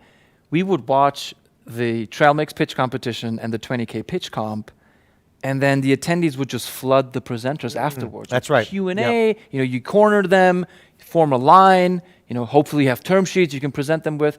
But, we won't have that this year. Right. But this is still an opportunity for all those attendees, investors, or even mentors and coaches to do that, to corner them, not physically, they'll do it in the chat. So that's, again, something I want to say we potentially have lost from last year, but there's definitely a gain here. Yeah, and I don't think it's going to go perfectly. We'll definitely learn from it and make it better. Maybe this, I know that, for example, Trailhead does Startup Pitch Night now virtually as well. So you guys have made that pivot. And I just think the more we try, the better we'll make it. It's sort of like Y Combinator's, demo day. So this is demo day for us. I like basically like demo day. I mean, it's not really demo day, but it's kind of demo day. Hopefully it's a little better than demo day. They're doing like 1,000 plus, like Jason Calacanis, or however, at Jason on Twitter. He's got this pitch competition with a demo day with like 4,000 angel investors. Let's get there. Let's do that. Yeah. Well, the virtualization of these events is really amazing. And it opens up the net that you can cast. Absolutely. Wider net. And I was talking to a guy who administers an angel group out of Baltimore, and he said, I'm never going back to in-person. I don't have to get the venue. I don't have to get the food. I don't have to worry about traveling for all my angels. That sounds like a familiar song if I think about Startup Week. As you talk like this, I'm really taking notes in my head on what's going to stick from what we just did and what we are doing for next year. Because it's one thing to say we're going to toss all of this. Right. But I think some of the things that we're doing are actually, pandemic or not, are pretty relevant. Well, what you're referring to is what's called hybrid events, which is the combination of a virtual event and a real event put together to create a hybrid event. And my kind of thesis is that a hybrid event is only good if the value that attendees, both virtual as well as in person, contribute is equal to the other experience. So the virtual showcase is really a tool or a vehicle to deliver the value that you're talking about. That's right. And as so long as the people who are virtually attending can get as much value as people attending in person and vice versa, then, it's worth exploring. Very cool. I think now is a good time to sort of segue to our next talk. Yes. The food track has been very prominent in the last couple of days. We have another talk coming up from the food track. Again, shout out to Matt. Shout out, Matt. Co-chair with Angela Taylor. Shout out to Angela as well. Angela. The talk is called Resiliency in the Food Supply Chain. And I want to particularly highlight this one because all of the speakers are sponsors this year. Ooh. And that was not by intent, that just so happened. So we have Mark Pretty from Happy Day Brands. He's also going to join us here live on stage on Friday. Mark was also a judge for Trailmix. We have Jenny Nelson from Dairy West. She's the VP of Innovation over there. Mark Broadhurst from Chobani. Kim Capelli from Lamb Weston. And last but not least, Teresa Whitney from Albertsons. What a killer panel. Killer. And you talk about resiliency in food supply chain. We don't have to think that far back when we were at the grocery stores. There was long lines. You couldn't get the thing that you needed. I do remember that, and who knows, we might get reminded of that here in the next coming weeks, depending on how things go. But really understanding sort of what's behind the scenes and what goes into a food supply chain, especially in a state like Idaho, where we have all of the components of a supply chain, all the way from farm to retail. It's just really important for all of us to appreciate. Totally. With that in mind, let's get a quick word in from our sponsors before we switch over to the next talk.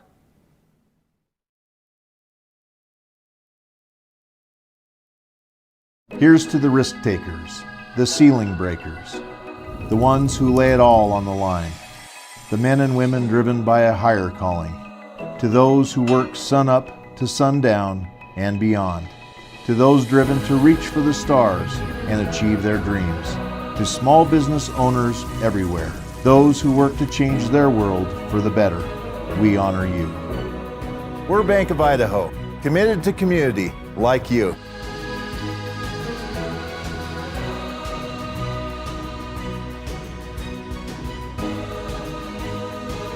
Member FDIC, Equal Housing Lender.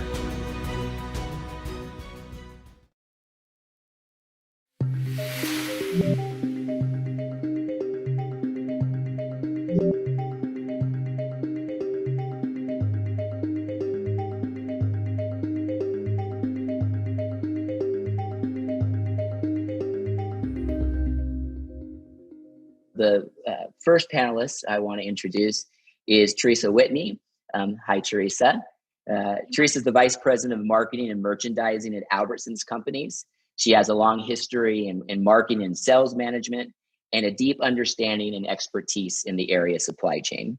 And Teresa is going to be kind of reviewing the current supply chain model in the food space.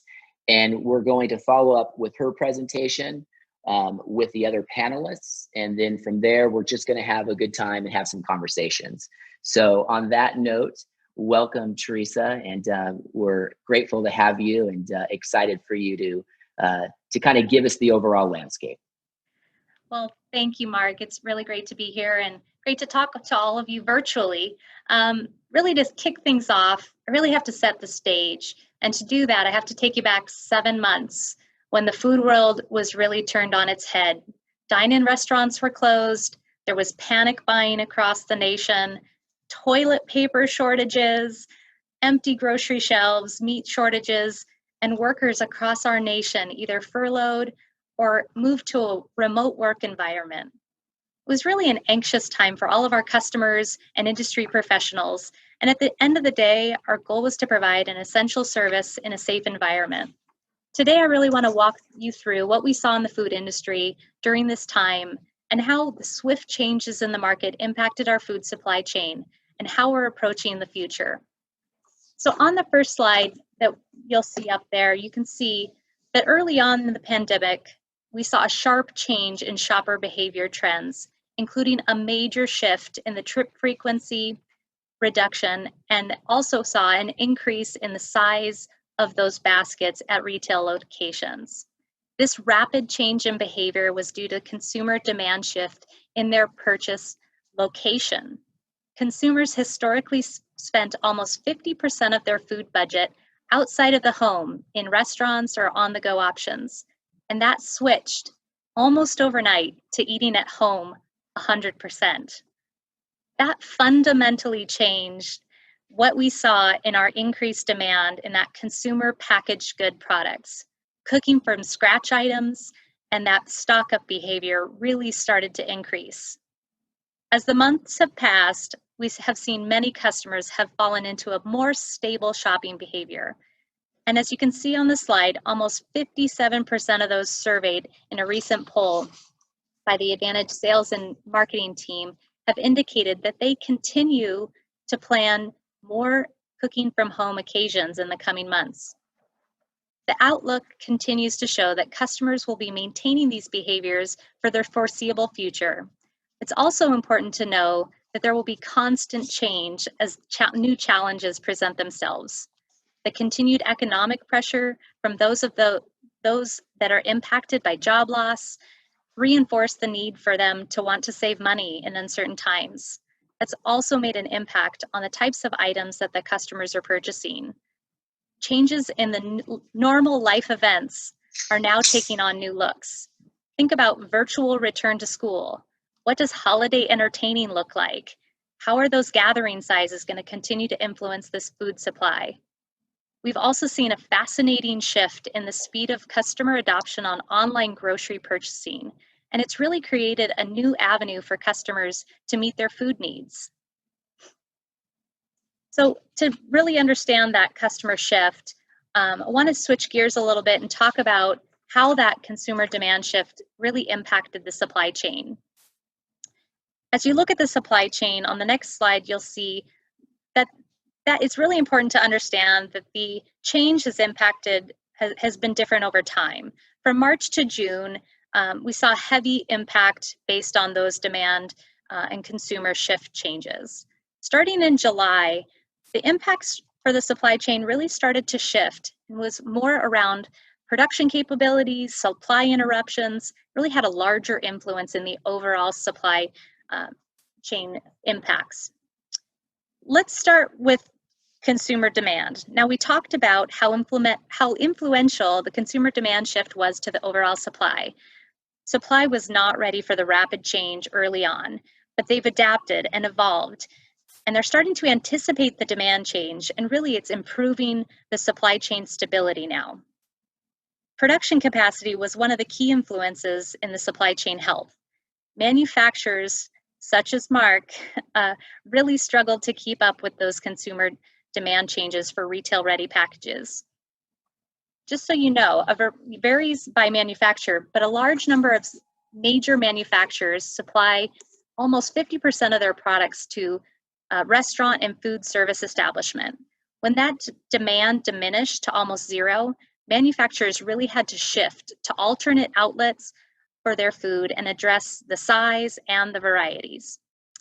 But manufacturers were also impacted with staffing needs, and they had to provide a safe and socially distanced work environment, and that also impacted the total amount of production capacity that they could produce.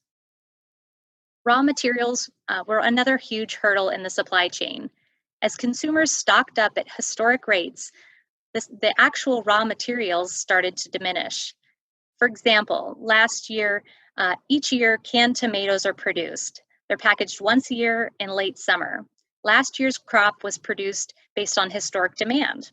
Consumer demand spiked this last March, consuming all of the available product in the market, and it really caused a scarcity of canned tomatoes for the whole summer.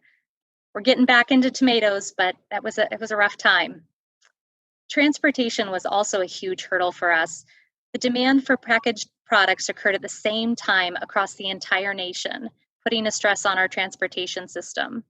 Warehouses and distribution centers struggled with capacity, both on the intake and the export, and that distribution network didn't meet the demand of the customers at the end user.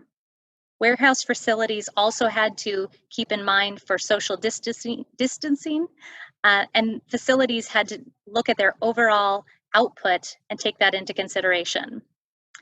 The last one I like to call the invisible impact, which was packaging. This consumer shift in demand to packaged goods put a stress on the physical inventory of raw materials used to make packaging. An example of something that's impacting us today is aluminum. That raw material is used for canned soda, beer, even aluminum foil, and it's running in short supply. With the increased demand of packaged items, suppliers are running into shortages on the packaging and thus not able to produce the product for the customer. So as you can see, there's no one answer to what's happening in the food supply chain. It's an evolving situation. Manufacturers, retailers, and producers are working together to improve it. And as we've moved through the supply issues, retailers and manufacturers are innovating to find better ways to improve the supply chain for the long run. They're reviewing things like product assortment, optimizing their assortment to make sure they have focused on the best of the best items. They're looking at retail-ready packaging adoptions, new and different ways to deliver the same product to the customer based on what's available. They're also working closely to understand what the customer needs and shifts will become. So we have to adopt and anticipate those demand changes. And they're continuing to review alternative suppliers to offer and to meet those customers' ever-changing needs. It really is an exciting time to be in the food industry, but it's not for the faint of heart. We have to be resilient, we have to be innovative, and we have to be adaptive. I hope today provided you a little bit of insight on what's happening in the supply chain. Again, it's not one answer, but we continue to move forward to provide what we need in the food service industry. Thank you so much, and Mark, I can't wait to start this conversation. Great. Thank you, Teresa. Really appreciate it. You know, as you were speaking, I was thinking about Albertsons, and during all of this, you were also in the middle of launching an IPO. So in the middle of an IPO, in the middle of a pandemic, a recession, you know, this period of civil unrest, you guys were having to try to think through what 25, how many total stores? Over 2,300 stores across the nation.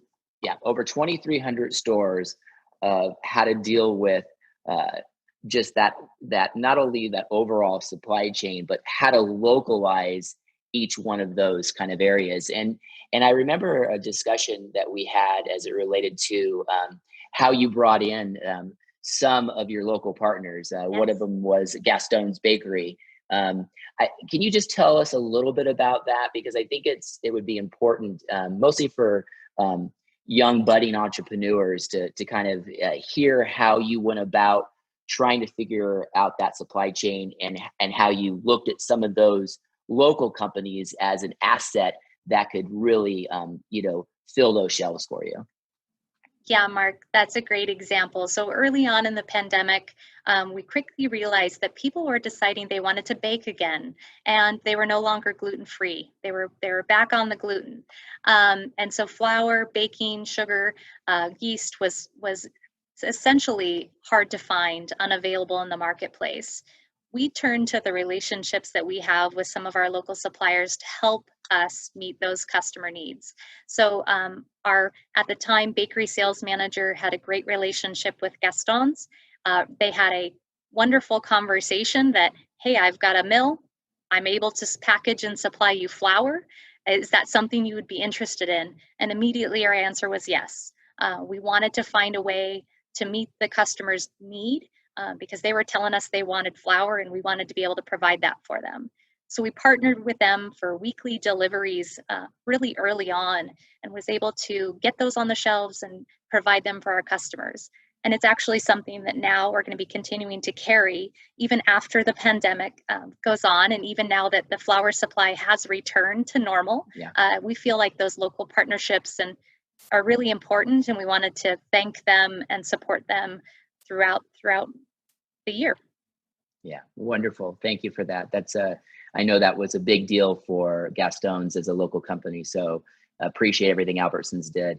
All right, well, next I'm going to introduce Jenny Nelson. Jenny is with Dairy West as the Senior VP of Innovation Partnerships, where she works to represent dairy farm families in Idaho and Utah and promote the dairy industry and products locally, nationally, and globally. So welcome, Jenny. Mark, thank you for having me. find this to be a huge compliment to be on a panel of such esteemed colleagues. So really appreciate the opportunity. And as you guys talk about, you said the word over and over, being resilient. Well, I do have to say that the dairy industry really has taken this as an opportunity these last 7-8 months to really kind of pivot and change kind of the food supply in the dairy industry to, one, not only be resilient, but be adaptable and also save some of that milk that would potentially be discarded. There was a surplus of it that was typically going into the food supply chain for food service, so more wholesale type products versus retail. So being able to convert some of that product, the bulk product, into consumer friendly formats was really paramount for us to be able to make that really quick transition. So typically our processors, have a bias potentially, or they're, competitors in the marketplace for, various reasons. They all came to the table and really, put biases aside and really worked collectively to really redirect some of that milk flow. So one, it wasn't put onto the ground, and two, it could go back to feed our local communities, which is really critical for our dairy farmers, making sure that they're giving back to their local communities, supporting our local food banks and our local food pantries, and really feeding those food insecure. So it was really an empowering moment to be a part of a program we initiated called Curds and Kindness that was fully funded by dairy farmers across Idaho and Utah. We had a lot of different allied industry partners come to the table. We also did a food truck to disseminate dairy products across, across the entire region, working with a lot of our different processor partners, Chobani being one of those, getting yogurt to some of those frontline responders, taking grilled cheese sandwiches, just as a way for us to say thank you for really putting yourself on the line day in and day out. So it was a great way for our farmers to kind of give back to our local communities. So that was just a good example of the way the dairy industry was really showcasing that ability to be resilient. That's great. Thank you. Appreciate it, Jenny. You mentioned one thing about this kind of putting bias aside. And I think as we look through the food industry and really mostly as we look through food insecurities, what I saw was a tremendous amount of partnership and really what I would say is like radical collaboration, and all for that purpose of how do we make sure that food doesn't go to waste, but it lands on the tables of those that need it. So I think that's such a huge thing that we found during this time was this ability and this sense of really commitment to not only what we wanted to see happen as companies, but this larger landscape of how do we actually roll up our sleeves together and get the job done. So thank you so much for everything that you guys have done. We appreciate it. Thank you. All right. Well, next we have Mark Broadhurst, who's the Vice President of Public Affairs for Chobani. And Mark, I want maybe for you to talk a little bit about the dairy industry and as Chobani, but also this program that you did around Curds and Kindness. And one thing I want to say, Mark, is I've been a big fan of Chobani. When I think of kind of those two sides of the coins that I talked about, one is let's make great products, but on the other side of the coin, let's really have a mission to do good. I appreciate that Chobani really helped really redefine, I would say, corporate social responsibility. So instead of it being an afterthought, right, like where we mitigate risk, that we really looked at it, you guys really looked at it as something that was very much woven in the DNA of who you are. And I think that's, we really something to applaud. Hamdi has done an incredible job with you and Peter and the whole Chobani team that really wanted to make a real difference, offering incredible, great food, but knowing that just as important, you wanted to make sure that you did a difference in the world. So I'd love to hear about how Chobani, did all of that. Well, Mark, thank you. And really, really proud to be here with experts and people who, Jenny, my goodness, the work that you did Mark, your opening on Happy Day, you took all the words right out of my mouth. You are clearly singing from the same hymnal, that's for sure. It is really it's a privilege, and I tell people that I have the best job because I work for a company that truly does care. I mean, we do make great food, but just as important as making that great food is taking care of others. And a couple of things that you said there, Mark. We don't even have corporate social responsibility, and that's because of something else you said. It is in the fabric of who we are. It is in our DNA. From the very beginning, Hamdi's mantra was put people at the center and build around it. And that's what we've done. And we talk about better food for more people. In a pandemic, boy, if you say that, you better mean it. And as you probably are familiar with Hamdi's point of view, he also deeply believes that business, especially businesses in the food industry, have a huge responsibility, have an obligation.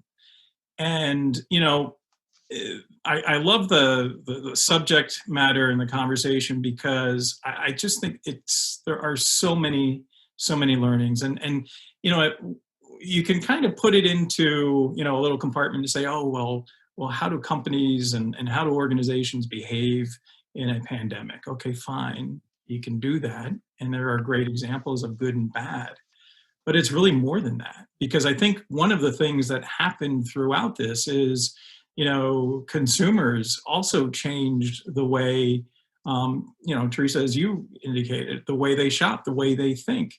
And the world is pretty crazy right now as well, right? Like we all know that we're still in the middle of a pandemic. We won't even open the subject of politics, but it's a pretty crazy world. But despite the craziness, there is humanity around every corner, and there are these incredible partnerships, and there is this huge opportunity for entrepreneurs, for businesses that want to innovate, who are resilient, who are ready to pivot.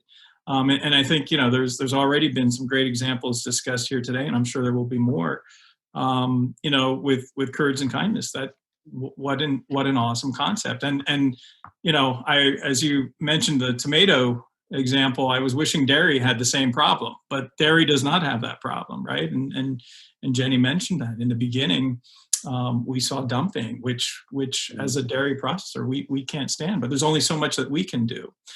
One of the pivots that we did pretty quickly, and Jenny, you also referenced it, is just like every food company and every farmer, food service collapsed overnight. Food service is a good portion of our business.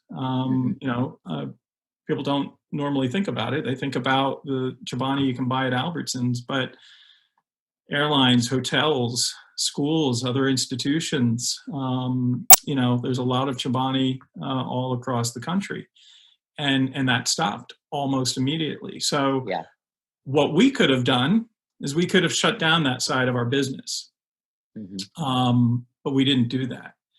And what we did, similar, Mark, to as you described your giving, and I'm a fan as well, and I love to watch all that you're doing. We're so aligned on the issue of hunger in this country, especially as it relates to children. Right? It's it's a horrible statistic before the pandemic.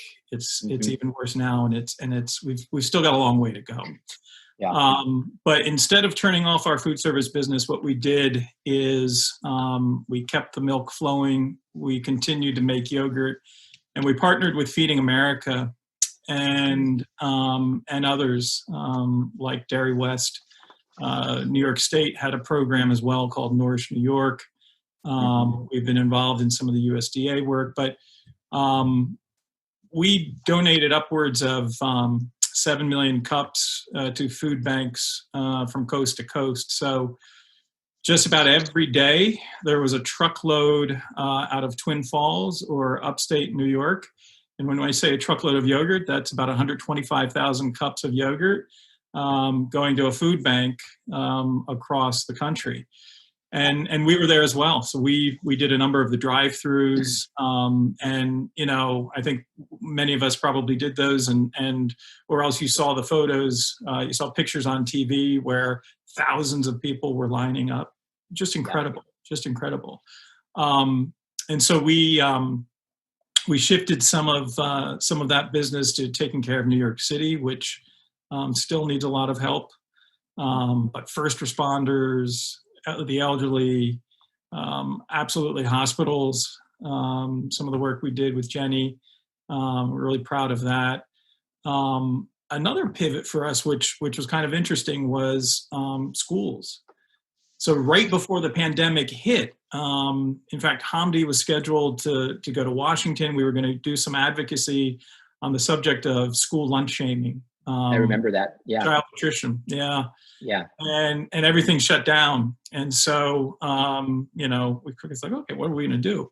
Well, New Rochelle, New York became one of the first containment zones on the East Coast. And almost overnight, we also discovered that 3,500 kids in that school district who get free and reduced school meals would not have a meal, right? Mm-hmm. And pretty quickly, this became an issue all over the country, right? And what's interesting, I'm sure we'll talk a little bit about it in this conversation as well, is that schools are still a challenge, and how do you feed kids in a pandemic, right? So lots of opportunity there. But that's just a taste of some of what we've been up to, and when we talk about pivoting and resiliency, it's just great to see that there are so many who are doing the same thing. Yeah. Well, wonderful. Thank you, Mark. Really appreciate it, and I'm looking forward to having some more interaction with the as the panel kind of goes on. But the work that you guys have done has just been incredible. So appreciate it so much. All right. Well, next we have Kim Coeli, who's the Vice President of Marketing for Lamb Weston. She has years of experience in marketing and branding of large production companies, and just a tremendous amount of skills as it pertains to supply chain. So Kim, welcome, and we're excited to have you. Thanks. Great. Thank you. I think probably a little different versus the other participants. Our company is, well, actually probably similar to Chobani, but the Lamb Weston company is very much, the mix moves towards the food service side, the restaurant side of the equation. And so we had to deal with not only the retail surge, but also the dramatic decline in food service, and how we, went about trying to address those opportunities, mostly helping our restaurant partners who were just, their whole livelihoods depended on it. Really interesting fact about the restaurant industry, 90% of the restaurant industry is either family owned or small business, less than 50 employees.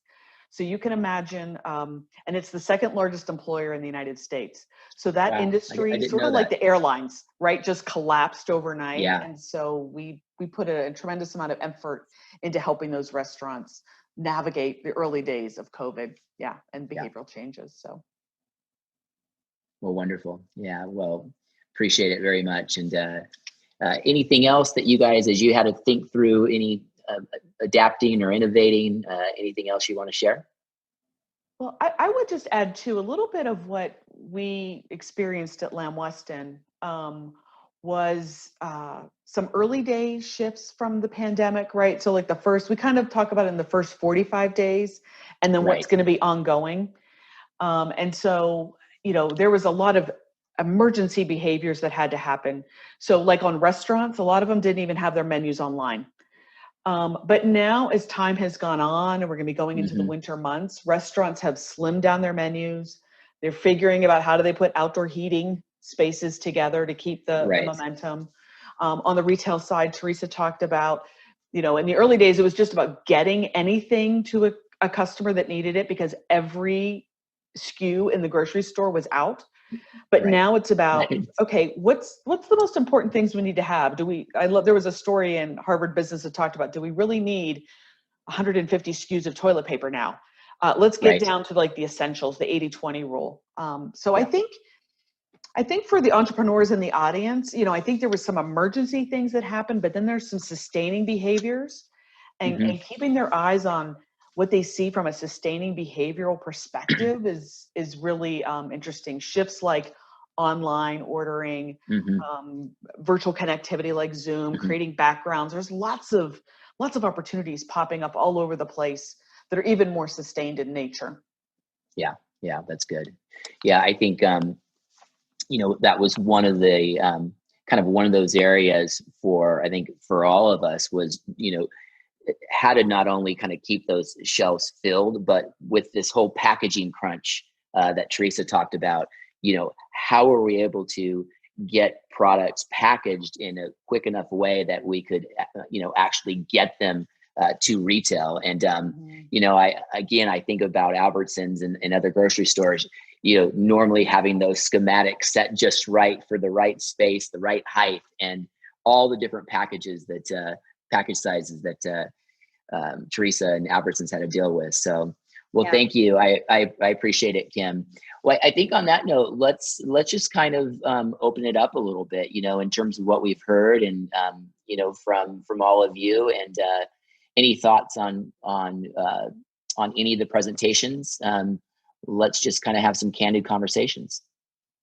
So Mark, I'll give an example of a packaging distribution, issue. So at the retail level, a lot of the retailers across the region were posting limit signs on milk, gallons of milk, only buy one for family. And I think it almost produced, created more of a pandemic among consumers, like a scare tactic. And unfortunately, that just was not the case. The milk was there. It was really just supply chain logistics that they had taken a hit. So we had to work with the retailers, across the region to try and combat that and really help, squash the consumer perception that, oh my gosh, there's no more milk. What are we going to do? How are we going to feed our children? So that was one area that we a hurdle that we had to overcome.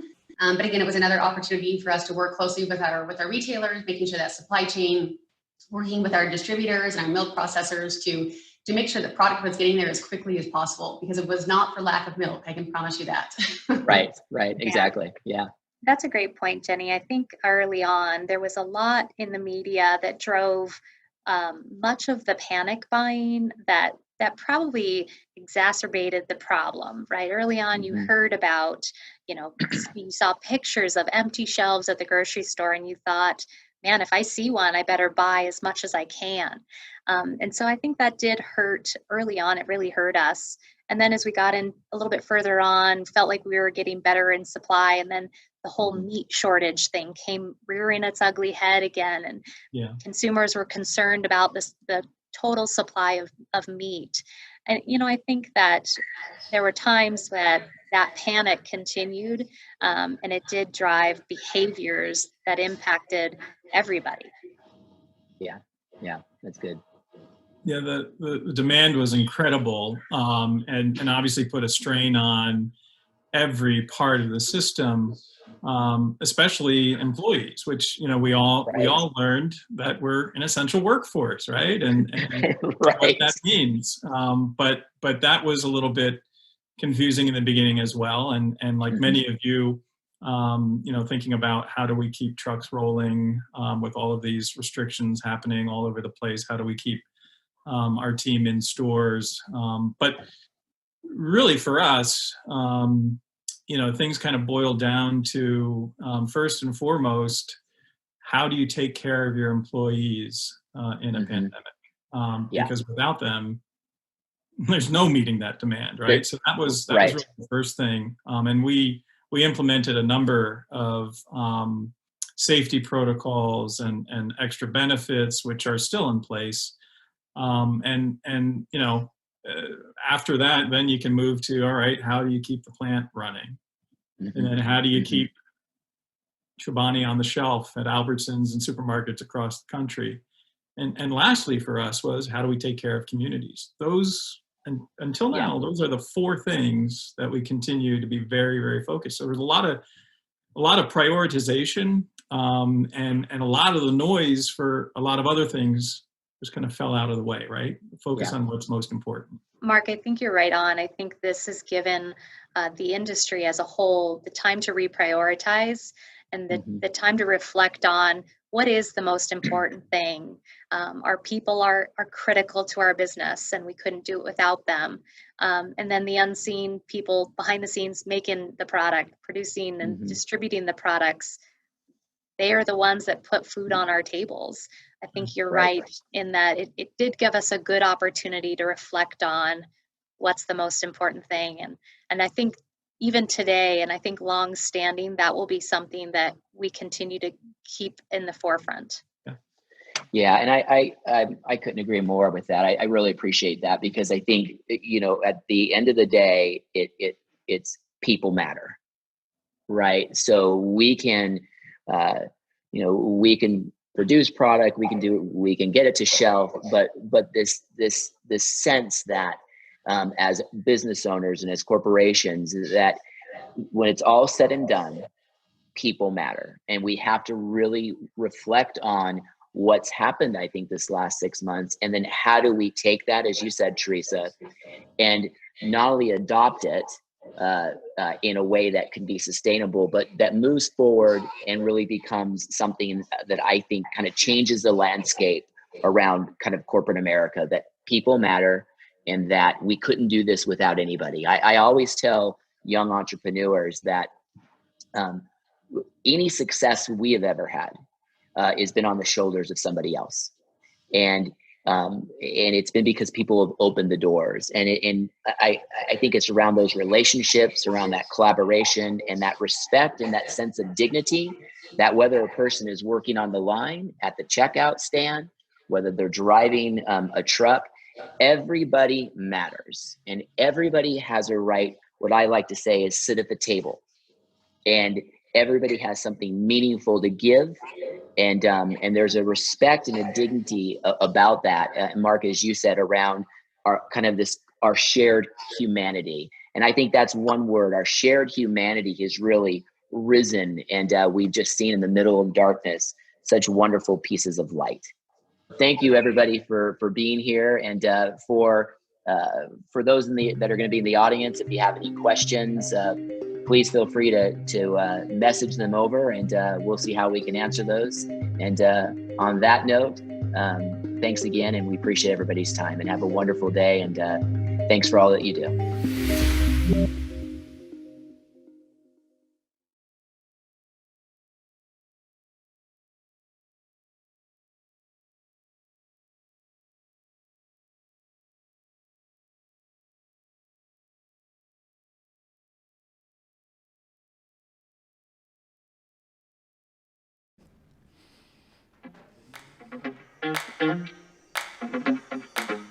Welcome back to the live stream of Boise Startup Week.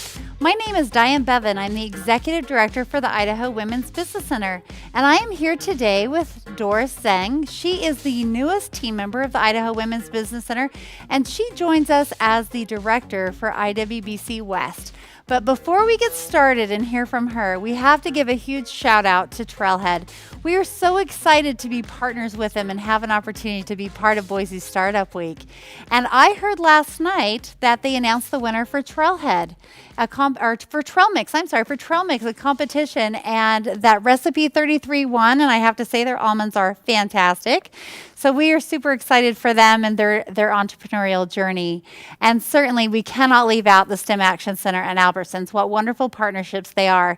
You know, speaking of ecosystems, this is what it's all about. It's about the Idaho Women's Business Center and Trailhead and Albertsons and the STEM Action Center doing amazing things together. So let's jump right in. So Doris, tell me a little bit about yourself and what you love about serving women in business. Hi, everyone. I'm so excited to be here, and thank you for the invited.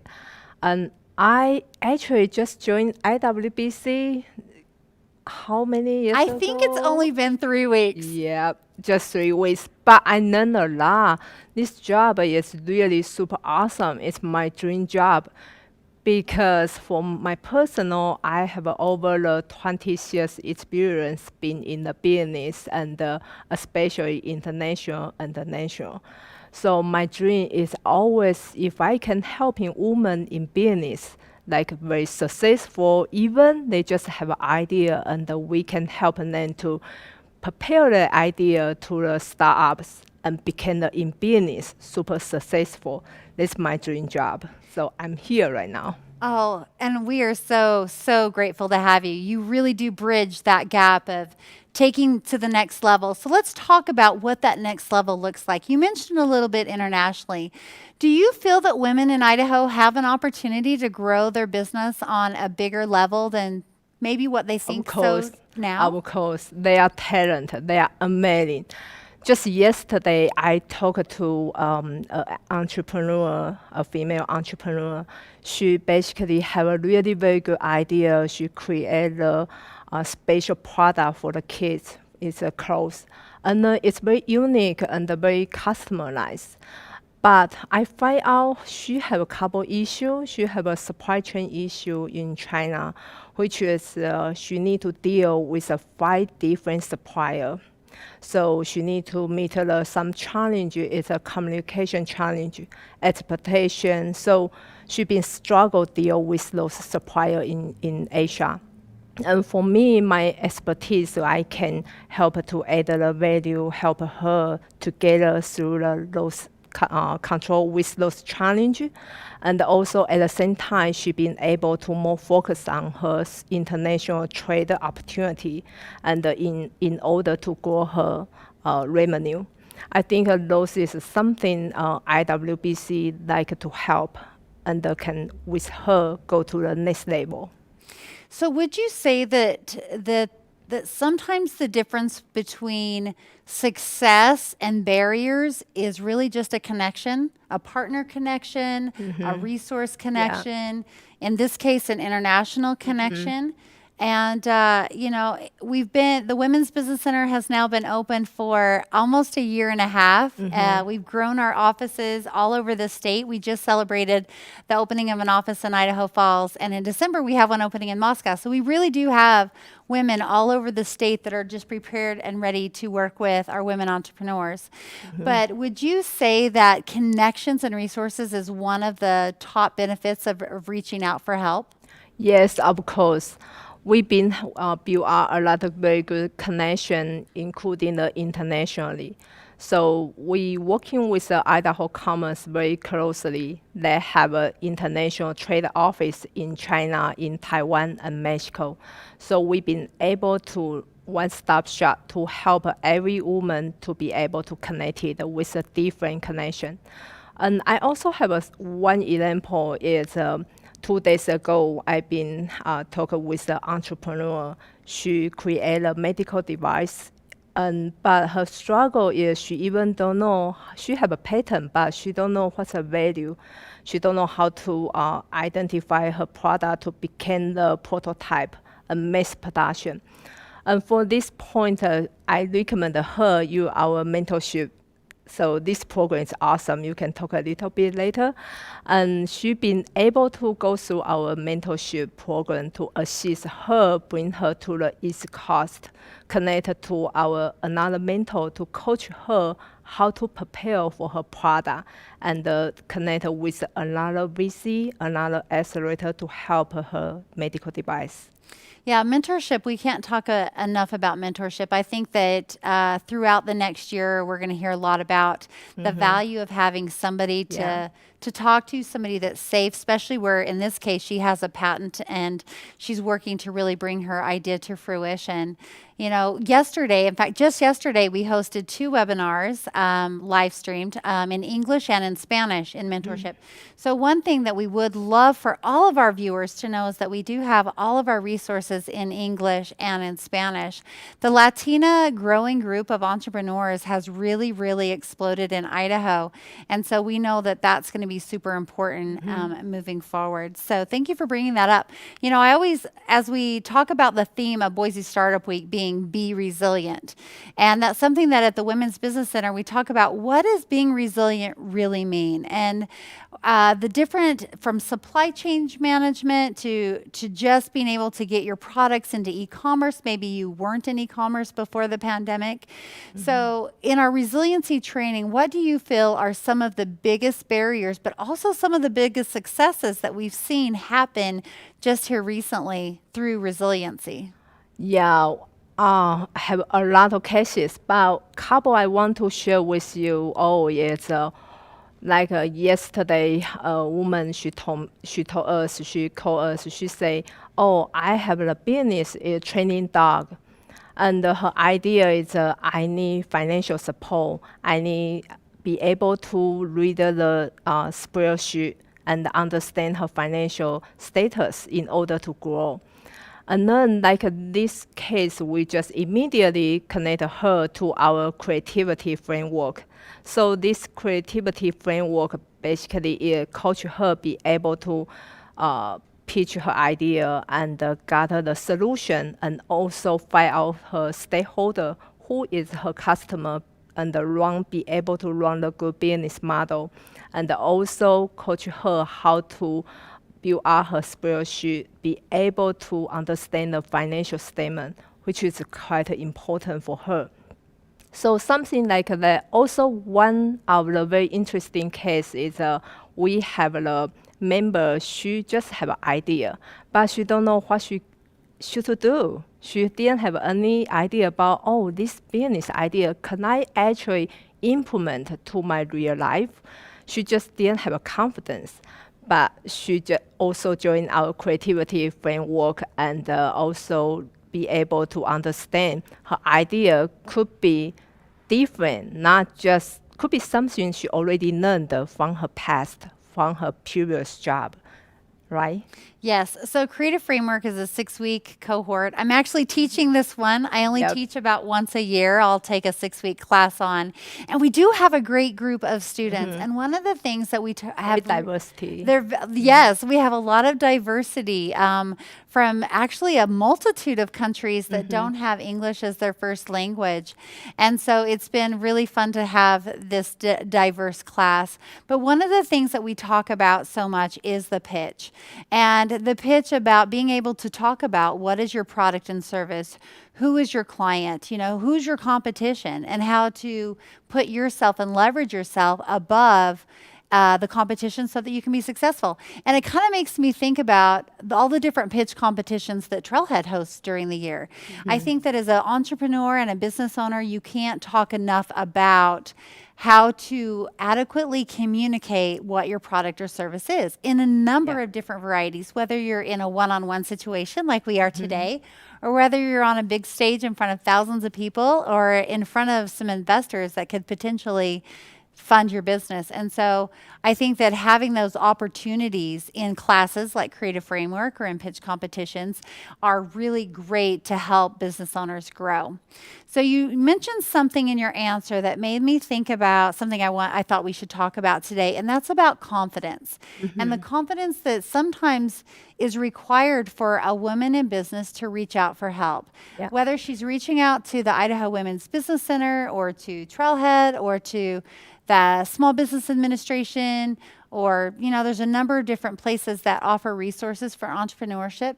Taking that first step and feeling the confidence that it's okay to ask for help. Why do you think that women struggle so much in asking for help? And they're trying so hard to do it themselves? Because I see it a lot. I see it in funding. I see it in... and I haven't quite figured out what it is. Doris, do you have any thoughts on that, on confidence and the ability to reach out to the Women's Business Center? Yeah, that's a very good question. So I also realized since I'm joining the IWBC, I find out overall the women who reach out to us is most likely the minority is the last. It's last asking for help. And the people like me from Asia or from the different country, we not tend to asking for help because we feel shy, we feel confidence-less, we feel English is not our first language. So we don't know how to ask. But I really feel IWBC is your bigger family. It's a very safe environment and very welcome, very friendly. You can just came to us and asking, we can be here to help. And one small story I want to share is a female. She also run her company. It's a software company, and she is a CEO. And I was listening her story, her business. I say, hey, can I invite you as a speaker and share your story with our member? And she said, oh, can I have my husband to share? And I said, why? She said, because my husband is more have a technical background. He know the technology. Here, I want to tell all of the female, don't scare, and you need to be confident and no worry, because no one more understand your company as you. So I think a confidence build is quite important for a woman. I love that. And I don't know that I could add anything to that answer. That was beautiful. And I reiterate what Doris said, is that we encourage all women to connect with us. And, you know, because of the pandemic, we've had to pivot as well. And I think we talk a lot about the pivot in business and how does business look different now? How I think that we will run businesses different than we have before, and I don't think that will change back. And so through the Women's Business Center, we are launching a mentorship academy. We talk a lot more about money. It takes money to make money, and we're talking a lot more about marketing. Those are my 3 M's. I love the 3 M's, you know, money, marketing, and mentorship. But we also do have our resiliency training, and we have a lot of women that really have struggled with finding financing. Financing is always going to be a pain point in entrepreneurship. It has been for many, many decades, and it will, to be able to find the money that you need to launch your business or product. And so through crowdfunding, we're bringing up some new and innovative ways to raise money with crowdfunding. We have our big event on Monday night to launch Global Entrepreneurial Week on November 16th, Crowdfund Idaho Live. The Idaho Women's Business Center will be the first women's business center in the nation to launch crowdfunding on our platform. So we're super, super excited about that first for us. And through our mentorship program too, we are the first, actually the first organization using the Corona software for mentorship that is not an international company to bring in bilingual mentoring. So a lot of super exciting things coming up. How to connect with Doris. If you are thinking about a great idea and want to reach out to her, you can reach out to either one of us through idahowomen.org. But we are so excited that we've had this opportunity to be into your home and your phone, your computers, wherever you're tuning in to the live stream of Boise Startup Week. Congratulations on taking that big step in entrepreneurship. So who we have coming up now is so exciting. It's an interview with Rob Pilecki, the inventor of Washi. And I've personally been following his story for quite a while through LinkedIn, but we're going to hear about where are they now. But first, a quick word from our sponsors.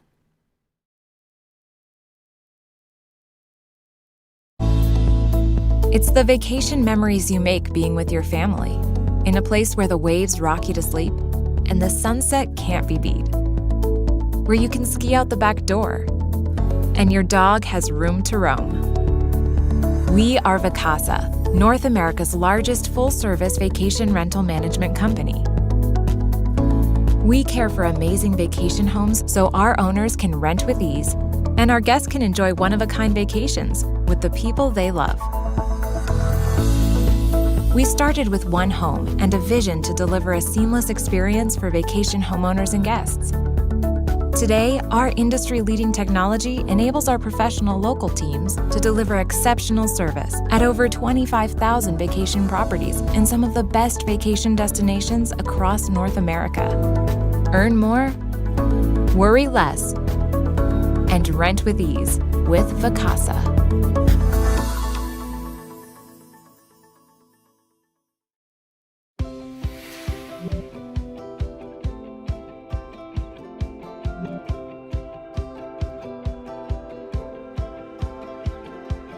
Prior to becoming an entrepreneur, Rob Pilecki was an elected official in Bannock County, Idaho. Rob has worked in the government sector for over a decade, primarily in social services and the district court. Rob decided to take a leap of faith with a toilet seat idea that he had while taking his 4-year-old son to a public restroom. After filing for a patent in 2015, a patent was issued by the USPTO in 2018. Rob decided to quit his job as an elected official to begin his entrepreneurial journey with his new company, Washi. Washi sells and creates innovative products for public restrooms. As many of you know from the Boise business community, last year at the Boise Startup Week pitch competition, Rob and his team won first place based on their incredible pitch and strength of their venture. Bank of Idaho stands with local entrepreneurs and businesses of all sizes throughout the state of Idaho. I wanted to sit down and chat with Washi CEO and founder Rob Pilecki and see how his journey has gone this last year after winning the $20,000 first prize. Thanks for taking the time. No, it's a pleasure to be here. It's a beautiful day, so might as well be outside, right? That's right. Yeah. That's right. So, can you tell me a little bit? Give me a little update since Boise Startup Week. So a lot has happened. You know, I definitely have gained a lot of gray hair since the year has gone by. And using a little Just for Men on the beard. There you go, darken that up. Yeah, you know, things have the roller coaster of being an entrepreneur. You know what? It's been the funnest ride, and it's also taught me a lot of lessons in life and in business. So, you know, since winning Boise Startup Week, it was funny, you know, 2 weeks after we get a check in the mail for $20,000 and I look in the bank account and we're under $5,000 and we're running out of money. So, you know, receiving a $20,000 check in the mail, I've tried to bootstrap this company as far as I can, you know, not take any money. You know, I try to own the company, you know, take all the percentage, you know, for myself, so I can control the company, right? And, it's worked out, but you know, the money that we received and also the prize money, we got $100,000 in free processing with Stripe. We had some mentorship. So, you know, the Boise Startup Week has helped us so much to advance, to, you know, level up in my words. And tons have happened since then. COVID happened. Oh yeah. You know, everyone is getting the COVID stories, and we had to pivot because COVID has blessed my company. It's cursed my company. You know, our company, we have a toilet seat. Yes, right. People are going to be wiping down surfaces, you know, for the next 2 to 3 years. So my invention and my toilet seat company is coming out at a good time. But, you know, COVID has kind of delayed the process, delayed manufacturing, delayed production. So, you know, tons of things have happened, good things and bad. And you know, as an entrepreneur, you know, you get punched in the face and you just try to get back up. Yeah. It kind of reminded me of your athletic background. You've got to be drawing from that. Oh, I bet you all the time. Oh yeah. Teamwork, playing football. I played, you know, sports all my life, and leading this team as a captain of this team, of Team Washi, you know, it's definitely helped. It's definitely helped on this journey, especially leading by example. You know, through sports, you always lead by example. So it's definitely helped me out in that area. But yeah, the roller coaster, it's been fun. It's kicked me a few times, but you know, I'm still alive. Yeah, oh yeah. And you're going to power through this. Yeah. The thing that strikes me, so there's one thing about the funding and the money side, but you mentioned mentoring. Tell me, I bet that was tremendously helpful. So, you know, during the pitch, there are hundreds of investors, entrepreneurs, you know, at Boise Startup Week. And because I won, you know, we received so much attention. And people that have been in this game for the longest time, offering their help. You know, one thing that I've been blessed with, entrepreneurs are ready to help other entrepreneurs give without receiving anything back. They're ready to give. And I've received, you know, so much attention, so much positive feedback that other entrepreneurs are ready to help me. Wow. Yeah, from all over the place. We've had a company that went unicorn in Utah, and their CEO reached out and says, "Hey, I heard you were the Boise Startup Week winner. If you ever need help, I'm here." So I've had that, you know, the advice. What's the number one advice that you received that you're drawing on or did draw on? Adapt to change, right?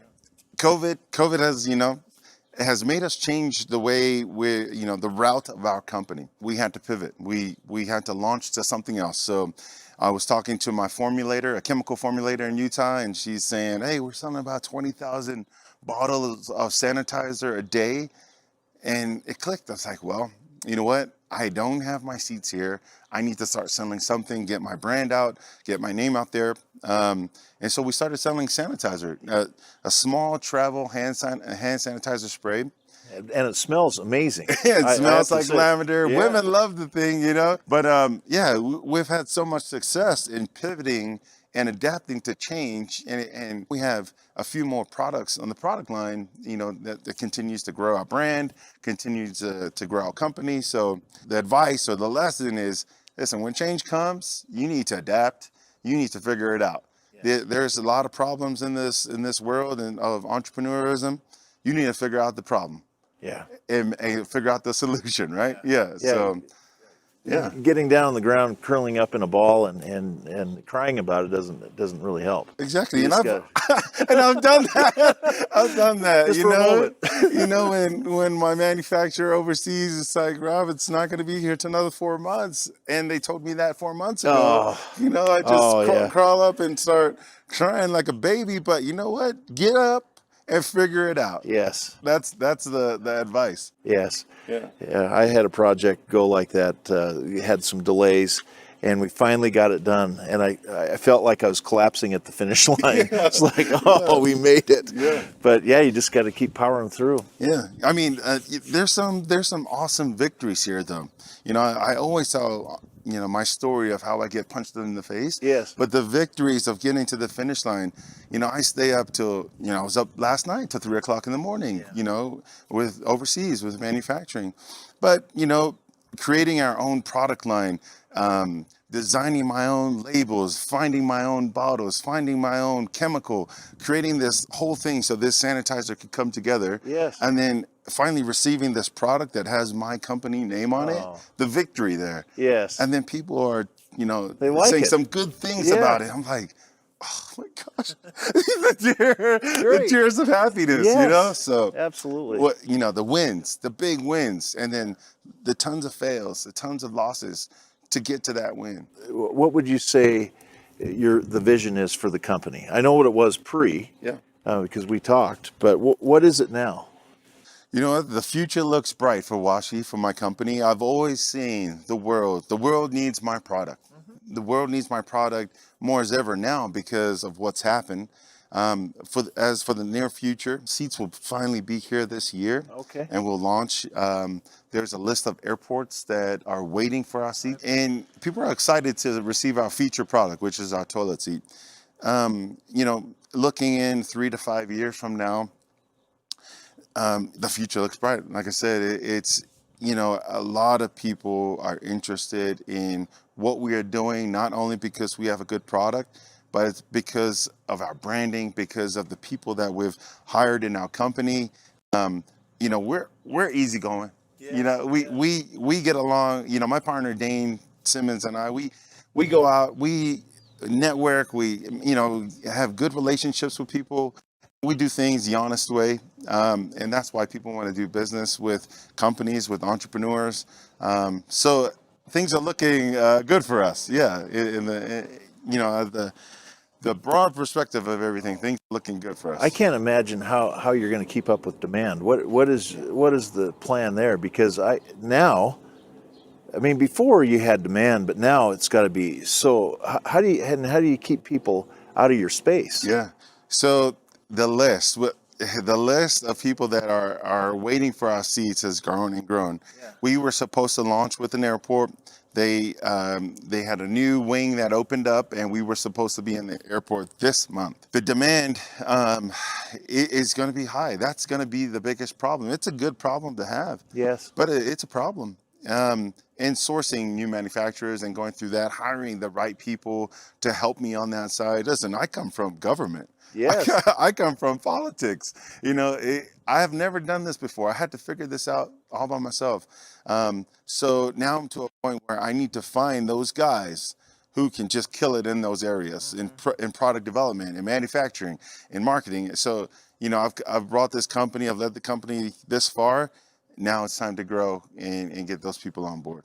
So when are you expecting the seats? You said this year, but is it another 4 months? Yeah, I actually, so here's the entrepreneur road, right? Last night I get a call from my engineer. He's in Logan, Utah. Run down with 30 minutes notice. I tell my wife I'm going to Logan.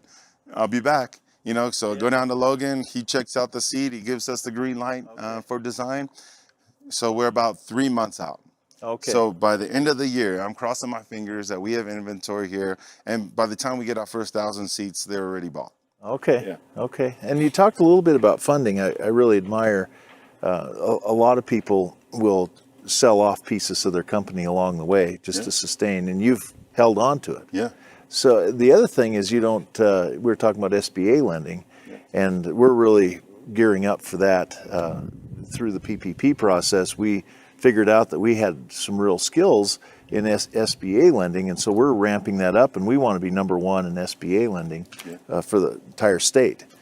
But you haven't had an SBA loan. Tell me why. You know what? I have put a lot of my own money, my savings, you know, into this company, and I've raised some money locally. But we have done things that, like organically, slowly. We're trying to grow the company slowly. I don't need millions and millions of dollars as of yet, but we've done it really slowly. And I have, you know, I'm keeping that ace in the hole. You know, yes. When I have a big purchase, you know, a PO, I'm coming to the banks instead of going out and raising more funds. I'm coming to the banks. So I do plan on having that in the future. But I've been lucky. I haven't had to raise, you know, millions and millions of dollars to get us to this point. Oh, that's great. Well, having some revenue will certainly help you. It'll show a track record and then ability to repay. That's always having that. The more you have in history of being able to service debt, the better. Yeah. Well, I'm definitely knocking on your door, Jeff. I'm definitely knocking on your door when that time comes. Well, we appreciate the relationship very much. So have you done any mentoring along the way? Yes. With other companies? Definitely. You know, my outlook on things is you need to give. You need to give, and it'll circle back around to me, and it has. Tons and tons of entrepreneurs have seen my journey and want to jump, but the fear kicks in, right? Yeah. The fear of launching something, the fear of their family members saying this won't work, the fear of their friends laughing at them. And they reach out to me and say, hey, what did you do? You know, so I swear, it's every week I get at least 1 to 2 people reaching out, especially on LinkedIn. I'm huge on LinkedIn. You know, asking the question or following my journey, and there have been some that have jumped, and there have been some that have, you know, still haven't taken the leap. But I've always tried to give that advice here and there, and it's definitely come back full circle. Well, it's not the safe road. It isn't. You know, there's a lot safer ways to go. But leading a company and really putting your own money, and that's a huge difference. Oh yeah. But the rewards are amazing too. I love entrepreneurs because of the creativity. It's what our country's built on. It's the American dream, right? Oh, definitely. I when I got into politics was my first leap. Right? Yes, that was unknown, right? It was unknown. I was in front of the public, and that was my first leap. So it helped me launch into becoming an entrepreneur. Then leap after leap, quitting my job, getting cut from Shark Tank, you know, getting punched all over you know, getting just knocked down and getting back up. Politics helped me, you know, through that. But yeah, the amount of feedback and the amount of help that I've received has just been a blessing. Yeah. That's great. Well, any final words as we wrap this up, Ron? You know what? I have been posting on LinkedIn for the longest time. If you're an entrepreneur, you need to apply for BSW, Boise Startup Week. It has helped me. So even if you don't win, the amount of networking that I've made, and the friends and the mentors that I've connected with has just been a blessing for me. Oh, that's I have pivoted. I have made these small moves so that our company can keep climbing. And Boise Startup Week has been a big part of that process. That's great. So I would recommendation to any entrepreneur out there: apply, take a leap, and apply. Well, we jumped in. We were pitched this year about being involved. Yeah. And when I heard who it impacts and the real impact that it makes, it didn't take very long for us to jump. Yeah. So it's great to be a part of Boise Startup Week, and congratulations on all the success you've had. I appreciate it.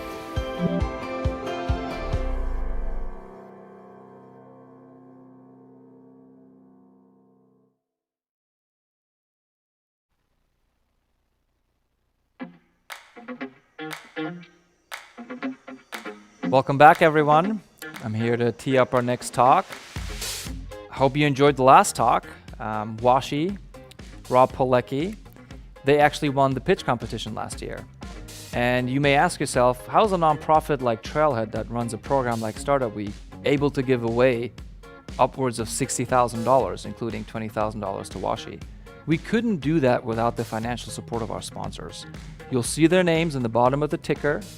If you recognize any of the sponsors, you're walking around downtown or you see them somewhere, just give them a shout out and make sure you thank them for the support and the financial support that they're pouring into our startup ecosystem. That said, our next talk is the future of e-commerce with Fitted and Count. I'm personally excited about it because we have Brad Viskirchen, the CEO of Count, a very exciting established business here in downtown Boise, as well as Monty Kelleher from Fitted, a very exciting startup that moved to Boise from San Francisco. But before we do, a quick word from our sponsors.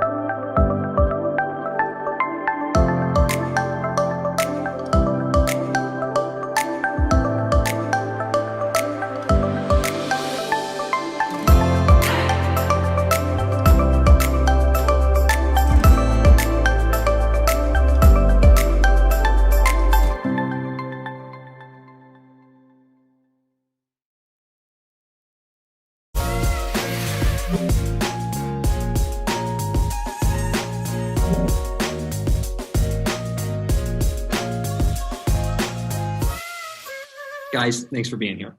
Thanks for having us. Well, we'll jump right into it. Monty, being the CEO of a young startup, tell us a little bit about the state of fundraising in Idaho. I know you've been through a couple of turns of that here in the last couple of months. Walk us through your perspectives and how are things on the fundraising trail? Yeah, things are good. We closed a round, our seed round, back in June, which was exciting.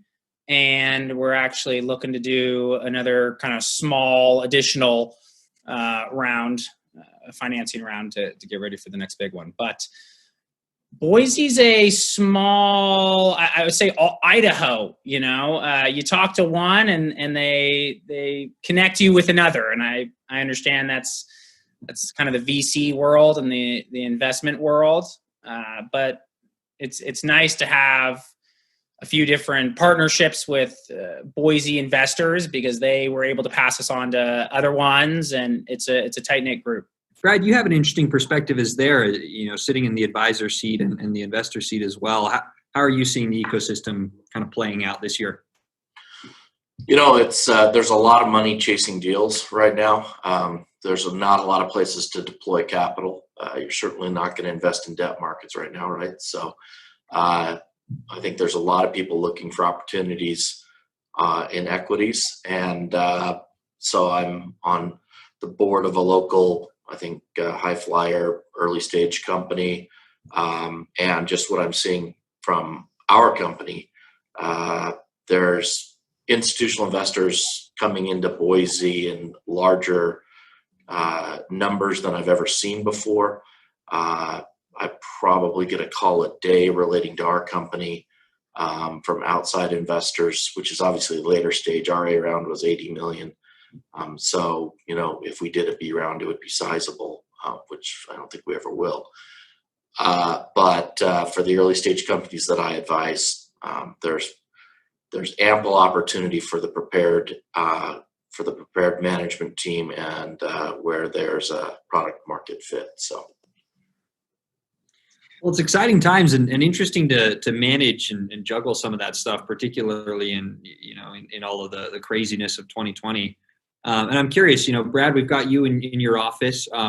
Maybe each of you, if you could share your work from home policy, how that's affected business and what your long-term plan is. Sure. We actually had a pandemic plan in place for about a decade. So I actually never thought we'd use it, but we had the plan in place and we tested it every 6 months to make sure everything worked. And so the day we decided to implement the plan, it was basically 4:00 one afternoon and said, we're going to implement the plan starting tomorrow. And it was, I'm proud and surprised to say, absolutely seamless. We haven't really missed a beat. We've launched more products than ever in the history of the company during this pandemic. We have, from a marketing side, record marketing qualified leads. We have record bookings from our sales side. We're in a period where throughout the pandemic, we've had record revenue and record EBITDA and literally every metric. So we really haven't missed a beat. Several months ago, we approved, after testing and going through a lot of security and safety measures, 50 people to return to work on any given day. I do a lap and we have maybe 20 in the building. So, if you want to be socially distant, being at Count's probably the most socially distant you can be. I think everybody has like 5,000 square feet to themselves. So, but everyone else is working from home. We really haven't seen an interruption. I do think it's not totally optimized, particularly. I think it went well because we had established relationships of trust amongst the employee base. I think as we've added new employees, and I talk one-on-one with 2 to 4 employees every morning via Zoom, and the new team members, I think, have had a harder time integrating. They don't have relationships of trust with their peers. It's harder to get trained, et cetera. So I think when the time comes and when it's safe for everyone in the company and people feel secure about returning to the workplace, we'll have everyone back. But I don't think that'll be in the next couple of months. So right now it's working well. I wouldn't say it's optimal. Well, you are much more organized than we are in terms of having a pandemic plan in place. That's for sure. We're in a different situation. I love hearing what Brad did. We just didn't even have an office before the pandemic because we were a startup, right? And we were just actually beginning to look at office space. Then the pandemic hit and we just really buckled down and focused on the business. Similar in terms of, I'm sure not by the numbers, but, we had a record, clients join and revenue and all that stuff. We actually tripled our team. We went from 5 full-timers to 15. I think we have 16 now. We did just get office space, and which is really strange that we're getting office space when no one's technically supposed to, not supposed to be, but most people are leaving offices, and we actually just got office. And similar to what Brad said about trust, I mean, we're such a new company. And I'm such a believer on, camaraderie and building a culture. And I think it's very hard to build that culture when you're slacking and Zooming every now and then. So we actually did get space. We move in October 1st, but we get together often, socially distancing, outside at a park just to even work. And I'm definitely not an engineer, but most of my team is. So they're usually silent, sitting on the computers, and I'm, dancing around a park or something, kicking a ball. But, I'm very much looking forward, similar to Brad, getting back to some type of socially distanced office to, I think we just crave it as humans. And I truly believe, as a whole, you're going to be much more productive because you're much more collaborative. I agree. And you probably got your space, on a positive note, much cheaper than you would have like 6 months ago. So I sure hope so. Yeah. I've selfishly used it as a bit of hopefully a springboard to getting Epic to move its offices full time to Boise. We gave up our space 2 weeks ago in Salt Lake, so we're currently homeless. But it sounds like we're the unique one in this group. You both brought up the issue of culture here, and frankly, as I've talked about this topic on other panels, it comes up with everybody, right? How do you preserve culture?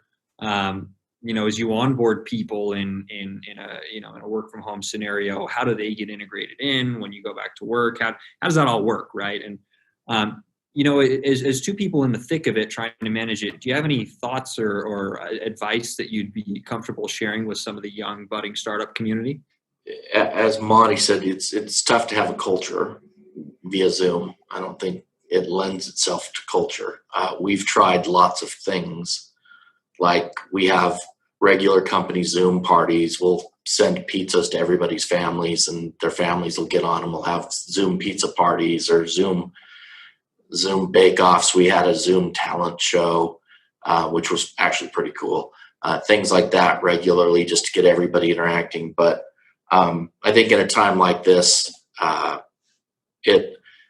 communication is key. One of my mantras has always been open, honest, and fearless communication. So we've accelerated and deepened the level of communication to keep people talking. And I think that will all carry over in a positive way once we're back together.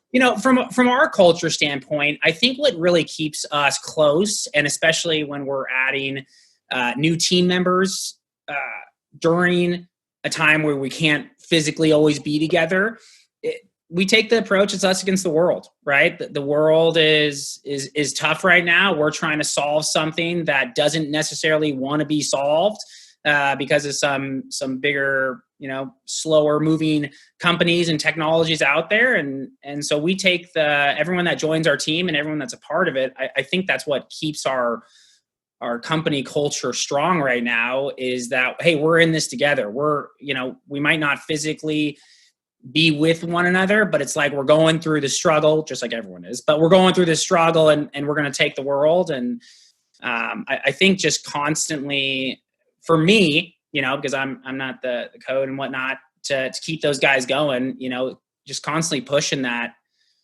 hey guys, we're doing awesome, and we're fighting an uphill battle during a time where everyone's fighting a battle, and yet ours got that much harder. So I don't know if that answers your question necessarily, but it's a constant war, and people that are going to be part of this company are embracing that, which keeps us strong when we're not together. I'm so thrilled to have both of you on this panel, because historically Idaho has had a lot of pockets of innovation, and it's been hard to really connect industries and start to see some pockets forming in specific sectors. And Brad, with all you've been doing at Count and years before that in Kinetics, and the impact on the e-commerce space, it's been fascinating for me to see Monty building Fitted here in the e-commerce enablement space as well. Obviously tackling completely different issues, but starting to form this community in Idaho. And with you guys here, we'd love to hear some of your perspective on what's going on in that industry, the trends, how you're attacking them, how you're approaching an evolving e-commerce landscape. And specifically, in a post COVID-19 world, with all that's happened in 2020, what's permanently, in what ways has consumer behavior been permanently changed? And I'd love to maybe point to Brad first, and then Monty, hear your perspective.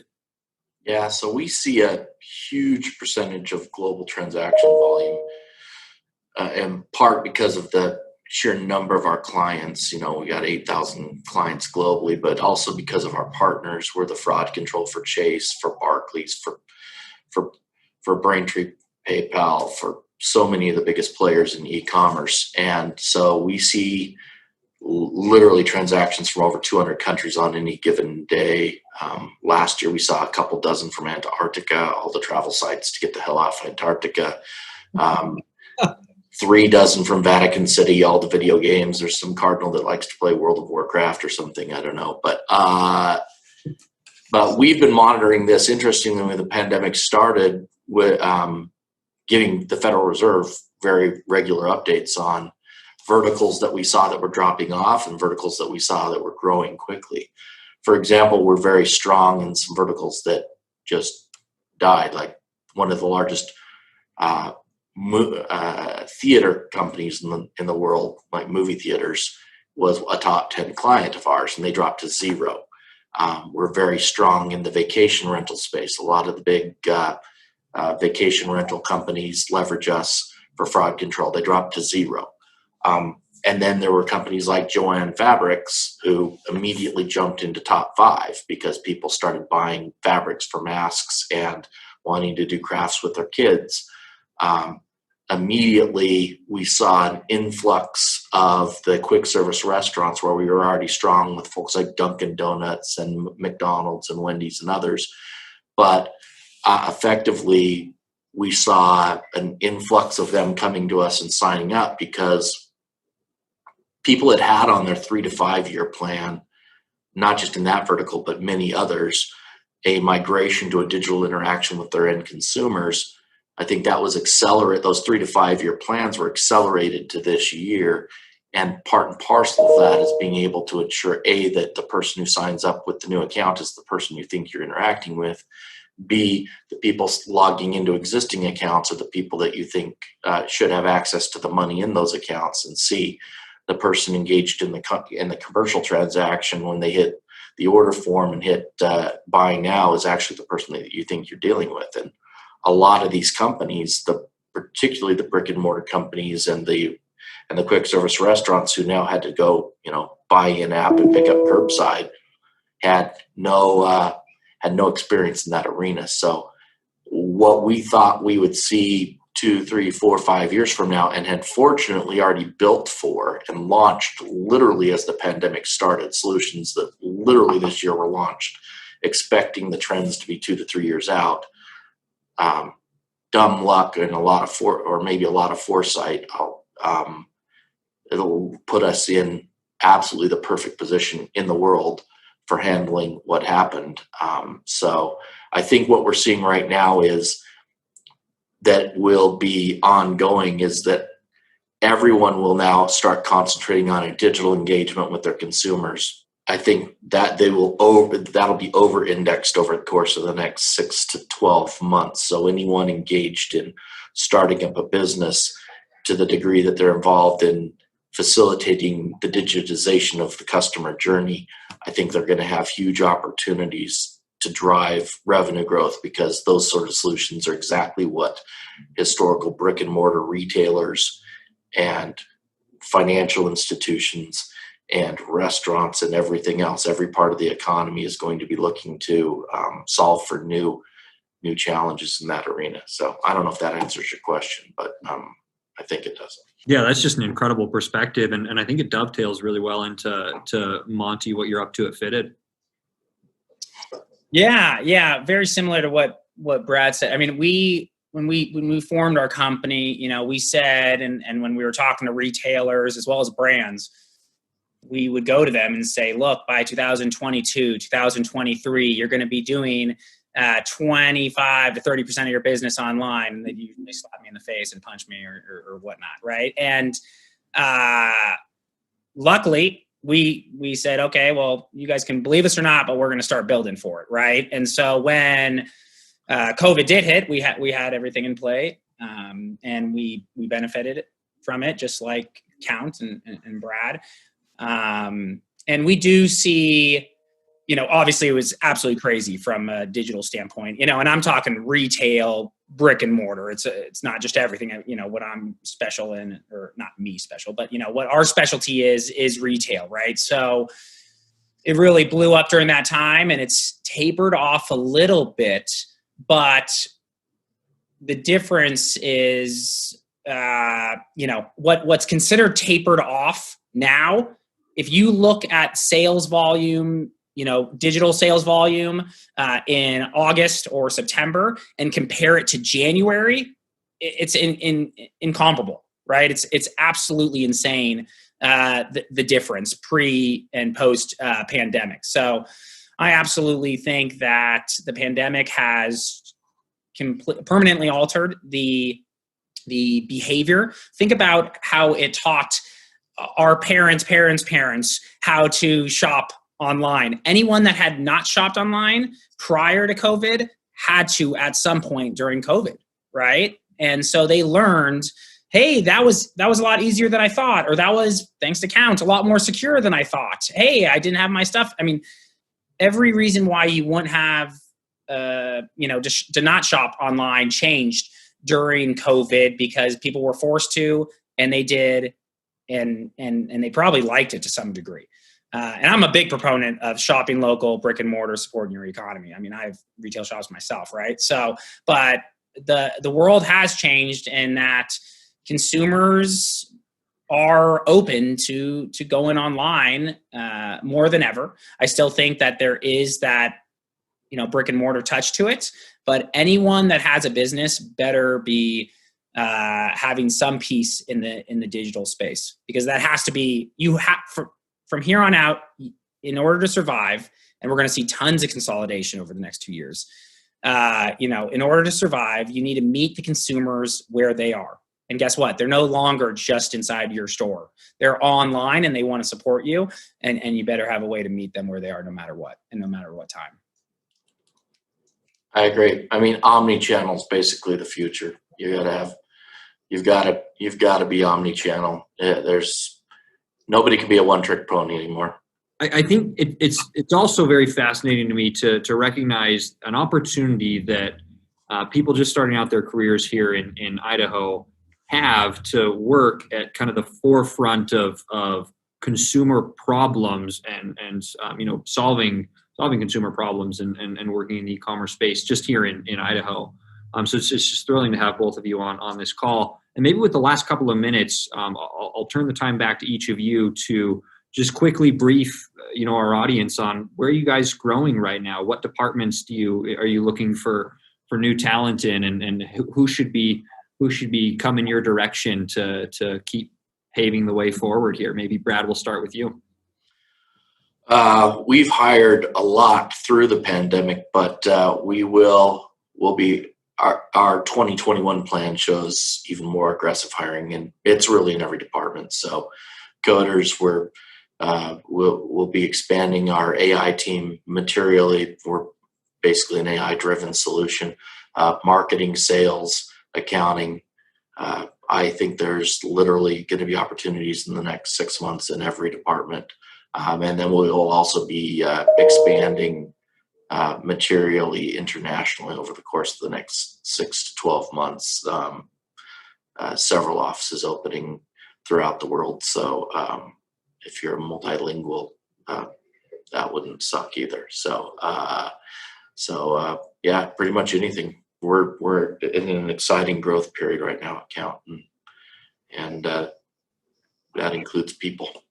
Yeah, we're similar except for the multilingual part. I mean, you can come if you're multilingual. I'm not going to say no.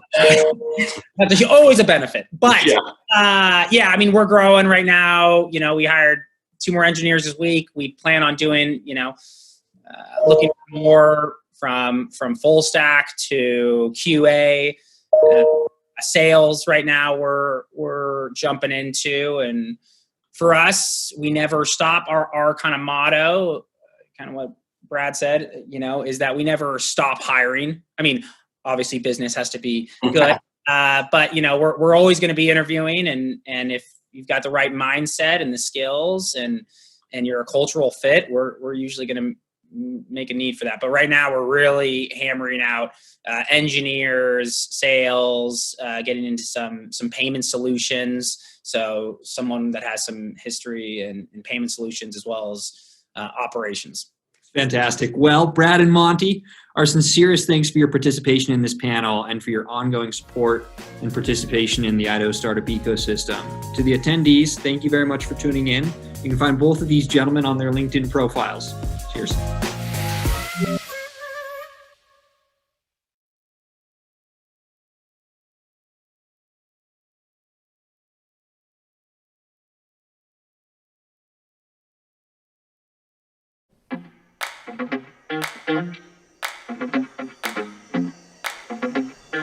Hey, fellow Startup Weekers, welcome back. We're going to take a quick break, but before we do, just a word from our sponsors.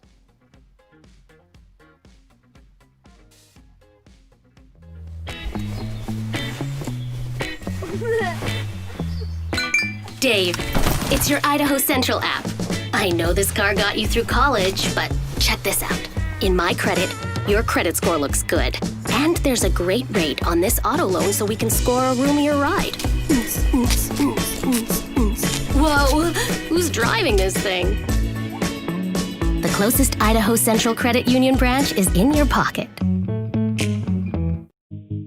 I'm Angela Hemingway, the Executive Director of the Idaho STEM Action Center. We are a state agency under the Office of the Governor, and we are laser focused on creating a workforce that is resilient, focused on science, technology, engineering, math, and computer science. We offer some amazing opportunities for students in STEM and STEM fields. We provide opportunities for students to engage in student competitions, in STEM camps, in mentorships and job shadows and apprenticeships. For educators, we have some phenomenal training and resources that are available to them, including drones, 3D printing, virtual reality, and computer science. In addition, we have our fabulous teacher externship, where we pair a teacher with an industry for the summer to give teachers robust work experiences that they can then take back to their classrooms and prepare students as they transition out of school into the workforce. So we believe it's critical to foster a community of collaboration, innovation, and entrepreneurialism. And Boise Startup Week brings together phenomenal humans for an opportunity to foster that collaboration, to build networks, and to really have these in-depth discussions around STEM, around education, and around our amazing startup community that we have here in Idaho.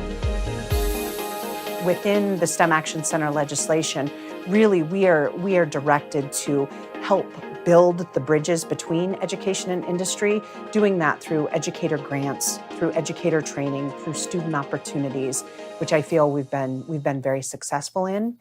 So as far as an aha moment, I think I look at our public-private partnerships and the changes that we've been able to make through these public-private partnerships. And this is a great example with Boise Startup Week. We have some phenomenal partners who are coming to the table. We take some private funding, we take public funding, and we create amazing events like Boise Startup Week that offer opportunities for individuals to get together, to build these networks, to have communication, and really have conversations that are going to change lives.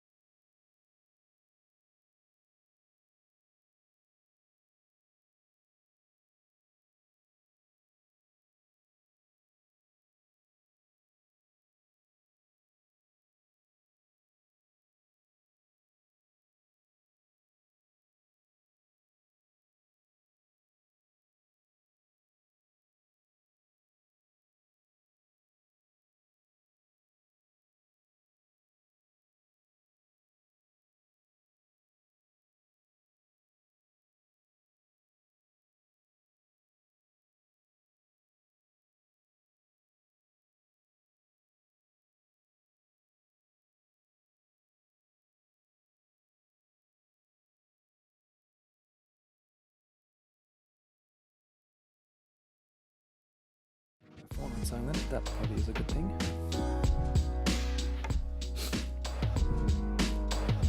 Welcome back, everyone. Thank you for sticking with us through the break. Hope you enjoyed the talk right before the break. That was with Monty Kelleher from Fitted and Brad Verskirchen from Count. I'm joined here with, I'm joined by John Williamson. Welcome to the show. Thank you. Good to have you here. So, John, you are the local ambassador for VCO, as well as a senior VP for Bonacor. So, tell us a little bit about those two organizations real quick and your involvement. Sure. So, VCO stands for venturecapital.org.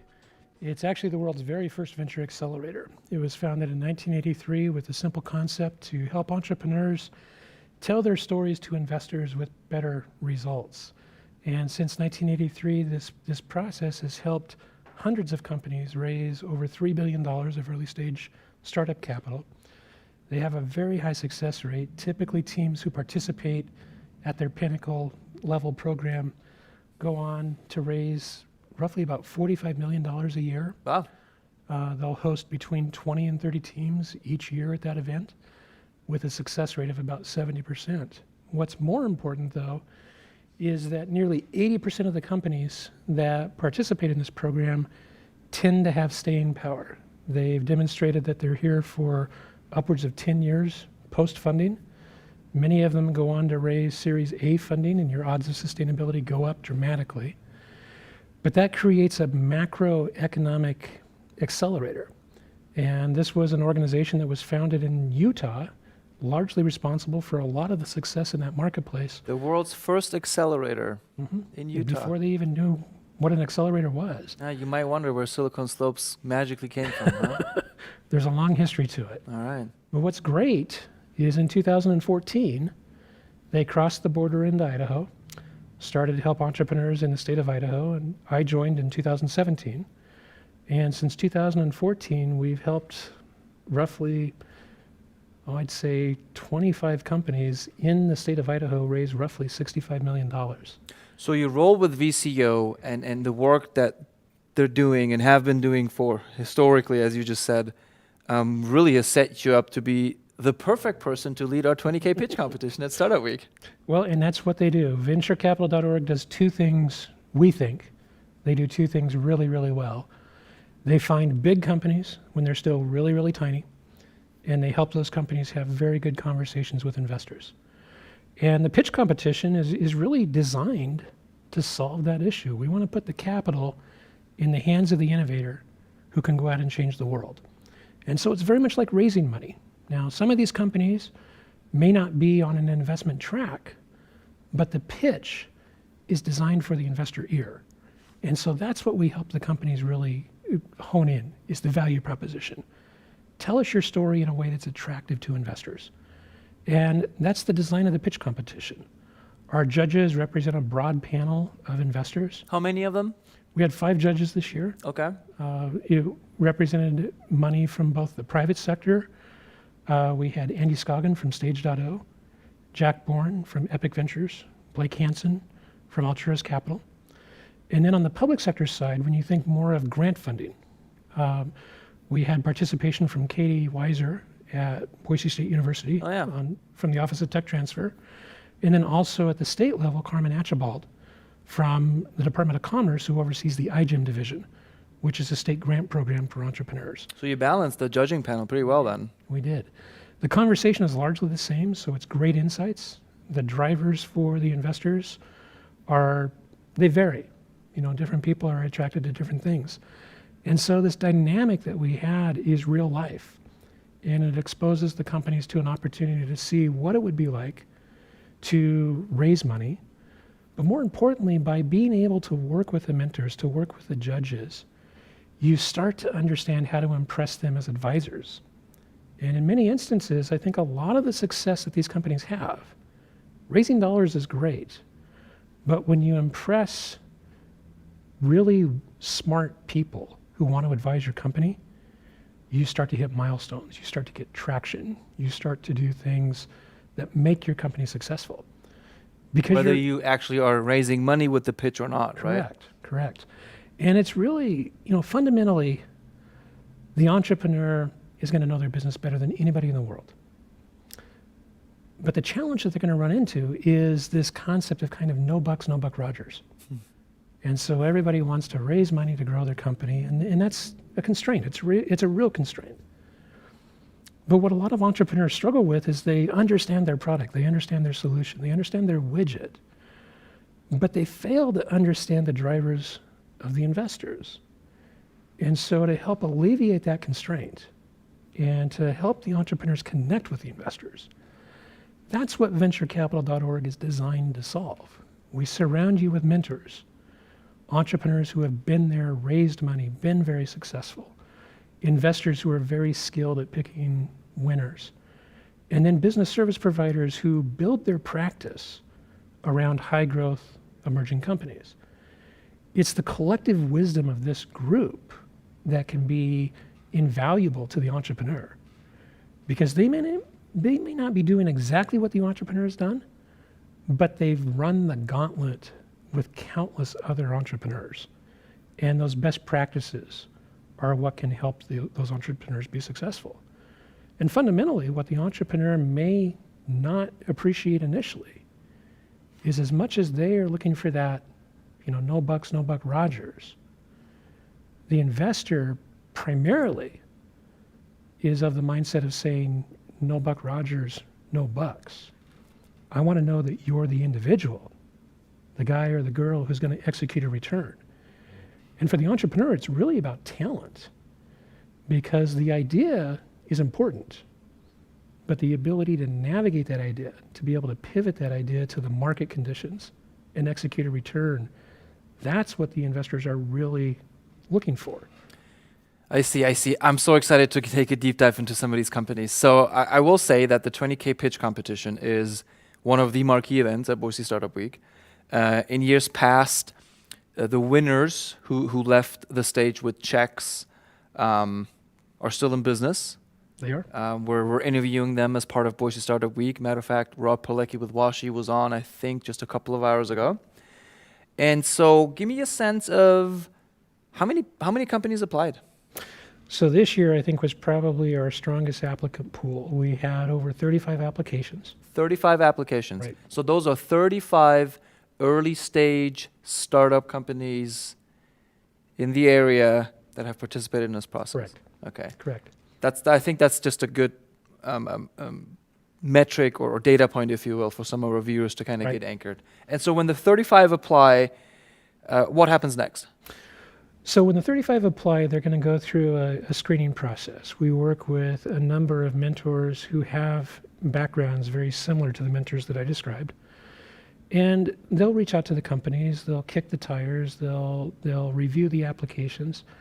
And they're really looking for companies that are solving big problems. The idea is, when you have limited capital, we want to make sure that that prize is going to have a big impact. So you look for the company that has a promising technology. It might disrupt an existing market, it might create a new market, but you're looking for something that's going to make some ripples in the marketplace. You're looking for potentially traction. You're looking for scale. Are they solving a problem for 3 people or 50 million people? So once they apply, it doesn't go into a dark black box and then they show up weeks later to pitch. No. There's a process.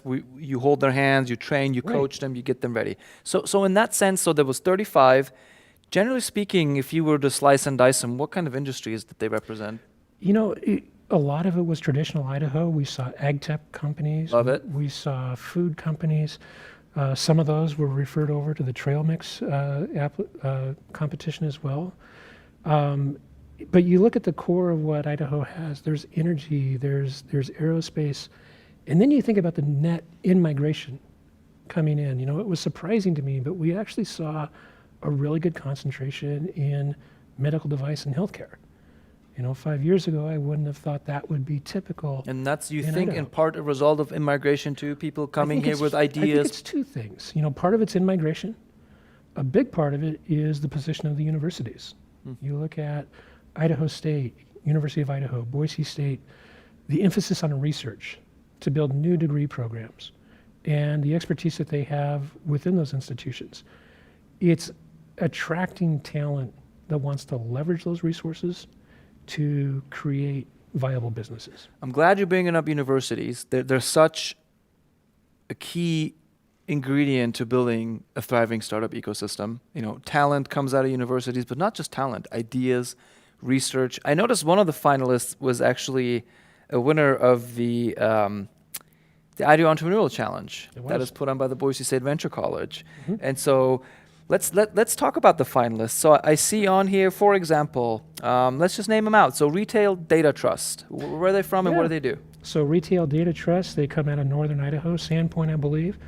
It's a real interesting technology. It's data sciences, but if you think in terms of everything that scans across the counter at a grocery store, there's a ton of information in there for all of the various companies that produce the products. There's information available for the stores.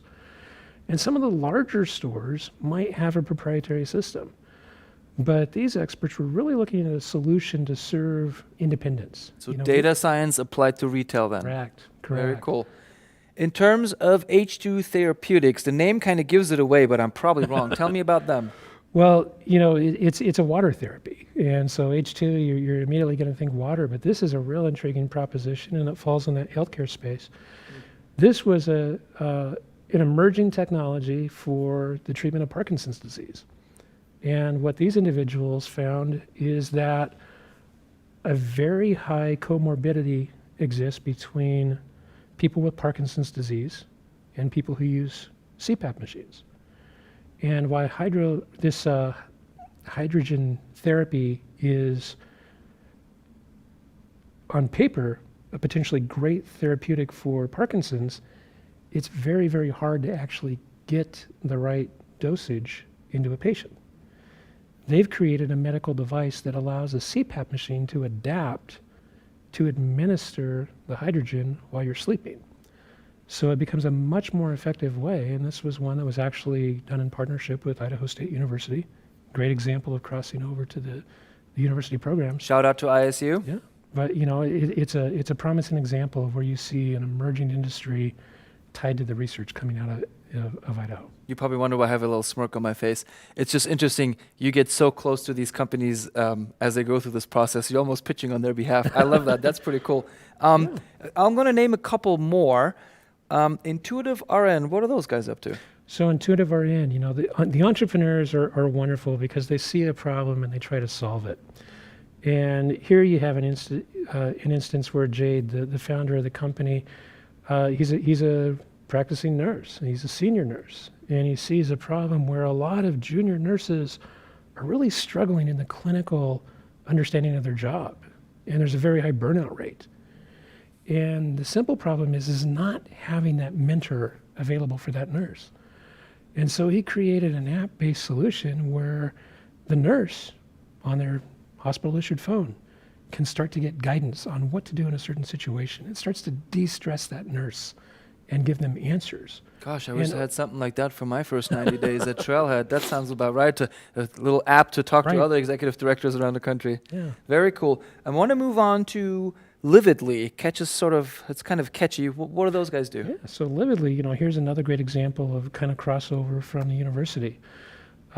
Toby, you know, phenomenal student at Boise State. He's a PhD candidate in the computer science. And, you know, he's looking back on his younger life in Africa. And he's from Nigeria, I believe, He's from Nigeria. And, you know, the healthcare system is very different there. And in his instance, he had a very bad experience in that healthcare system. But as he's thinking about his educational goals and what he's experienced in computer science, he created an app that allows patients to chat with doctors and receive superior advice. They get access to prescriptions that make a lot more sense. Now, when you think Western medicine, you know, that's not the way the process works. In the US, you have HIPAA laws, you have all of these regulatory constraints. That's not the case in Nigeria. So here's an opportunity to take this technology, this idea, and he's already put it to work. He's already has the app in process. They're subscribing doctors and patients. So he's originally from Nigeria, now a PhD candidate, I believe at Boise State. Correct. And he's creating a startup that is actually helping people back in Nigeria. I mean, you talk about global impact of entrepreneurship. Exactly. You got it right there. Yeah. I want to mention two more.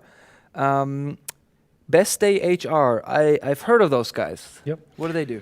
You know, Best Day HR. It's interesting to me when they showed their pitch. They said when you think of human resources, everybody thinks of Toby from The Office, but it's so much more than that. And particularly in the time of COVID, where workers are now working in their home environment, they're disconnected potentially from their work groups.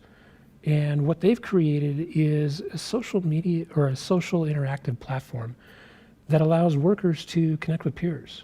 And it provides data analytics back to managers so that in this disconnected workplace, you can check in on your employees and make sure that they're engaged, make sure that they're having a good day. And if they have needs, if they have concerns, they can find a resource within the company to improve overall productivity. The relevancy of that technology has just been elevated big time, I guess, over the last few months. And you've got a tremendous team working on that one with the level of experience with that group is just phenomenal. What about Mary Pilot? Are they flying planes or what are they up to? You know, this is an interesting one, but in Idaho, you probably would, you think agriculture, but maybe most people don't think aquaculture. MariPilot is a technology, it's an app-based solution that will enable farmers to learn how to build commercial shrimp farms. And they can do this inland. They're all done in warehouses. But there's going to be a significant regulatory change that will enable much larger domestic production of shrimp. And MariPilot is on the leading edge to be effectively the supply store in this new gold rush for farmers that are going to be looking for this technology, for knowledge, for marketplace and expertise. So for our audience who may want to know more about all those companies that you just mentioned, I believe the pitches are viewable on Umbrella, is that correct? They are. Okay, so they can our audience can actually take a deep dive into those. The pitches are available on Umbrella, and they will be participants in our showcase tomorrow between 2 and 4 as well, so you can interact and talk with them. So they'll all be at the virtual showcase, and our audience can go and talk directly to the founders. Exactly. Very cool, very cool. So I intentionally left a few out, and that is because we're about to actually watch a final pitch competition. Yeah. So you whittled it down to how many finalists? So we had 10 semifinalists, and unfortunately, I wish we could have a prize for all of them. They're all deserving. They're all going to kill it. And those you just mentioned are part of the 10 Correct. semis. Okay. Correct. Okay. But 4 rose to the top for the judges, and so these 4, we want to share the full pitches and give you some insights on their experience and hear from these companies themselves. But we're going to see a video here with the 4 teams that will be in the finals for the top 2 spots coming up. But so it's the cream of the crop. Not to say anything bad about the other semifinalists, but these you mentioned it earlier, the kind of things investors look for. Correct. So these 4 were able to capture the attention of those investors and kind of float to the top. Correct. Right on. So we'll have a winner, and what does the winner get today? So the winner out of these 4 companies will receive the first place prize, which is a $20,000 cash prize, non-dilutive, that they can go and build their company with, and our runner-up will receive $5,000. John, in your experience, what do you think 20 grand means to these companies? I mean, at this early stage. When you look at they're going to talk about that in their videos. That was one of the questions that we asked all of our teams. But cash is king, and what's great about these entrepreneurs is they're selfless in their interest to solve this problem. That money goes back into the development of product. It goes back into the development of apps. It might be for filing for patents, checking off a milestone that makes that company better, that makes that company more attractive to more investment. And ultimately, what it does is it hits a level where now there's traction. And it builds interest, it builds awareness.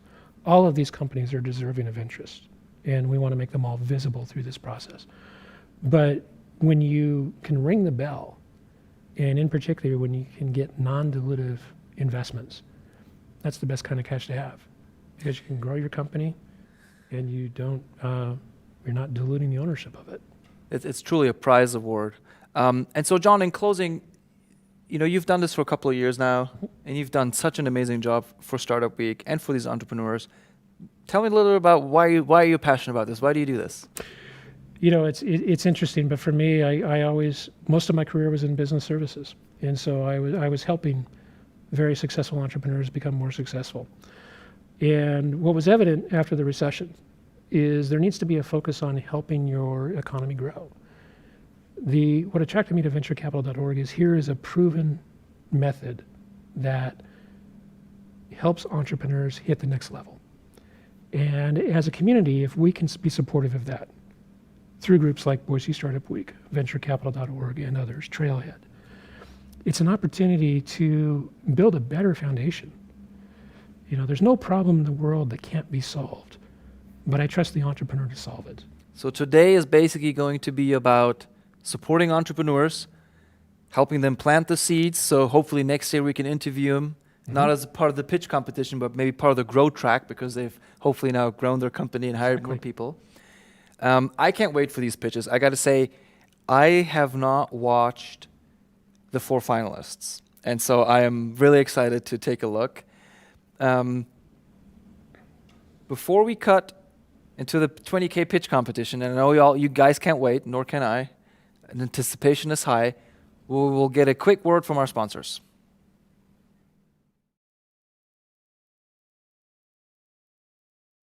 Many of you may know about the Venture College, which challenges students from across the curriculum to think about how they can advance their own new ideas out into the world. As a graduate student in the humanities, I recognized that my field was really, in the future going to be struggling with providing enough opportunities for students to come out and be in academia. So I kind of already had my eyes set on how can I be engaged in the business world. I feel like going through the Venture College gave me the opportunity to acquire some really unique skills and abilities. Did I end up starting my business? I did not, but I have zero debt, and I built a great network of people in the Boise community and really Idaho at large through the process. And so I think what I learned through Venture College is a way to really make history relevant to people outside of the field. The Venture College is a student-centered, faculty-enabled network of resources for every student at Boise State. Come and see us to get started on your idea today.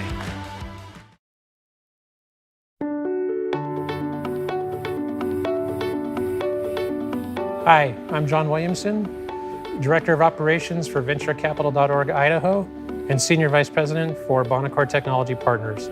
Welcome to this year's Boise Startup Week pitch competition.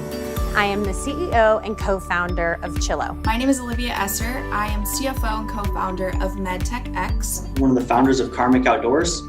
I'm Phil Rowe. I'm the co-founder and chief operating officer of Terroir AI. This is, in essence, it's a job interview. You have 10 minutes to make that impression, and we focus on trying to help you make that impression the right way, the memorable way, the way that results in the start of a conversation that can lead to funding. And with this raise, we'll be delivering on-device processing. Help us at Chillo revolutionize the shared housing market. We are super passionate about this project, about our product. In 2020, we had over 30 applications for the pitch competition, all from Idaho. The hardest part for us really was the narrowing to find our 10 semifinalists. Entrepreneurs solve problems that make the world a better place. They create jobs. They create wealth, not only for themselves, but for the entire community. And when you foster that, you can accelerate not only a company, but an entire economy. And this is just a chance where you get a glimpse to see the companies that are going to start, they're going to find money, and they're going to change the world.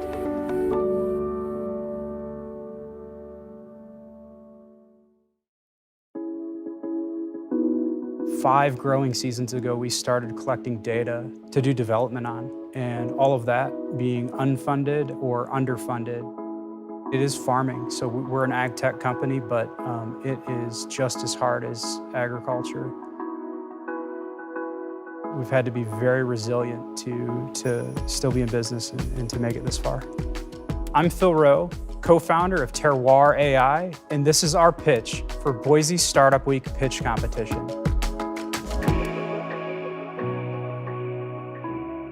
I'm Phil Rowe. I'm the co-founder and chief operating officer of Terroir AI. And today I'm going to talk about farming, the commercial food and beverage producing industry, and how our solution gives them an edge against Mother Nature.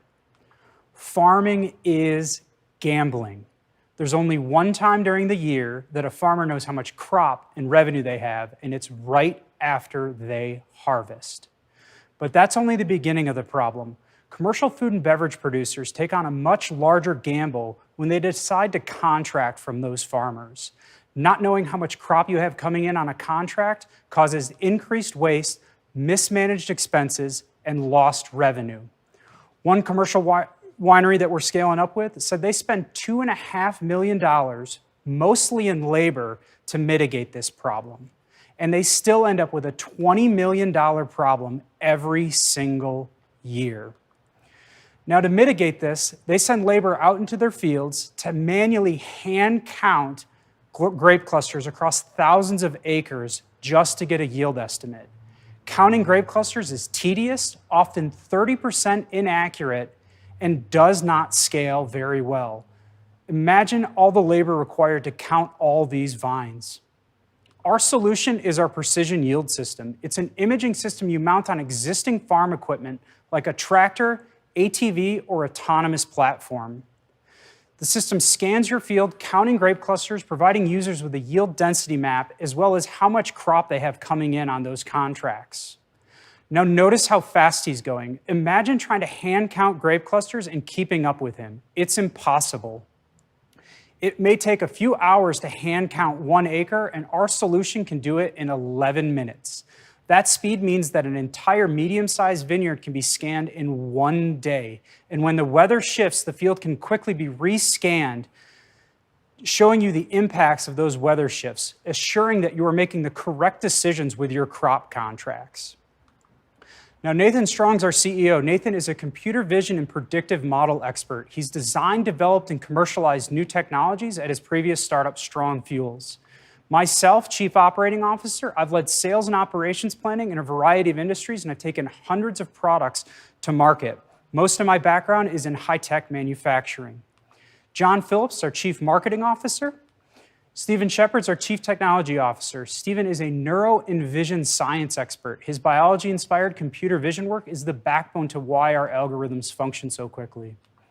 Aaron Lewis, our Chief Product Officer. Aaron is an environmental engineer, a geochemist, and is leading our hardware-software integration. If you're starting a computer vision company, this is the A-team. We have partnered with UC Davis School of Viticulture and Enology, that's grape growing and winemaking. They are the best, and Dr. Con Curterall is our advisor. We just renewed our relationship with him, and he will be publishing a paper this off-season on the work that we've done with him during our relationship. We are part of Autodesk's exclusive residency program at Pier 9 in San Francisco. We have a workspace and access to their industrial equipment where we design, make, and test our hardware. This workspace is slowly reopening post-COVID shutdown. Domain Shandon, Argentina. This is our Southern Hemisphere research partner. 2 hemispheres means 2 growing seasons, allowing us to do research and development year-round when the winter months occur up here.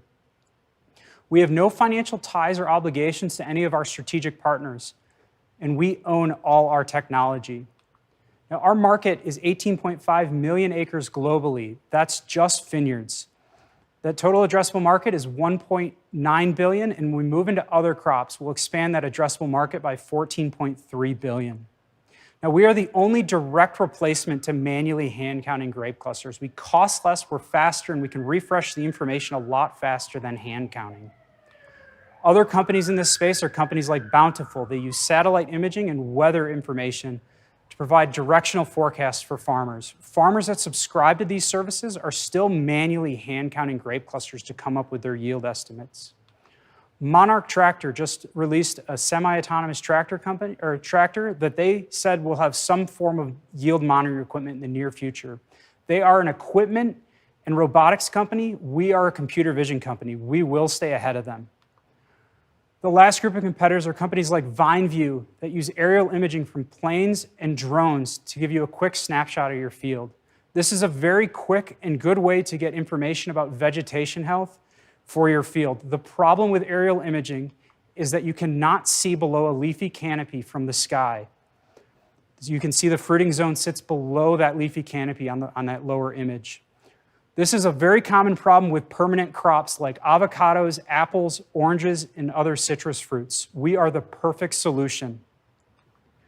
Our go-to-market strategy is to partner with agriculture research universities that provide us quick, credible access to vineyard management service companies and commercial wineries. Both of these groups are early adopters of technologies and have a lot of land that we can scale with.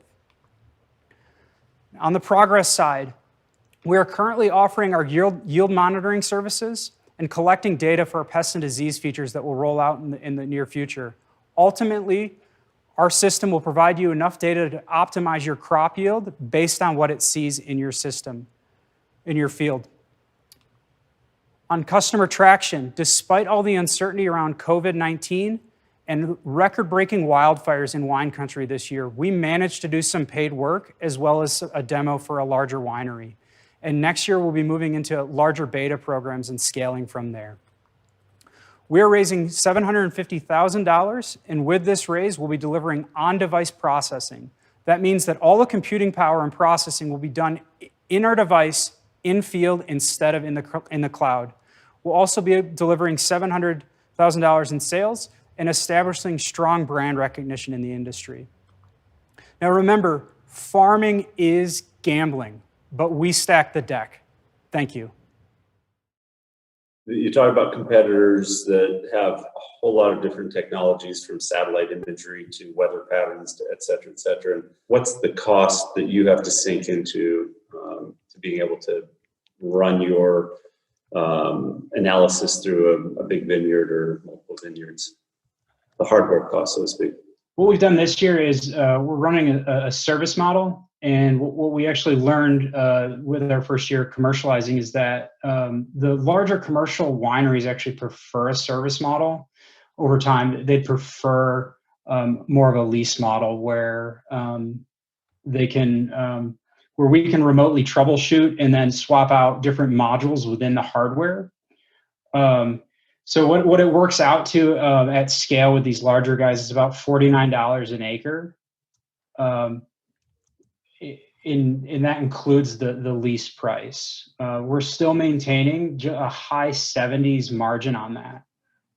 So a typical beta program for us is 2,000 acres, and that works out to $49 an acre, and we'll take an 80% margin on that. Now this year, we were reluctant to just put the hardware in their hands and let them go. Our advisors at Autodesk really warned us against, do not take your hands off of this. You need to see a little bit more about how they interact with the hardware.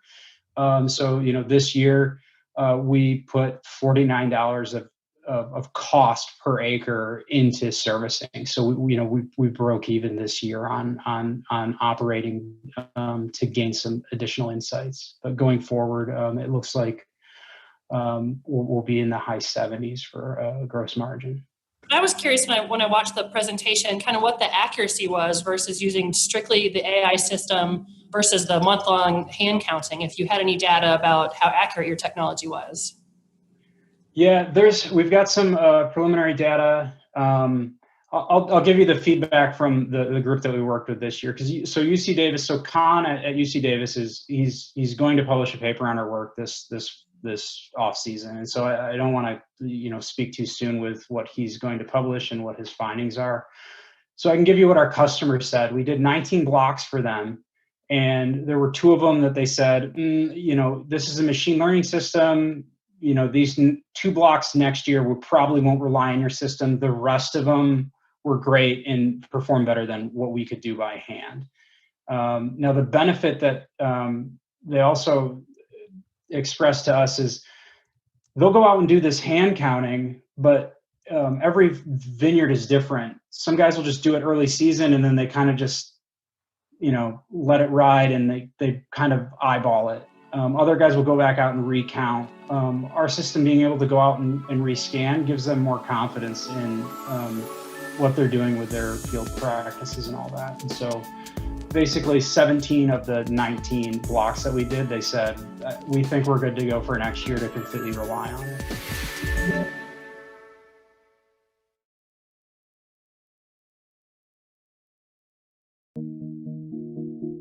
I'm a huge advocate for resilience and just always focusing on the target market because they'll tell you what they need. You know, we feel so blessed to be a part of this community as a whole, especially the mentorship, Boise Startup Week. It's going to forever change the trajectory of how we help people, and that's why we do what we do. Our team is super excited to be here and change lives and revolutionize the shared housing market. And I mean, that is our goal, and we won't stop until we do it. I'm Alexis Rankin, and this is our pitch for the Boise Startup Week pitch competition. My name is Alexis Rankin. I am the CEO and co-founder of Chillo, the virtually safe roommate review platform. At Chillo, we have built a mobile application that allows roommates to not only find and connect with one another, but also review, rank, and endorse each other based on past living experiences, while also responding to the current pandemic by integrating new technological advancements such as 3D virtual tours and in-app video conferencing calls. Meet Jackie. Jackie is a 21-year-old college transferring from Midtown, Ohio to beautiful sunny San Diego State University. Jackie has traveled across country and upon arrival was responsible for all of her initial moving costs.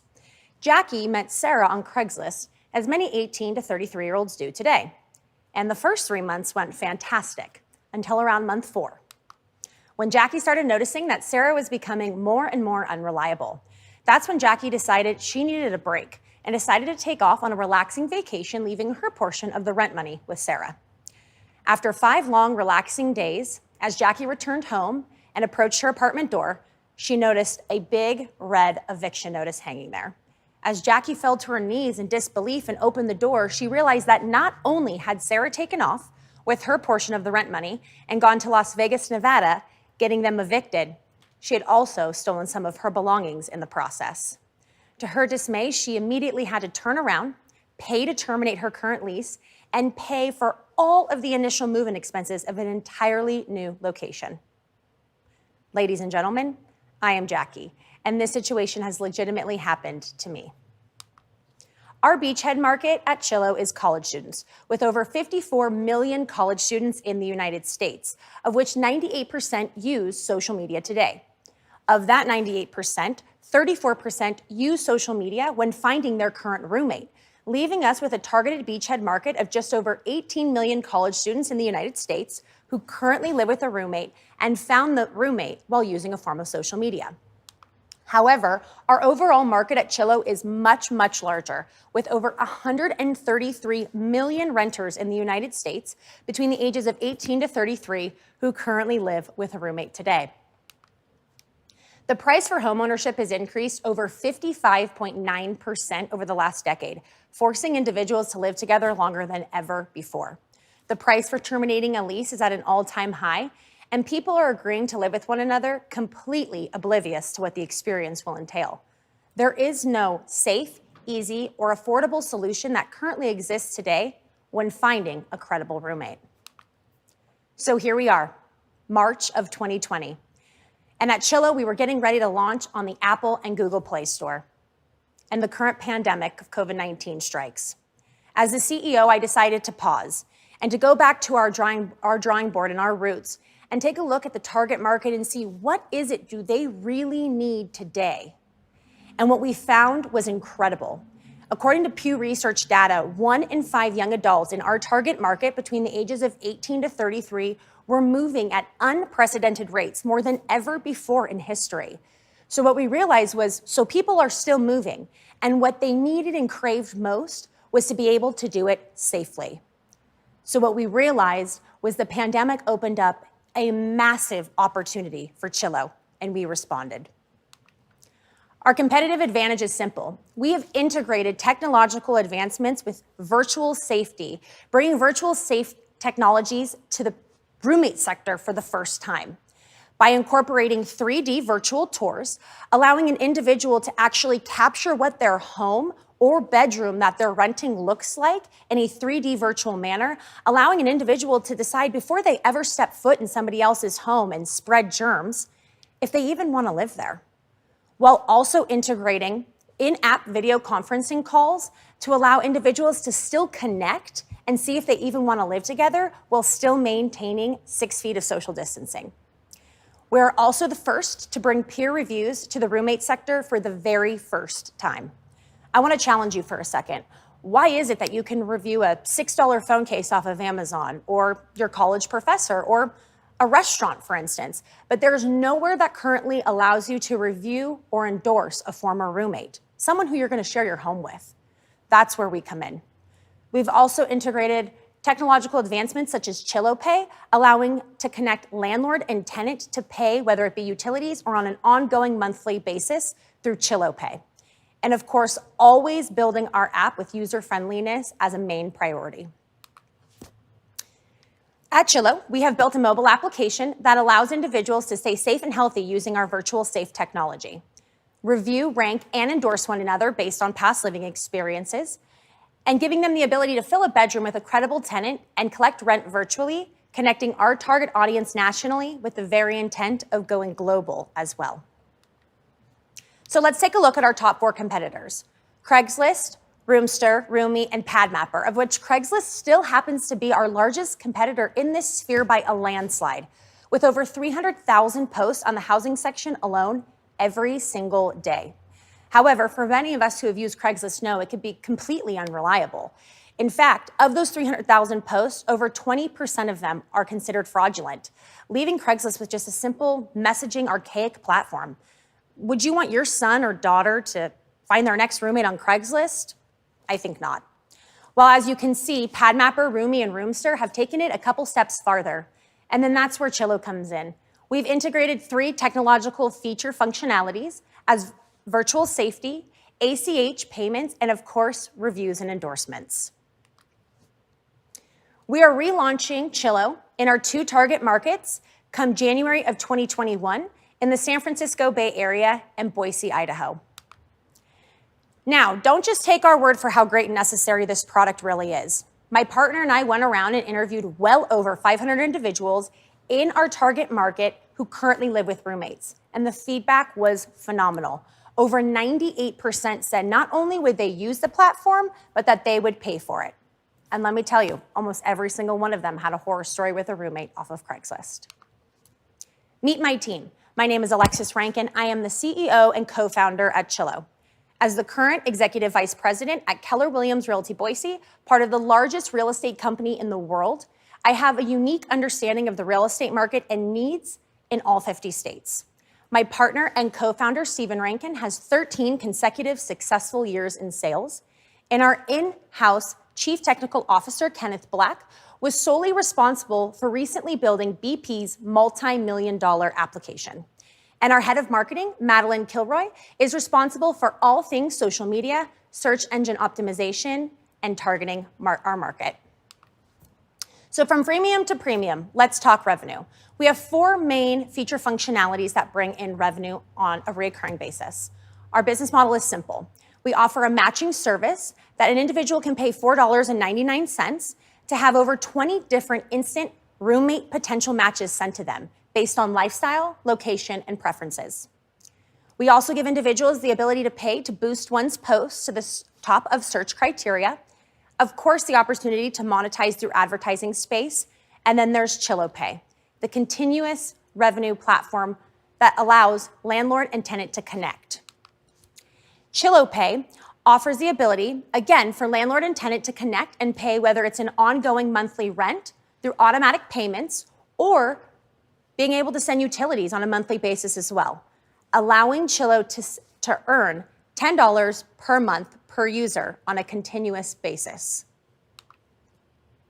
So let's take a look at our our 5-year financial projections.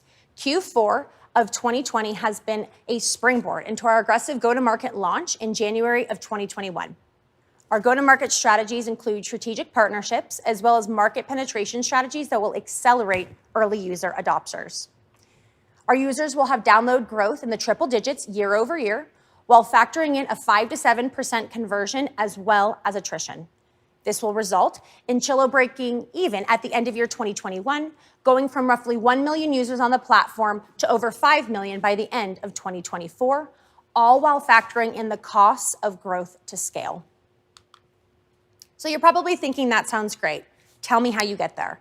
Our go-to-market strategies are well thought out and effective. Strategic partnerships, as I previously mentioned, mainly with colleges. We are currently in conversation with BSU, as well as several Northern California universities, to be the sole offering to off-campus safe roommate solutions, while also targeting users through the major housing sites, and of course, social media marketing and search engine optimization. We are giving you the opportunity to invest in our Series A round. We are asking $2 million. When we win Boise Startup Week this year, it will forever change the trajectory of Chillo.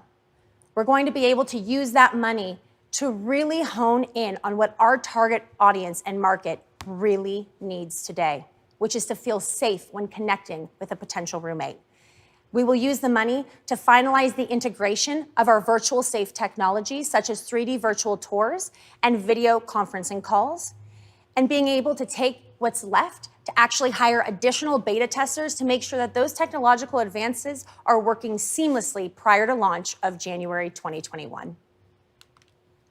When we earn the $2 million in our Series A, we plan to spend the money accordingly. 50% towards targeted marketing on the 3 platforms that our target audience uses most: Facebook, Instagram, and YouTube. 20% towards search engine optimization. 10% towards operations. 15% towards maintenance of development, and 5% towards legal fees. Help us at Chillo revolutionize the shared housing market and make it a safe place for the very first time. Thank you. Do you plan or anticipate doing credit checks? A number of my friends that do property management, that's part of their strategy, is credit checks to make sure that folks can actually pay their bills. Yeah, no, that's a great question. So actually, we've looked into that, and it's very, very tricky for each state. So because of certain laws around somebody's credit, interestingly enough, it's more difficult to run somebody's credit versus their background for whatever reason. And so what we've looked into, and we've talked to several companies, that also is coming in either phase 2 or 3. And the reason why is what we're actually implementing is a Chillo credit check. And what we're doing with that is, because we offer Chillo Pay within the platform, we're creating a badge, if you will. So when somebody does a background or ID check, it actually shows there that they're verified in whichever fashion that they've chosen, whether that be background, ID, etc.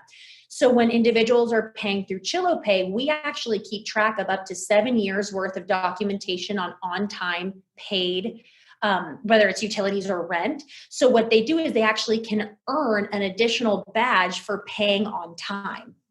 So we've actually integrated kind of our own, because of the legality around and the complexity around traditional credit checks. We're actually giving that a try for the first year to 2 years, seeing how that works out. And then obviously going from there as far as integration of and taking on that kind of a beast and with integrating traditional credit checks. Can you spend a little bit of time talking about your technology team, and particularly around background in the payment space? And maybe that's more of a tech stack question. How do you plan on approaching that? Is it internal? Would you link in some partners? And then depending on the response, if it's linking in partners, great. And if it's internal, what's the background on the team doing that? Yeah, absolutely. So our C2O is integrated. Are you familiar with, and forgive me if I'm saying this incorrectly, Adyen? Yeah, so we've integrated a third-party technology. Adyen actually is used by Uber. So we've used some pretty substantial technology to integrate that payment opportunity. So whenever anybody runs a credit card or they connect ACH-wise as far as auto payments through accounting and routing, it's all done through a third party called Adyen, and that's already integrated into the system. Is this a problem that's unique to San Francisco because housing's so constrained and everyone's renting a room is, where is this really a problem? Is this a problem in Boise, Idaho? Are there a lot of people sharing rooms? I just don't, help me understand that a little bit more. Yeah, not as many in Boise, Idaho. And obviously, I'm sure you believe that. My partner and I are from the Silicon Valley originally. We moved here 3 years ago to start this business. Obviously, the capital that was going out just to survive in California was not feasible. So we moved here to start this business. And though we love it, it's given us a different perspective.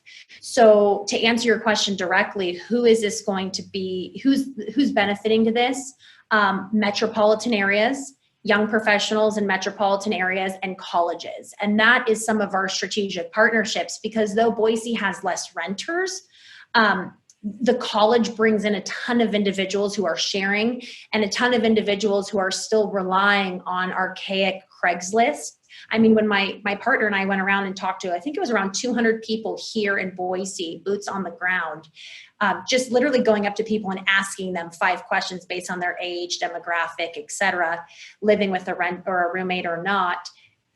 It was a resounding same responses from people in Boise versus people in San Francisco, where we came from, and what we realized was, wow, this is a problem everywhere. And then we took to a national, we paid to have a national survey done as well to take it even a third step farther. And what we realized was, no matter if you're in a little town in Ohio or if you're in, New York City, this is an issue, majorly. Trusting roommates, and people are still relying on Craigslist at unprecedented rates. You were born to be in front of the camera. That was a great pitch that you put together.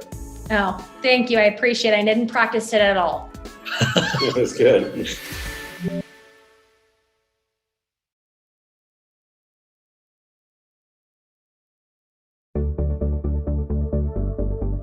Our product has the potential to save hospitals over $400 million each year in the United States. In the wake of COVID-19, our team has shown resiliency by managing to hit huge milestones, like filing a provisional patent, earning $16,000 in seed money, and forming an LLC, all while being in remote locations across the Northwest. But more importantly, the resilience of healthcare workers during these times has showed us why now, more than ever, it's important for our product to be brought to market. We're excited to be here. We've already learned so much, and we look forward to a great startup week.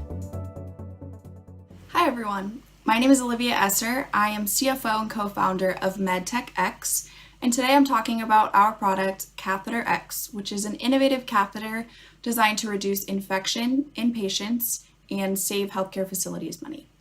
So let's talk about the problem that we are addressing. A medical doctor on our team was astounded to find out that 3 out of 4 patients who need a catheter develop a catheter-associated urinary tract infection, or a CAUTI. And this affects 380,000 people in the United States alone in 1 year. And so 13,000 of these are fatal. And we knew that there had to be some kind of solution for this, and we found that there wasn't. The current solution that nurses use is when an infection occurs, they pull the catheter out, treat the infection, and put the same type of catheter right back in. And this is a practice that's been done for the last 80 years, and no innovation has really entered into the market. And this is a cost of over $400 million for healthcare facilities in the United States each year. So we set out to create our own solution, and that's when Catheter X was born. So essentially, we added a third tube into an existing Foley catheter, and this allows for saline to be injected into the catheter and spiral through the urethral tract, flushing out bacteria and preventing an infection from even occurring in the first place. And so it's a preventative measure, and by inserting one of our catheters and doing this motion of flushing saline, there's no need to constantly replace catheters. One of our catheters can replace the catheter that is typically replaced every 10 to 12 days in a patient. And so obviously this saves healthcare facilities a lot of money because they're not spending the money out of pocket to constantly treat infection and replace catheters. So this concept was developed in 2018. In 2019, a prototype was created, and this was all done by our University of Idaho engineering student team. And they took it upon themselves to create this product and then marketed it to the business department and said, hey, we know this is a really good idea and we want to be able to take this to market. How do we start doing that? And so that's where I came in and a few other of my colleagues, and we took this to competitions, to angel investors, and ended up earning $16,000 in seed money in just a couple short months this year. We knew it was a good idea. We talked to medical doctors, to nurses, to investors, and it seemed like almost everybody knew somebody who had a CODI and who had an infection and a catheter that went wrong. And so we decided at that point this was a really great product. It's a product that needs to be protected and formed into something bigger than just an idea in a student project. So in June, we filed a provisional patent for our design, and we formed an LLC. And that's where we're at today. So looking forward, we're calling this phase 2, and this is what we are seeking funding for today. So phase 2 would cover 3 main goals of ours. The first is to finish up that patent process and to file claims. And these claims would move to our second point, which would be to finish up engineering and designing of our product. And really this is to make it manufacturable, to just get all of the specifics of it nailed down. And we have a few other design ideas that we have students working on right now. And the third is to start efficacy testing. So we know before we get into clinical trials and FDA approval in the future that we need to have some testing done beforehand. And to another point, our team is largely made up of business professionals, engineers. We have medical doctors and the director of the WWAMI program on our team. But we're also really looking to add more medical professionals onto our team, medical students onto our team. And so this funding would really allow us to finish that design phase and search for those team members that we know are critical in moving our product forward. And so with this funding, we'll be able to finish that initial design phase and move towards clinical testing and trials and eventually selling our IP. So what is our strategy? We recognize that there are a few big players in the catheter manufacturing business, and we aren't trying to be in that business. We know that we wouldn't want to go up against them and manufacture our own catheters. And so our strategy is to get our product all the way through FDA approval and then sell or license our IP after asset valuation. So until then, our expenses are like I just mentioned, our efficacy testing, finishing designing, and then further on down the road, our clinical trials and our 510K FDA approval. And once all of that is completed, we'd be able to look at that asset valuation and figure out the best route for us. The 3 potential customers that we would be looking at would be Teleflex and CR Bard, which are in the United States, and then B-Braun is outside of the United States. And these are the really big players in catheter manufacturing right now. We've also talked to a lot of local manufacturers, and the advantage that we have by doing that now is that we can talk to them, see what the manufacturing process is like and what they're looking for in their product and in their manufacturability. And we're able to go in while we're still in that design phase and make it so that we're using the same material, the same manufacturing style, so that when we do go to those customers and sell or license our IP, it's already been flushed out and it's to that point where it's ready to go to market. So should we license our IP? This is what we would be looking at for royalty payments. This is average royalty payments taken for our type of device. And kind of following that timeline I had before, ideally we would like to get it to market sooner, but we recognize it's a long process to get through FDA approval. So if we were to start, or if our customers to start selling in 2028, these are the projections that we would give for the next 5 years, obviously increasing market share each year. So who would be the end user of our product? The largest consumer of catheters is North America, and within North America, hospitals are the biggest users of catheters. But if you think about hospitals and how many units are in hospitals, a lot of them use catheters. So ICU units, long-term care facilities, surgery centers, and nursing homes and geriatric facilities are all big users of catheters. And so, at any point during any day, 5 million catheters are being used. And right now, those are being replaced every 10 to 12 days. So the biggest point I want to make is that this isn't a niche market. This isn't a product for a specific group of people. These catheters can be used short-term, long-term, for any age of people. We have a lot of ideas of manufacturing and being able to make different sizes that are adaptable towards different age groups. So our product really is adaptable through all kinds of segments of people and not just a specific niche market, which I think is really important when we get to that point where we are pitching to manufacturers and customers. So who are our competitors right now? Right now, the silver-coated catheter is what's kind of comparable to ours in the market, but the issue is that these aren't cost affordable. And in fact, there's about 6 times the cost of what a regular Foley catheter or what our catheter would cost. So there's really no catheter in the market right now that offers that low price point, the ability to use it long-term, and the ability to prevent infection, which are the 3 things that are important to our catheter that Catheter X offers.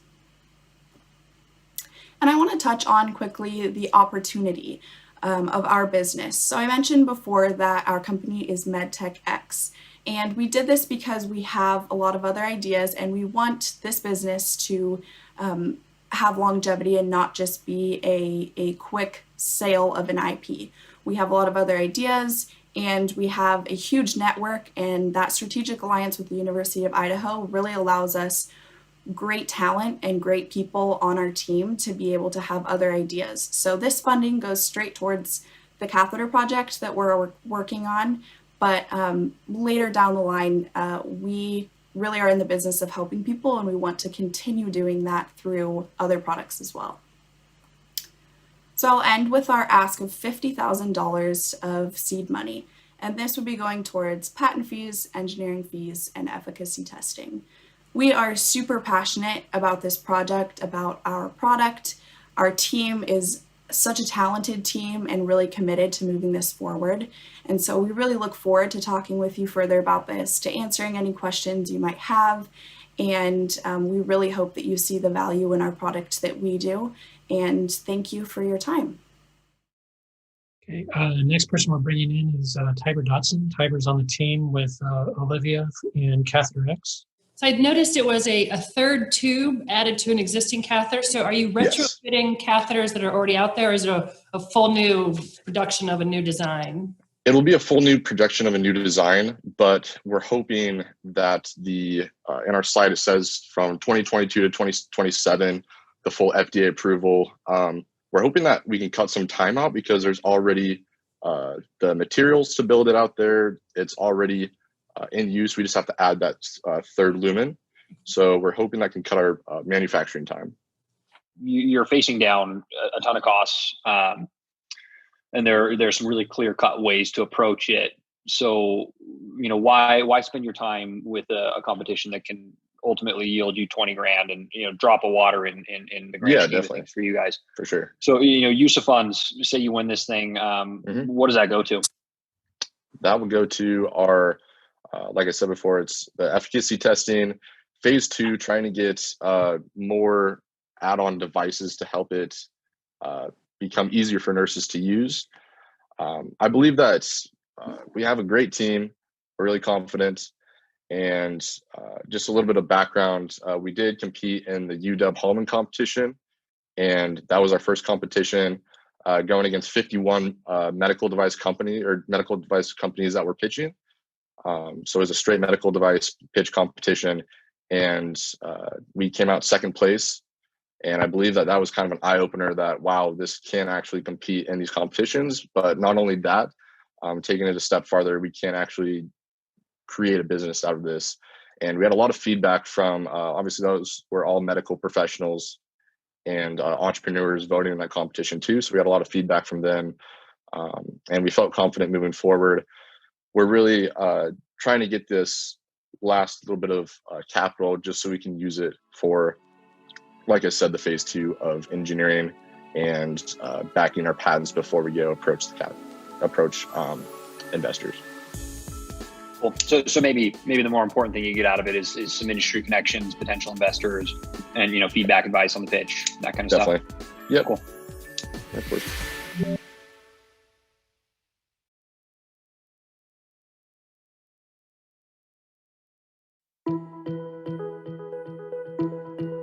Tomorrow's another day to do something great, and I have the ability to do that. So that's sort of how I stay resilient. I just try to stay optimistic and stay focused. Boise Startup Week, as well as the Boise State Venture College, have helped us a great deal try to refine our pitch to make it more specific and get rid of any information that I might not need in my pitch. And they've also given us just strategic business advice, bouncing ideas off of these people. We understand that we're new to starting a business, and these relationships have been really great for us to just ask questions of people who have done it and been there. So it's been really great. Hi, my name is Robert Gillingham. I'm one of the founders of Karmic Outdoors. We're an outdoor gear recovery system. We get lost gear back. So the problem that we're trying to solve is that outdoor men and women lose expensive gear, and there's no good way of getting it back to the owner. I was fly fishing one of our local rivers, and I found a fly rod. I got back home, and I wanted to get it back to the owner, so I posted on social media, I posted on Craigslist, and I posted on online chat forums. In several weeks, I got 4 or 5 phone calls of people who have lost fly rod. Unfortunately, those phone calls that I got were not of the fly rod I had in my hand. So I thought to myself, well, that's unfortunate. I really want to get it back to this guy, but I can't. So I thought, what have I lost and what have I found? And I've lost and found a lot of things throughout my outdoor career. And Aaron and I thought, well, there's got to be a solution to this problem. So we looked and we couldn't find one. And then we thought, well, how big of a problem is this? There's about 145 million outdoor recreation users annually. 86% of them have lost something of value in the outdoors, and 76% of them have found an item of somebody else's. So if you do the math, you see that only about 10% of outdoor gear is lost. The other percentage, high percentage of the time, somebody finds gear and wants to get it back to the owner, but can't. That's what we're here to solve. Our product are extremely durable decals that people put on their favorite outdoor gear that have unique ID numbers and QR codes associated with them, stored in our database. So customers purchase decals, they register the decal, they affix it to whatever item they want, and they enter the make, model, serial, color, whatever the information they want to put on there. And this ensures that their outdoor gear is identifiable and returnable. So the way it works is it's really simple.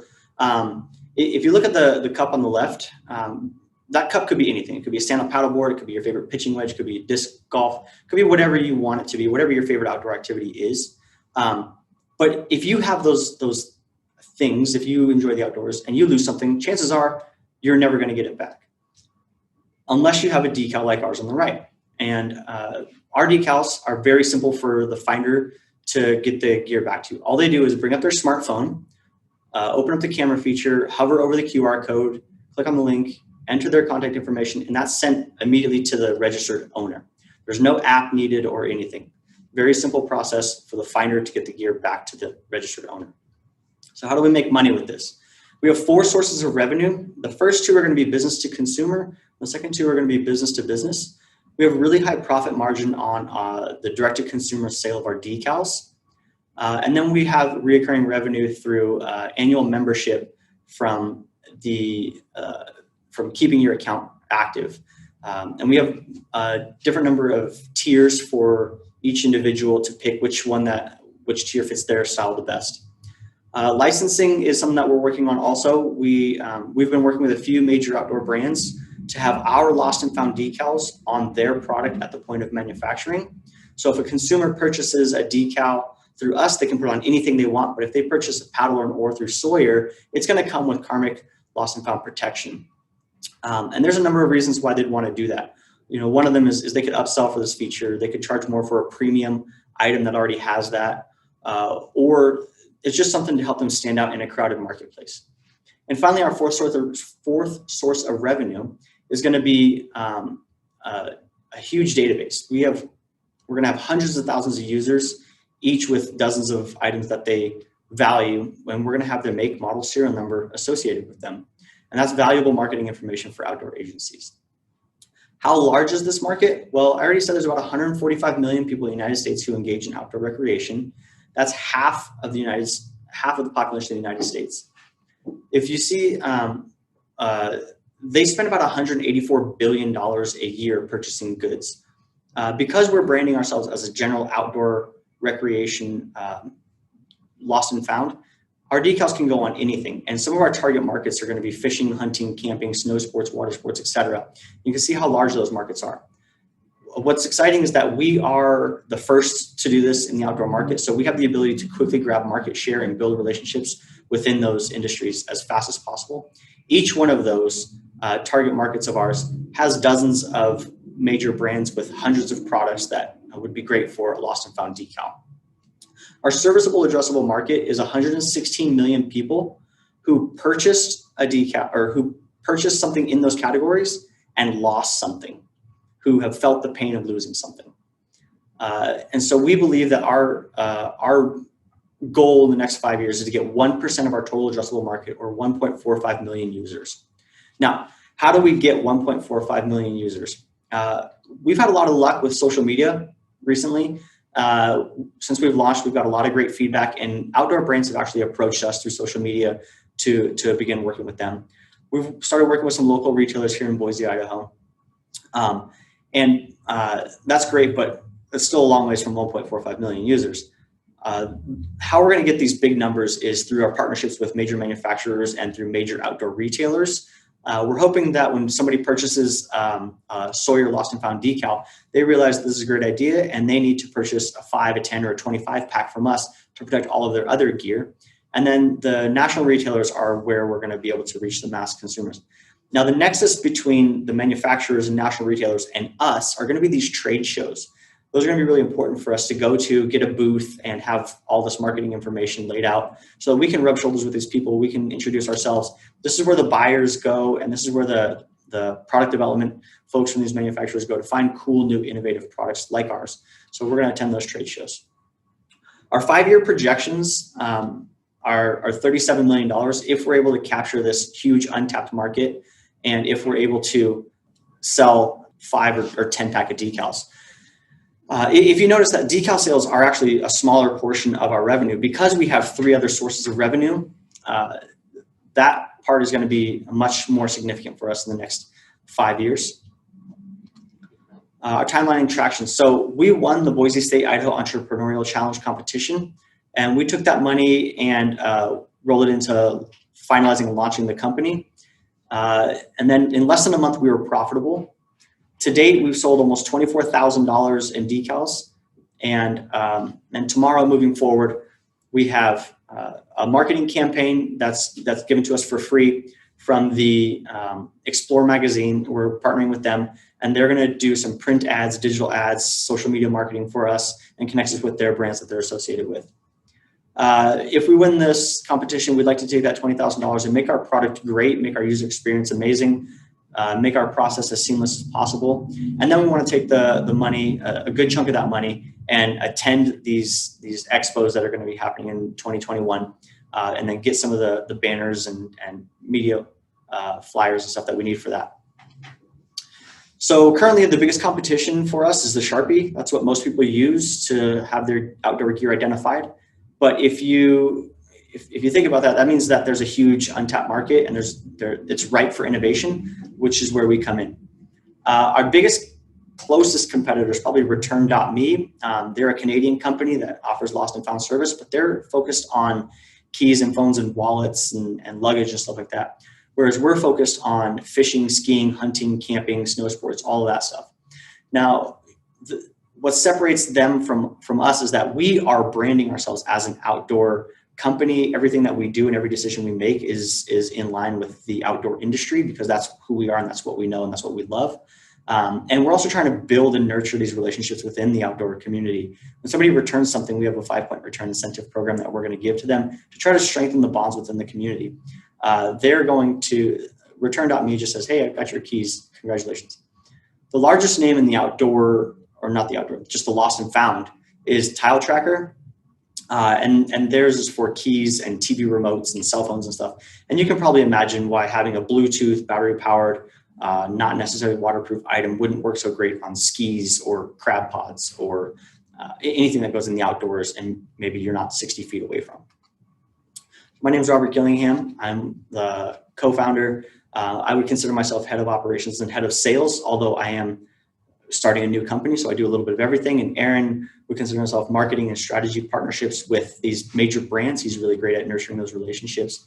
Aaron and I have been friends for a little over 10 years now, and we recognize our strengths and our deficiencies. And the great part is that we work really well together. His strengths are complementary to my weaknesses, and vice versa. We found that he likes things that I don't like, and vice versa.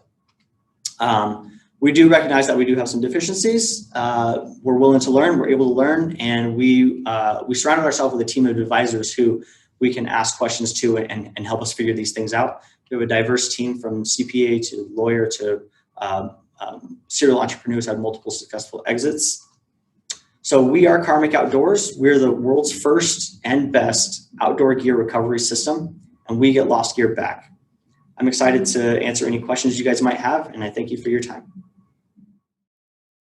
Just a couple questions on the decals that you talked about. How much does it cost? How many come in a pack? And what's the actual cost to your company? And is there one size or is there multiple sizes? I know I throw a lot of questions out at you. A lot of questions. Let me break that down. We have 4 pack sizes. We have a single pack that we're sort of marketing for like our fly fishing. Like for the cost of one fly, you can protect all of your fly fishing gear. We have a 5 pack, 10 pack, and a 25 pack for your gear junkie or the person that has a family.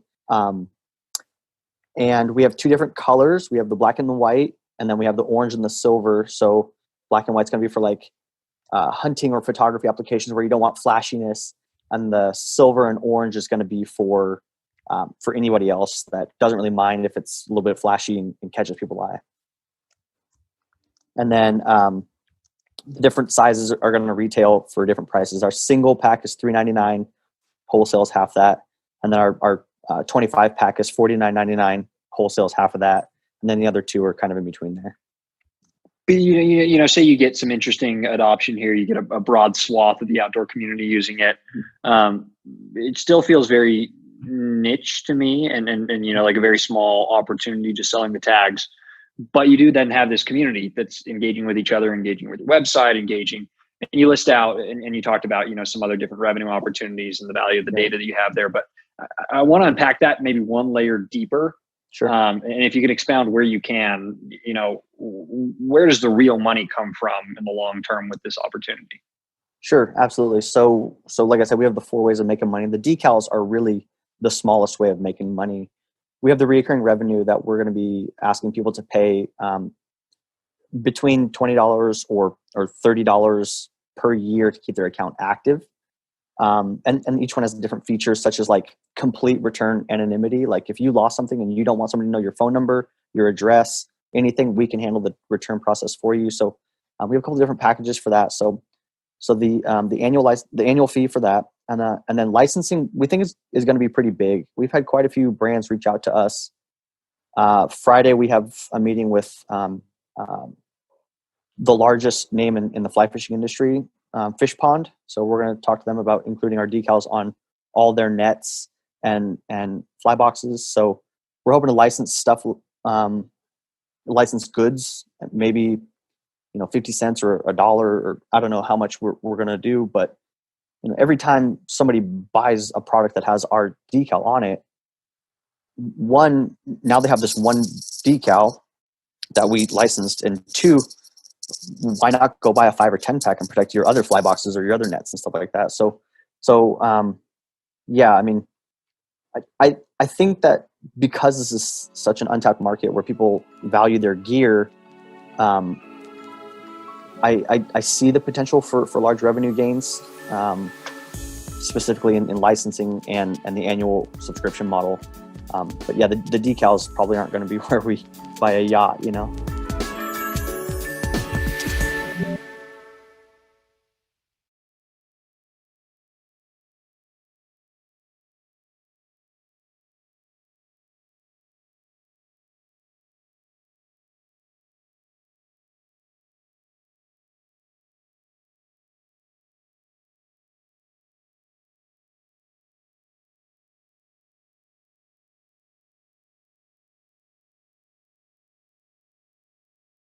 Welcome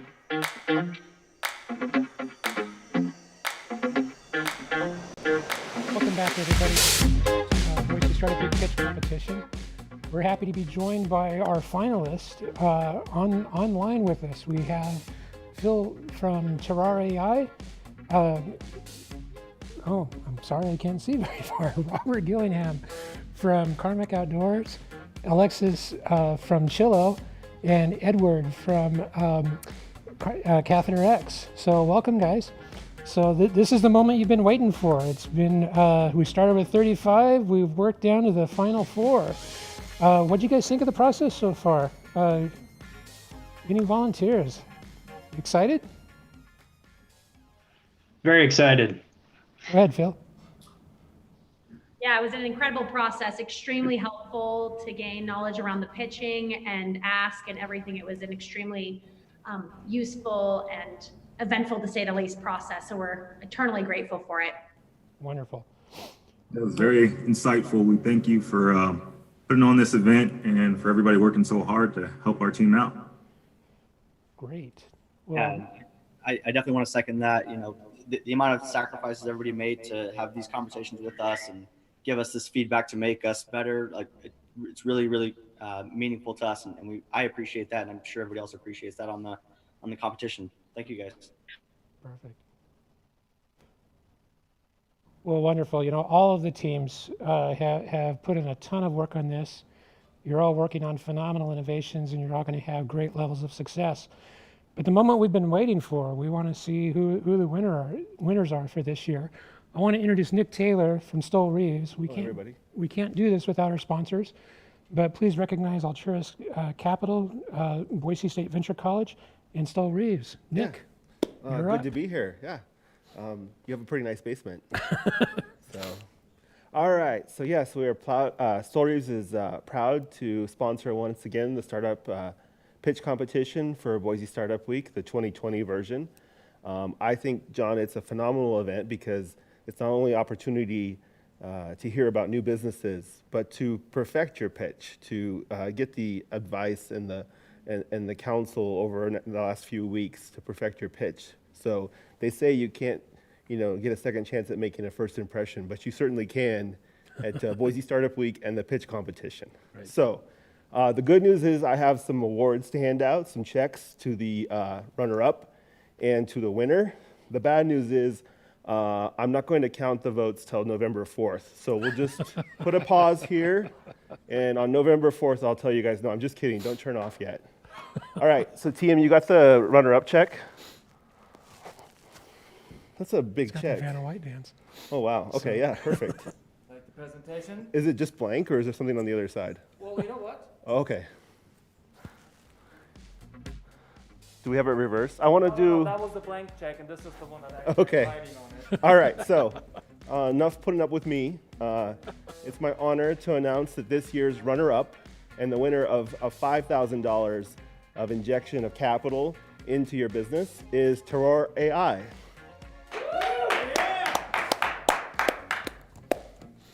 So, Phil, is it right, Phil? So, Phil, I'm going to put this check in the mail, and you should be getting it in about 10 days. So, if I can find a big enough box for it. So, congratulations. Hope you can put this to good use. I love your company, and I love to watch to see what you guys are going to do at the next stage. All right, and now for the big prize. The winner of this year's Boise Startup Week pitch competition, $20,000, is none other than Chillo. Congratulations, guys. I hope That's an awesome reaction. I'll also mail this check to you. Yes, we want that for sure. Yes. So much. Thank you so much to everyone. Really appreciate it. Yeah, it's been such an honor and a pleasure working with all of you, and to the other teams, you guys are incredible. Yeah. Absolutely incredible. Amazing experience. Thank you to all of you, and wish you all the success in the world. Hopefully this is one of many checks to come for you guys. One of many, Yeah. we're hoping. Yeah. Little shout out to Washi from last year. We shared a table next to them, and as everyone was up on stage, she asked me, she goes, "Who do you think's gonna win?" I said, Washi. Yeah. And just want to give a special shout out to Rob and the Washi team. Hope everybody's doing well. And thank you to John and to Nick and to TM and to everybody. Really, really appreciate everything you guys have done for us. Thank you, you guys. Oh, this is great.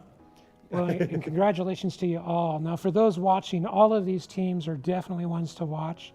They're all going to be participating in the showcase event tomorrow between 2 and 4. You'll have a chance to interact, ask questions, and learn more about those companies.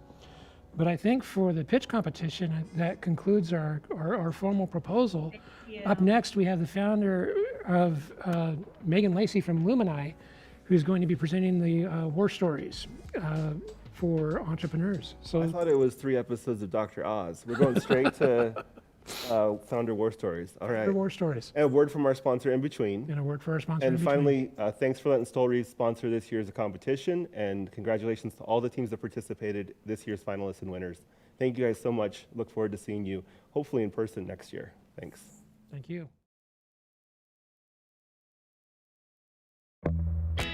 It's me, your Idaho Central Credit Union app. Oof, that's gonna cost ya. Don't look so worried. Applying for a visa on a Saturday? I know who'll answer our questions. Please be Abby, please be Abby. Abby! Video chat to the rescue. The closest Idaho Central Credit Union branch is in your pocket.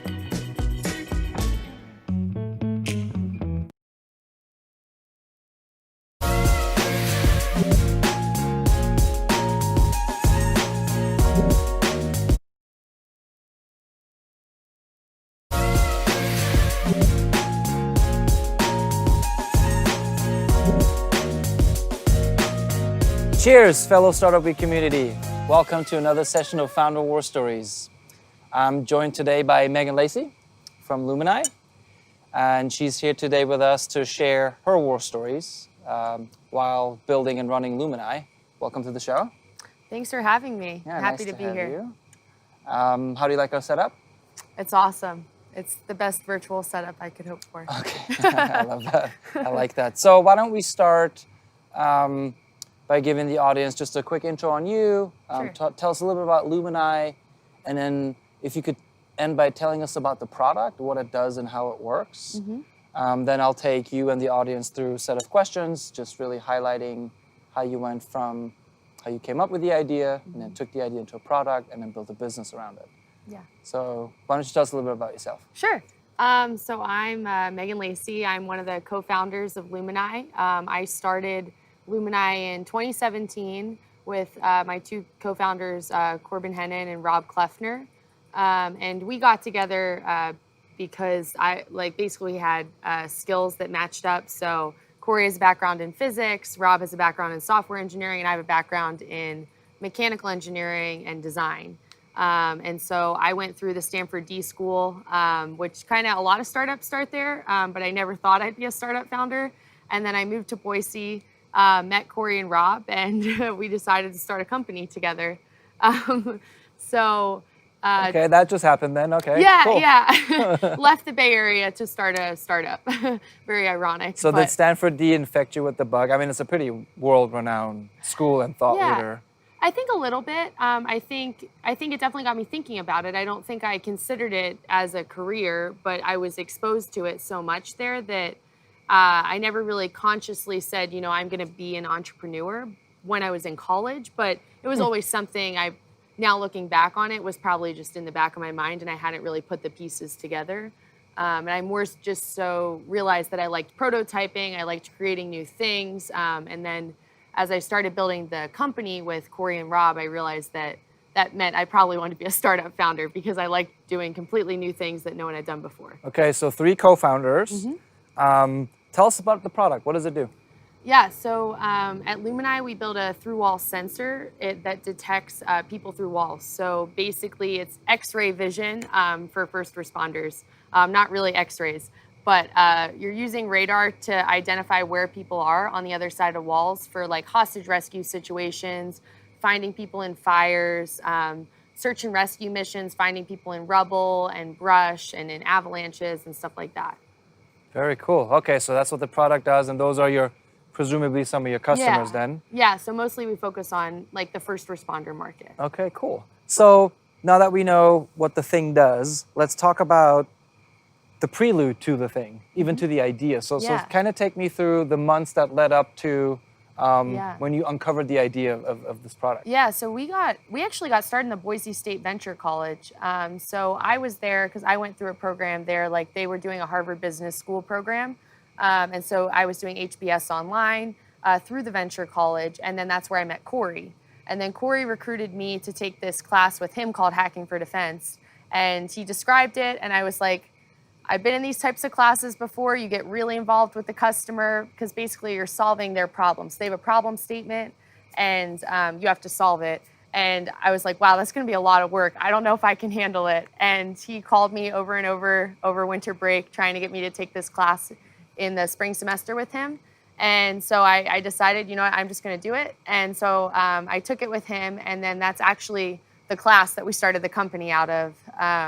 And so we like to joke that, you know, like I really did know what I was getting myself into at that moment because that's why I was so hesitant. I didn't. Good on Corey to talk you into it though, right? Yeah, for sure. So Hack for Defense sounds like it was the format was sort of a reverse pitch where problems were thrown out. And did you pick it or how did that work? So U.S. Special Operations Command, basically all of the different departments of defense had problems.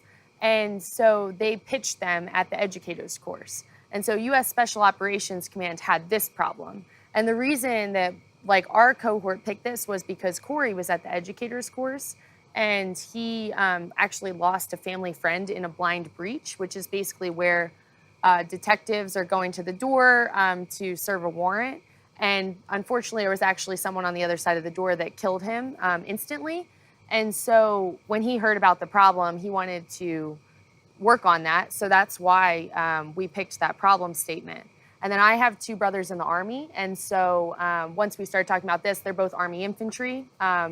And so my brothers would be at risk for that too. And so it definitely struck home with both of us. Okay, so even though, because with most reverse pitches, you just automatically assume, you know, people pick something or they're assigned something that they may or may not be passionate about, but there seems to be some pretty personal hooks there, right? Yeah, so basically, I mean, you could have got stuck with something that like you weren't passionate about, but I think since we were in a unique spot because typically the educators, basically the professors would come and they would pick the problem statements for their student teams. But since we were just kind of getting it off the ground at Boise State, Corey went. And so he was actually the student, but also picked the problem statement. So I think we lucked out in that sense that we got to work on something really awesome. Okay, so you got a problem statement. What was the first thing you did? Did you kind of look around for how this problem is solved? You know, with other, tell me about that. Yeah, so basically the point of Hacking for Defense is to find existing solutions for the Department of Defense. Like they don't want you to have to go start a company. Like it's a 3-month program. Like they're not expecting that. But we went out there and there are other through-wall sensors and we just heard over and over from users, like they're too bulky, they're not accurate enough, they're too expensive, they're like not meeting my needs in X, Y, and Z. So who'd you talk to? These users are the first responders then? Yeah, so we talked to law enforcement officers, we talked to firefighters, search and rescue, building and perimeter security, and then a lot of people within the DoD. So how'd you get a hold of them? Was it you cold calling them or was this through the program that you had access to? Yeah, so we had a problem. So our problem sponsor is Special Operations Command. He helped us make the initial introductions, at least within the military. Okay. And then we spread ourselves from there through networking. And then mostly with the first responders, we just like reached out to people we knew. Like, oh, you know, I know so-and-so is a law enforcement officer. Like I should call them and see, like maybe they're not the right person to talk to, but maybe they know, you know, 5 people I could call and see if they're the right person to talk to. And so we really just like built that networking. Which I think has actually really helped us in the long run is that we have some of these relationships that we've been fostering for almost 4 years now. Well, especially as I'm listening to you, you know, DoD sales cycles are super long, super hard to break into. You talk about a startup, risk flags go up, you know, unproven technology. DoD is typically kind of conservative in that sense, but it sounds like the way they structured it is you had warm introductions to you know, end users, and they sort of set you up with that network. It sounds like. Yeah, they definitely started it, and then I think we've been good at fostering it. And I think too, like some of the maybe the DoD users that didn't want to work with the student group are more willing to work with the startup that's still going on, a few years later, that actually is a product out there. And so I think even if we didn't, strike home runs with every single phone call back then, we've been able to go back to some of those people and be like, hey, remember us? We're Lumini now. We'd love to still talk to you about this problem you have. Okay, so you have the problem statement, you're talking to users about their workarounds or their pain points. At what point in those conversations did your team say, scrap commercially off the shelf, we got to build this our own? Yeah, so I would say probably halfway through the Hacking for Defense course. I think that it was always kind of a little bit on the minds that, it was probably on Corey's mind more than my own, initially. But I think we just realized, we could actually really make something here about halfway through. And then we actually got an interview to Y Combinator when, we just had an idea. And so I guess for those... How do you get an interview at Y Combinator? Yeah, so you have to submit an application online. And I think at this point there's 12,000 companies or so that apply. And then I think 500 to 600 get selected for interviews. And then they select about 200 per batch. And so the fact that we got... I knew about Y Combinator because, I was in the Bay Area before, and that's where they're based.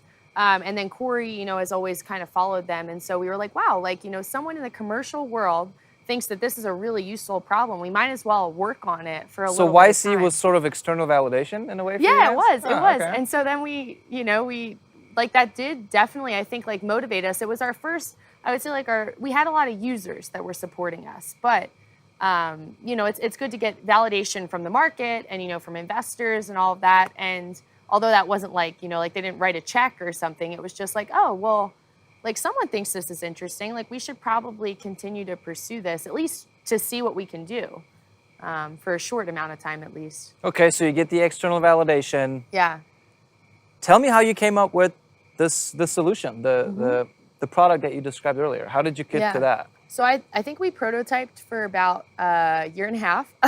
And when you say prototype, I want to be clear. So you're actually building physical product, yeah, so we basically, I guess Corey and I worked odd jobs, and Rob, to make ends meet.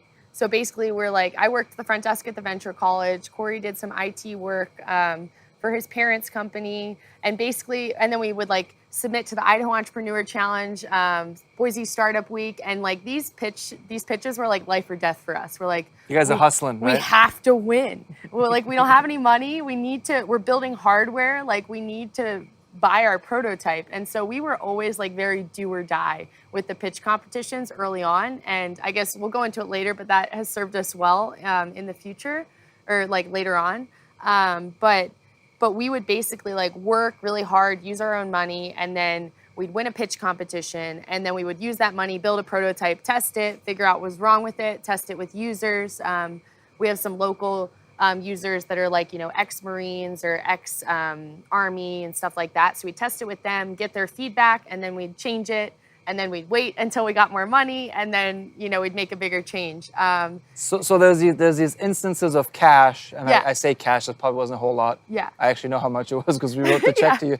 But they're really lifelines, right? I mean, you're going from prototype to prototype. Yeah, well, especially for a hardware company, because for us, everything costs money, to time, but it's we were putting so much time into it, but there's only so much time you can put in if you can't afford the equipment that you need or the one component that's going to make this new solution, and you don't know until you've bought it if you're right. Right. And so So how'd you build the first one? Did you patch it together MacGyver style? Yeah, or? we like to call it our Home Depot special. Okay. Because we literally just put our electronics in a box, and then I just took a bandsaw and just made it a box with kitchen cabinet handles, and we brought this places to show users. It was. Do you still have it? Yeah, we have it put away so that we're not gonna accidentally break it or something. But it had a door hinge on it. It was quite something. But so we called it our Home Depot special. But it did what it was supposed to do. Yeah. Did it validate that it was usable? Yeah. Or, okay. Yeah. So our first functional through-wall sensor was set up like that, and then we made 2 more like that, and then we came upon what we now have as our product, and we accidentally along the road Like I talked about how some of the devices were a little bit bulkier. We kept realizing, oh, bulkier, it gets better, And so then we tested our prototype and we were so proud of it with one of our users, and he was like, this is too big. And then we realized, we were like, wait, we're playing the game that everyone else was playing. And so we totally redid our design. I want to say around the new year in like 2018, 2019 range. Yeah. Okay, so the features or the features that came with and the additional ability with more real estate, more space, did that sort of get you down the rabbit hole then? Because it sounded like initially that was the very thing you were looking to solve for. Yeah. So we just realized that we were making the wrong trade-offs. And so once we realized that, then we started changing our approach, going to a smaller device that wasn't as functional, but met all of those needs. And we're like, we'll start here, and then we can build out this functionality with like a product roadmap. But this is where we have to start. It's fair to call that your MVP? Yeah, exactly. Did you parade that around with end users and potential customers? Did you get in the hands of folks? Yeah, so we actually, we did that locally, and then we had been, meanwhile, been applying to this program called X-Tech Search through the Army. And so we applied for X-Tech Search 1.0, which it's basically like a pitch white paper competition that spans over 9 months. And they went from about 600 applicants to 60 companies in phase 2 to 25 companies in phase 3 to 12 in the final phase, and then they pick one company at the end that wins the grand prize. And so basically it's all grant money. And the first time we went, we had a cardboard prototype. We're like, trust me, it works in our lab. Like our pitch was not, like super scientific, and we did not make it past the second round. And then the second time we went back, we had this prototype that our MVP, and we actually ended up winning the whole thing. So you went to the first year. Yeah. Didn't make it to the finals, and then you learned your lessons and came back with an MVP and took it. Yeah, that was 150,000. Is that right? It was 4,000, then 10,000, then 120, and then 250. Wow. So the grand prize we just won about a year ago. So is that like the typical playbook for a hardware DoD startup? No. Investors are going to shy away from putting money in for all the obvious reasons. But is that those lifelines? Is that a playbook? Would you say? Well, I would say it's a new playbook that the DoD is using. I would say it's even just in the last few years that I've been involved in it. It's just changed so much. Like the DoD is really pushing towards like how can we get startups and small businesses like funding sooner and like just small amounts so that they can prove out a concept to us, and then once they've proved it out a bit, then we can like move forward and maybe do like a more traditional contract. So the X-Tech Search program has only been running for, I think they're on their like 4th iteration. So we applied to the first and then we won the second. So that's super new. And I'm excited about those opportunities. And it's not necessarily always like, a through-wall sensor, but it could be like a technology that, like it's typically in the home, but it's actually really useful for the DoD in this specific scenario. So I'm just trying to get, I guess, more crossover there, because why like recreate the wheel if it kind of already exists? I see. No, that makes sense. Yeah. So who was your first customer? Did they go off the MVP, or who was the first paying customer? And tell me a little bit about that. The Army and the Air Force were the first users that we worked with through contracts. And so it was DoD based. And I think a lot of that stemmed from the traction with the Army through the X-Tech Search program. I think that really helped just kind of solidify us as like, okay, this is not a hacking for defense class anymore. Like this is like a real company, and they're making real product that could actually really help the people in the Department of Defense. So in terms of my experience with DoD, and I have my background is in manufacturing, and we had contracts, fixed firm pricing contracts with DoD, is that, like I said earlier, they shy away from risk, right, and unproven technologies. And I will say this, they also, my experience was and this was in my mid-20s, when I would walk into the room with a General Dynamics, they would sort of raise their eyebrows at, who is this kid? They were older engineers who had done this, and for good reason. A lot of legacy systems employed there. So how was that being coming out of YC, very techy, startup-y, and then this heavy-driven compliance world? Like, how did that affect I mean, I think we're still learning, but I think we get a little bit of like we've been doing it for a long enough time, and I think that we like to tell our story a lot to the end users because none of us have served, and I think that does make a difference. But like we say, listen, like we literally spent our own money on this for 2 years. Like we're really passionate about this, and like we don't claim to be the experts on it. Like we want to build the technology that they want, and so I think we take a very humble approach to it. But I do think, like definitely like we get, even when we won the X-Tech search, they're like, wow, young faces up here, like we were also probably the youngest group in the top 12 companies. And also like, I know like my hair is purple and like, like there's a lot of things that were there a lot of other women or no, were you, okay. No, yeah. So I didn't think so. Not many women. And then, so it's like, it's pretty evident, like that we're non-traditional in that sense. But I think that we just try and be very humble and, recognize that like we're not the end user and that we want to work with them. And I think, when they understand that, like, oh, well, they really genuinely care about my needs. If they can build it, like, why not, like. So were there any major aha moments, pivot moments since the MVP was launched as you were collecting user feedback? Was there anything that I would look at your product before and after and I would say, whoa, that's different? I would say maybe just our user interface. We just got really, I think in the beginning we were really focused on like, because we had tried so hard to focus on functionality.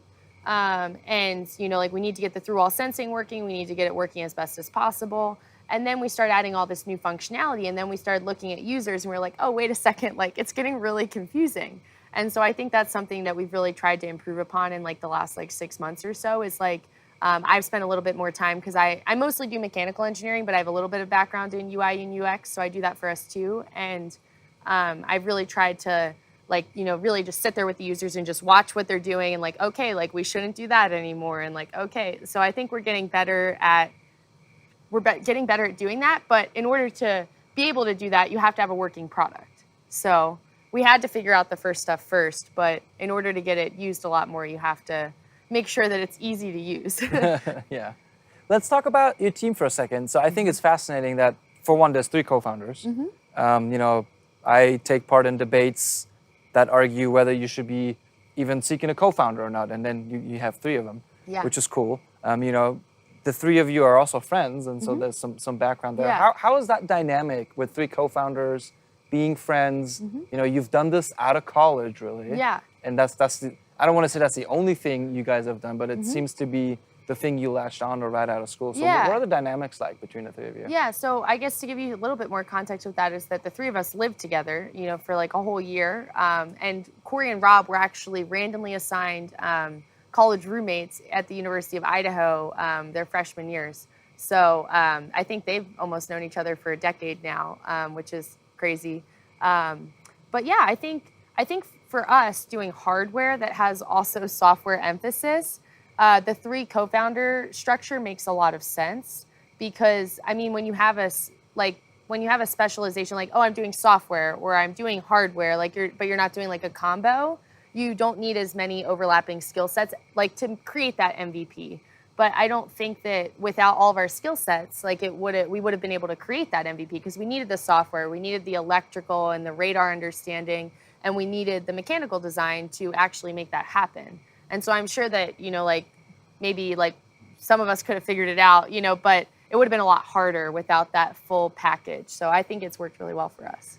And so these days you guys are in production, I assume? Yeah, so we are just starting commercial sales and then working on those DoD contracts. And you produce everything in Boise, as I Yeah, we do That's everything ourselves right now. So as you look back now so you're on the cusp of commercializing your product, right? Years in the making, years of relationships with friends and co-founders. Is there anything you would have done differently looking back? And maybe not necessarily, something that didn't turn out so good, but something that you learned along the way that you would want to share with other young founders? Yeah, that's tough. And it can be more than one thing.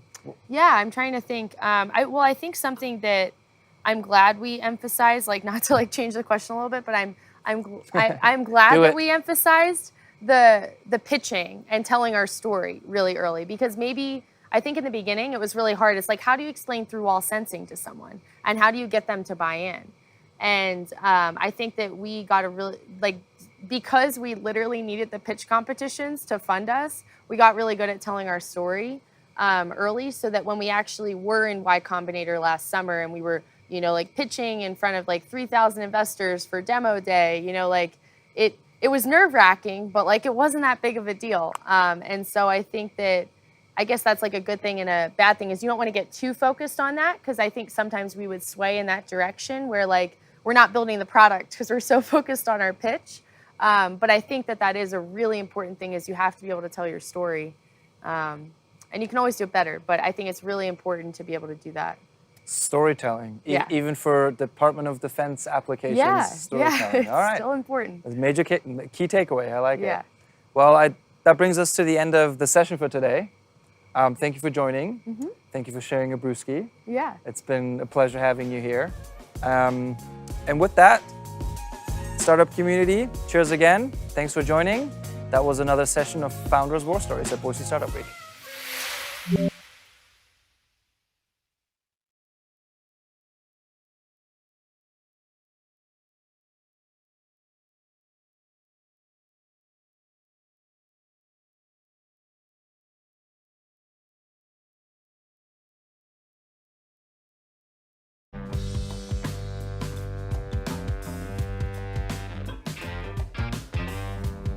Hey guys, thanks for sticking around. I hope you enjoyed day 3 at Boise Startup Week.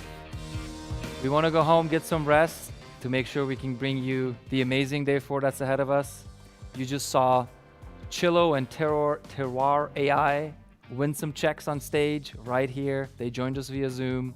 I just wanted to point out one more time that if it wasn't for our sponsors actively and financially supporting Boise Startup Week, we would not be able to support these startups and early stage founders with cash, and then they wouldn't be able to build the amazing companies that I hope they're going to build.